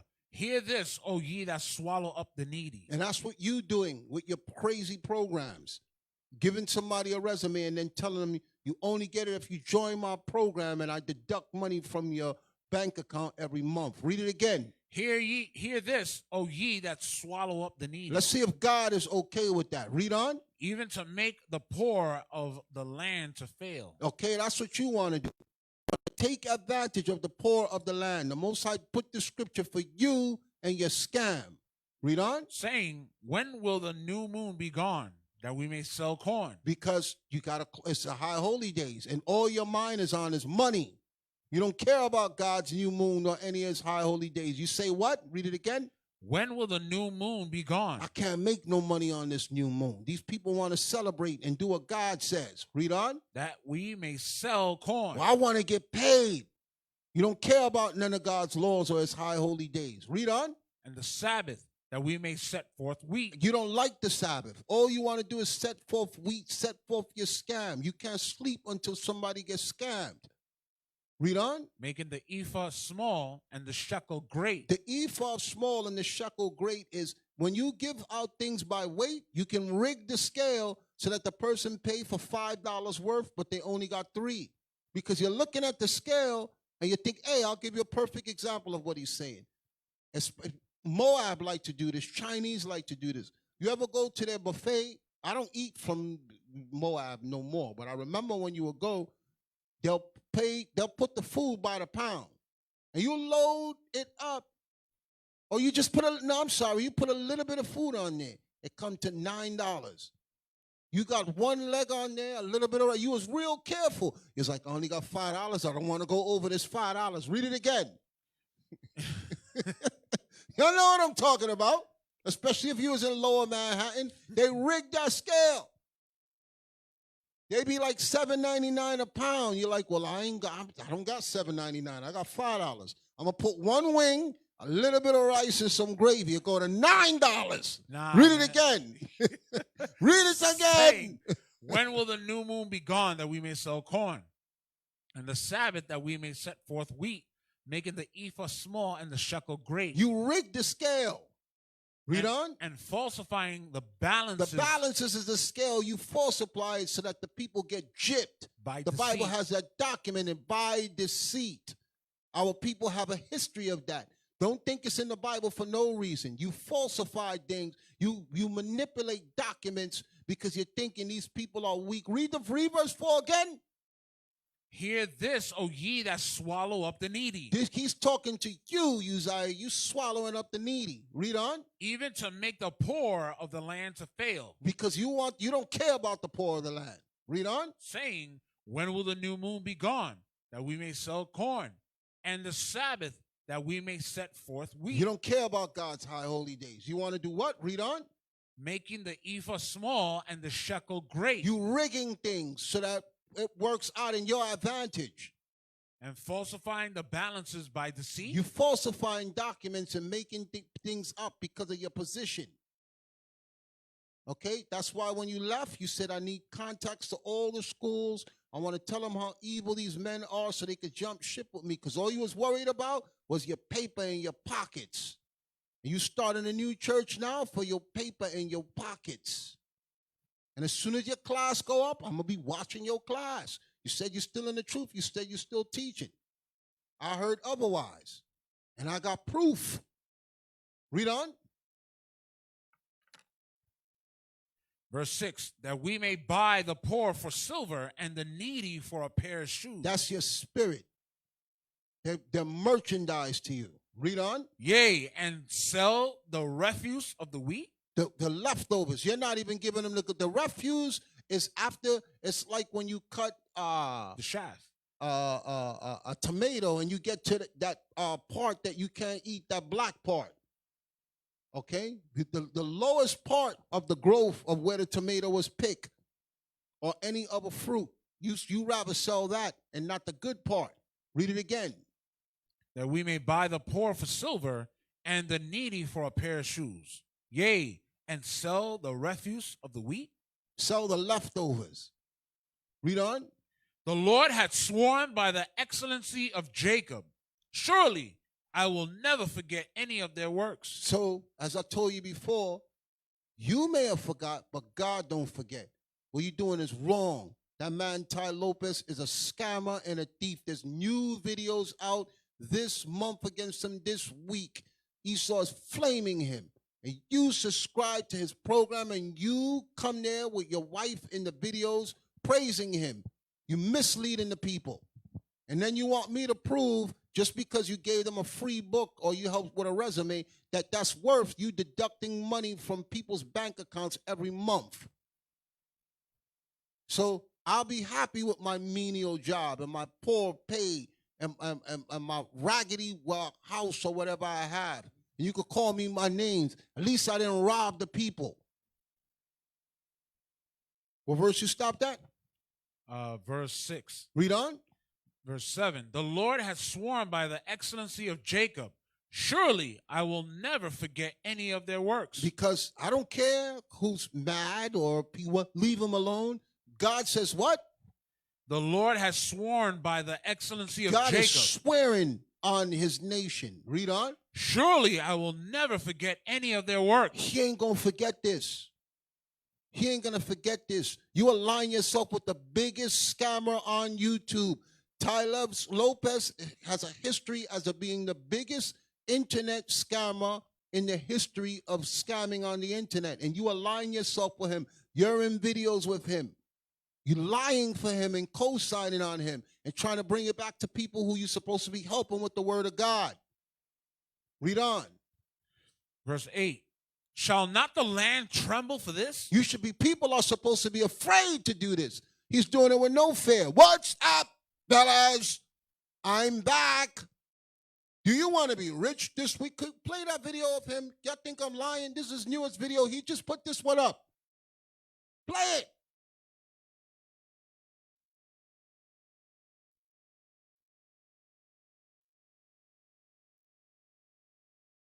No, not that one. I want his newest video that he just put up. What says 1 day ago. Turn it up. Just let the ad play. I don't care. I want to hear it. Yes, that's the newest one. It says, yes. How to close the racial wealth gap. Nigga, God is going to close the racial wealth gap. He says we're going to take from the nations. He didn't say you was going to do it. You learned that here. How to close the racial wealth gap. You see, that's what Trump said. I gave blacks jobs. You're a black Donald Trump supporter. All we need to do is dye your hair blonde. That's the same scam that Donald Trump used to get black people to support him. You running the same thing now. How dare you say how to close the racial wealth gap? God created a racial wealth gap. And you know that, nigga. You talking about you gonna close it? You damn liar. I don't care how many people defend you. Let it play. That by 2053, black Americans started from the beginning. I don't know what he means 2053. Let it play. Let it play. Studies show that by 2053, black Americans will have a median net worth of $0. And I don't know. Stop, nigga. What year are we in now? 2021? He's talking about 33 years from now. He's scaring the people for 33 years into the future. And if it happens, it's because God, you don't believe God is going to defend us. And you're using the same scared tactics. I bet you if we look up what he said, we could find it someplace. But let it play. I want to show you why this is happening and what we can do to close the racial wealth gap.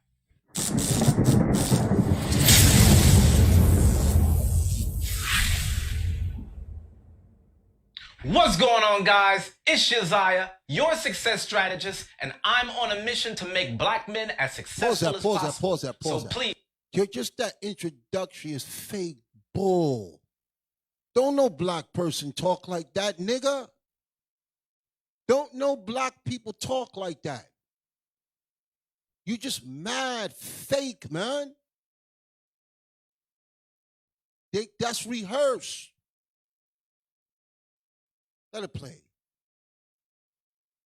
Smash that like button and don't forget to subscribe because this is a message that needs to be heard all around the world. Now, we got a big problem in our community. We've worked very hard as a people with little to show for it. Because we were slaves. Because the white man robbed us and enslaved us, destroyed Black Wall Street, rigged the economy so when we go to college and we go to get a job, we don't get hired because of our name. We're the last hired and the first fired. We don't need you to explain it to us. We're explaining it out the Bible according to the word of God. We don't need you tugging on our heartstrings and making us think that you could give us something else. Let it play. 16, white families averaged 10 times more than the average black family when it comes to median wealth. Because God set it up that way, you nigga. God set it up so that the white people are on top and we're on the bottom. It's written in Deuteronomy chapter 28. They shall be the head and we shall be the tail. Deuteronomy 28 verse 15. Now you coming with like you got some plan to override God. Deuteronomy chapter 28 and verse 15. But it shall come to pass, if thou wilt not hearken unto the voice of the Lord thy God, to observe to do all his commandments and his statutes, which I command thee this day, that all these curses shall come upon thee and overtake thee. Nigga, you telling me that you could outrun overturn the curses of the Most High God, Yahweh Bahashem Yahweh Shai? You telling me you got the power to do that? Read on. Cursed shalt thou be in the city, and cursed shalt In thou the be. cities where we are, that's why we in the slums. That's why we in the ghettos. That's why we in the hood. And you belittling us. You belittle Deacon Labaka. You belittle Malachi in that video, saying I'm not a truck driver and a taxi driver. And those are the same people you want to sign up to your program so you can rob them while you don't work, while you don't make an honest living. You ask, what's my credit score? My credit score is just like everybody else's.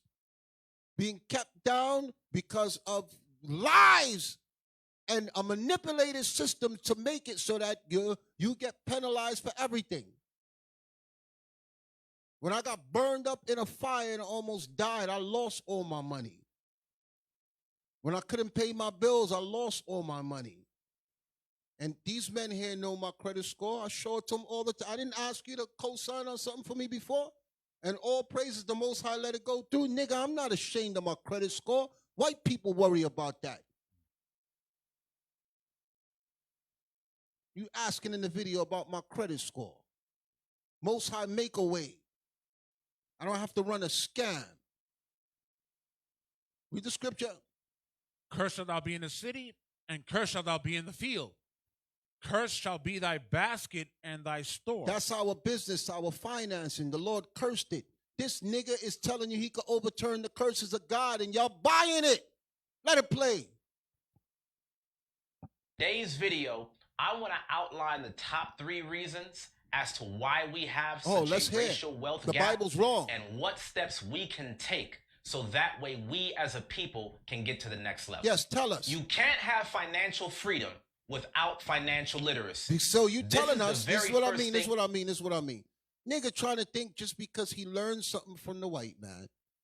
The literacy meaning that you black people don't know how to go back and forth. What Esau says. We're illiterate because they stopped us from reading and writing for hundreds of years. And they beat us when they caught us trying to read. You learn that here, nigga. That's why we're not literate to the point where we need to be. Let it play. That we need to do to close the racial wealth gap. The honest truth is that we've never been taught about money as a people. Because the white man ain't teaching us. And you ain't teaching nothing now either. Let it play. Family, we haven't learned it from our friends. We haven't learned it in school. We haven't learned all of the principles that we need to have true independence. Now, a lot of us, we think we know about money, but how many of us really know about the Get him core off the screen. Get him off the screen. Get him off the screen. Let's go back to the scriptures. Let's go back to the scriptures. How long we been on for?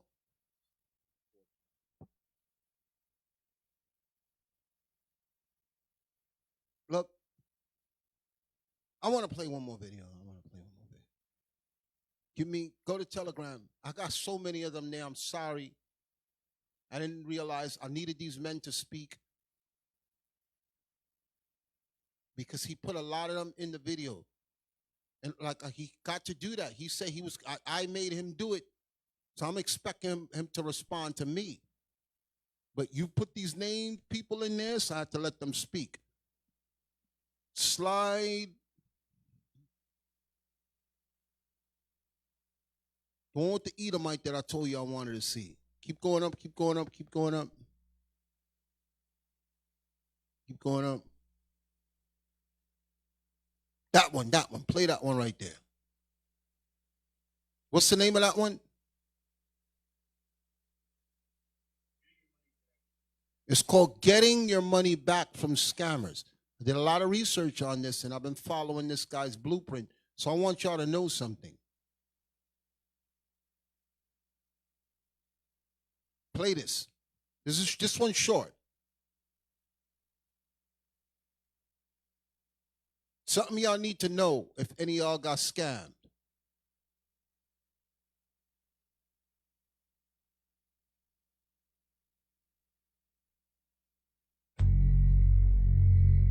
put hell is empty and all the devils are here. White man said that. Okay?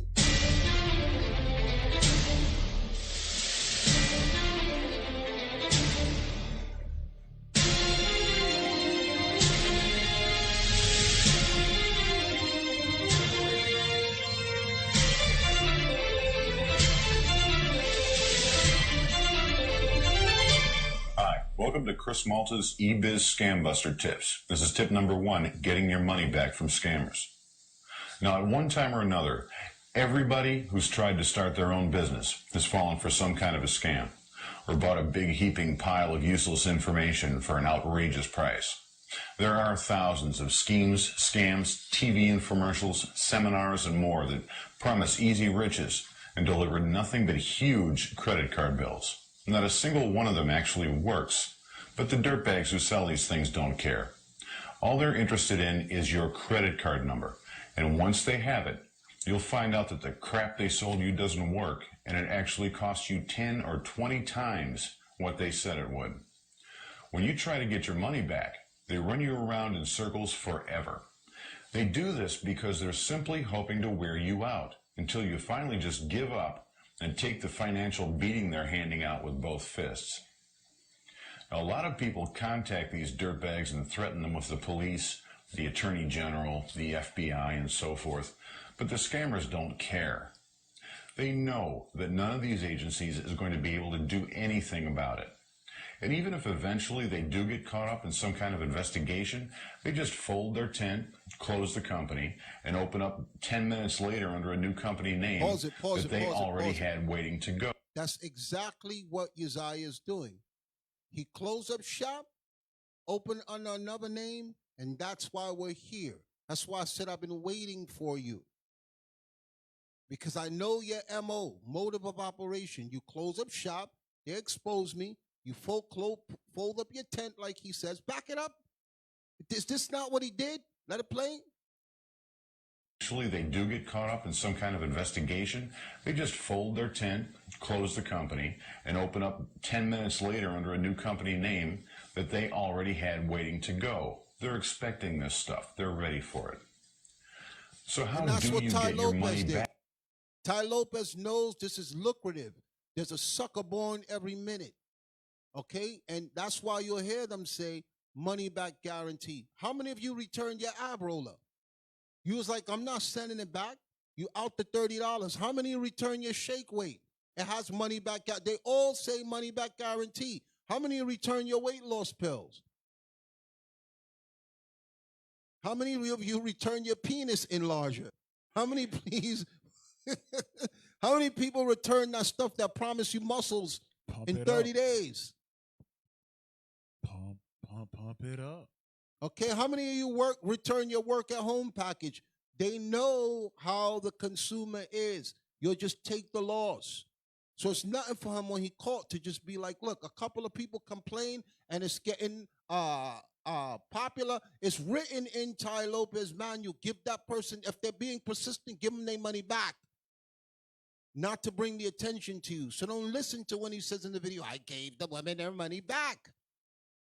Ty Lopez instructs you do that. If somebody riding you and coming at you hard, give the money back. There's a lot more money coming in. You don't have time to, it's just like Amazon. There's a video on Amazon that they take the product back, no questions asked, because they're making billions of dollars and they're going to be able to resell it again, even though it's open box. These are things that Esau knows that we don't know. So it's nothing for them to be like, yo, give them their money back. Let it play. Back from a scam or a scheme that's taken your money and won't give it back. This may seem obvious, but I hear from a surprising number of people who don't know about it. Your own credit card company will get your money back for you. Whenever you buy something with a credit card, and almost everybody does buy into these things with credit cards, you can file something that's called a chargeback. All you have to do is report to your credit card company that a product or a service you bought with your card was not as advertised. and you want your money back, but you can't get a refund. Your card company will take immediate action. They'll take your money back from the scammer's business bank account and force them to explain why they should be allowed to keep it. The scammer will have to do a small mountain of paperwork if they want to fight the chargeback, and no scammer wants to deal with that. It's easier for them to simply let it go and slither off and scam somebody else. They know they're not going to win a chargeback case anyway.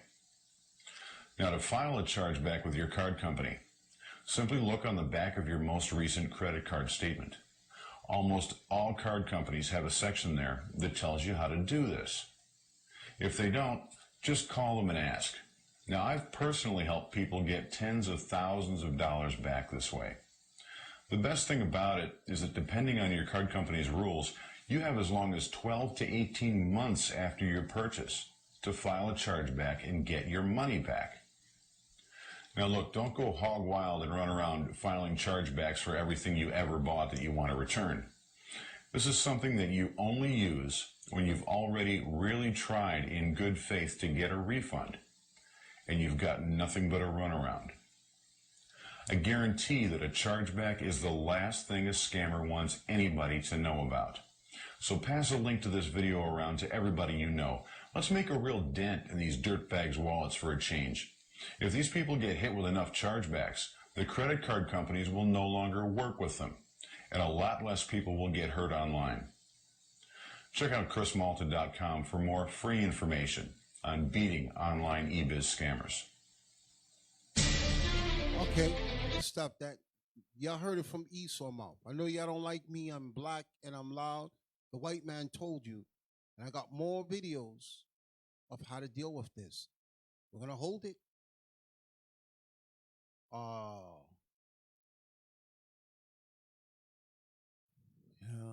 Title is not physical product. It's a digital product, so easier to get your money back. Yes, I always get my money back. You could take the videos off the screen for now. We're going to save those other ones.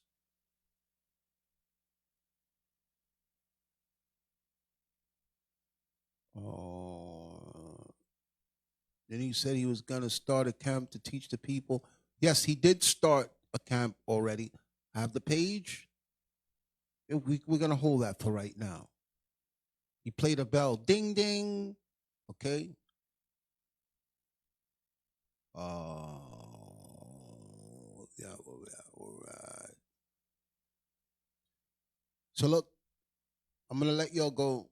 I kept these brothers here a long time. We'll be patient. And like I said, Uzziah, you said at the end of your video, you want peace. I want peace too. But you slandered me, and I need to clear my name before everybody.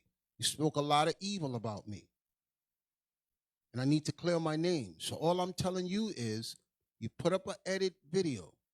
I didn't record it. You have the whole thing. Put it up, and let's start from there. And if you want to meet, let me know. We can make that happen. Don't talk like you were saying with Abiel that he's ducking and dodging you. You brought up the incident with HODC trying to make it look like Deacon Abiel's scared of you. It ain't that type of party, bro. And I'm going to make you put your money where your mouth is and not in taking it from people and putting it in the bank.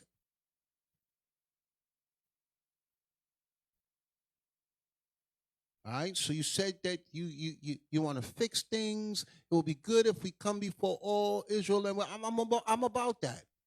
I'm not a bad guy. I'm not as bad as the people say. Okay, and I'll meet you on your terms. You say you want to fix it. Let's work out the steps to fix it. But you lied on me. And we're not going to go over a lie. We're going to clear things up, and then we move forward. That's the way it works. That's what the Bible says. Okay? Some of you are left out, not because I forgot you. It's just for the sake of time. Most High in Christ bless, and shalom. Shalom, Israel.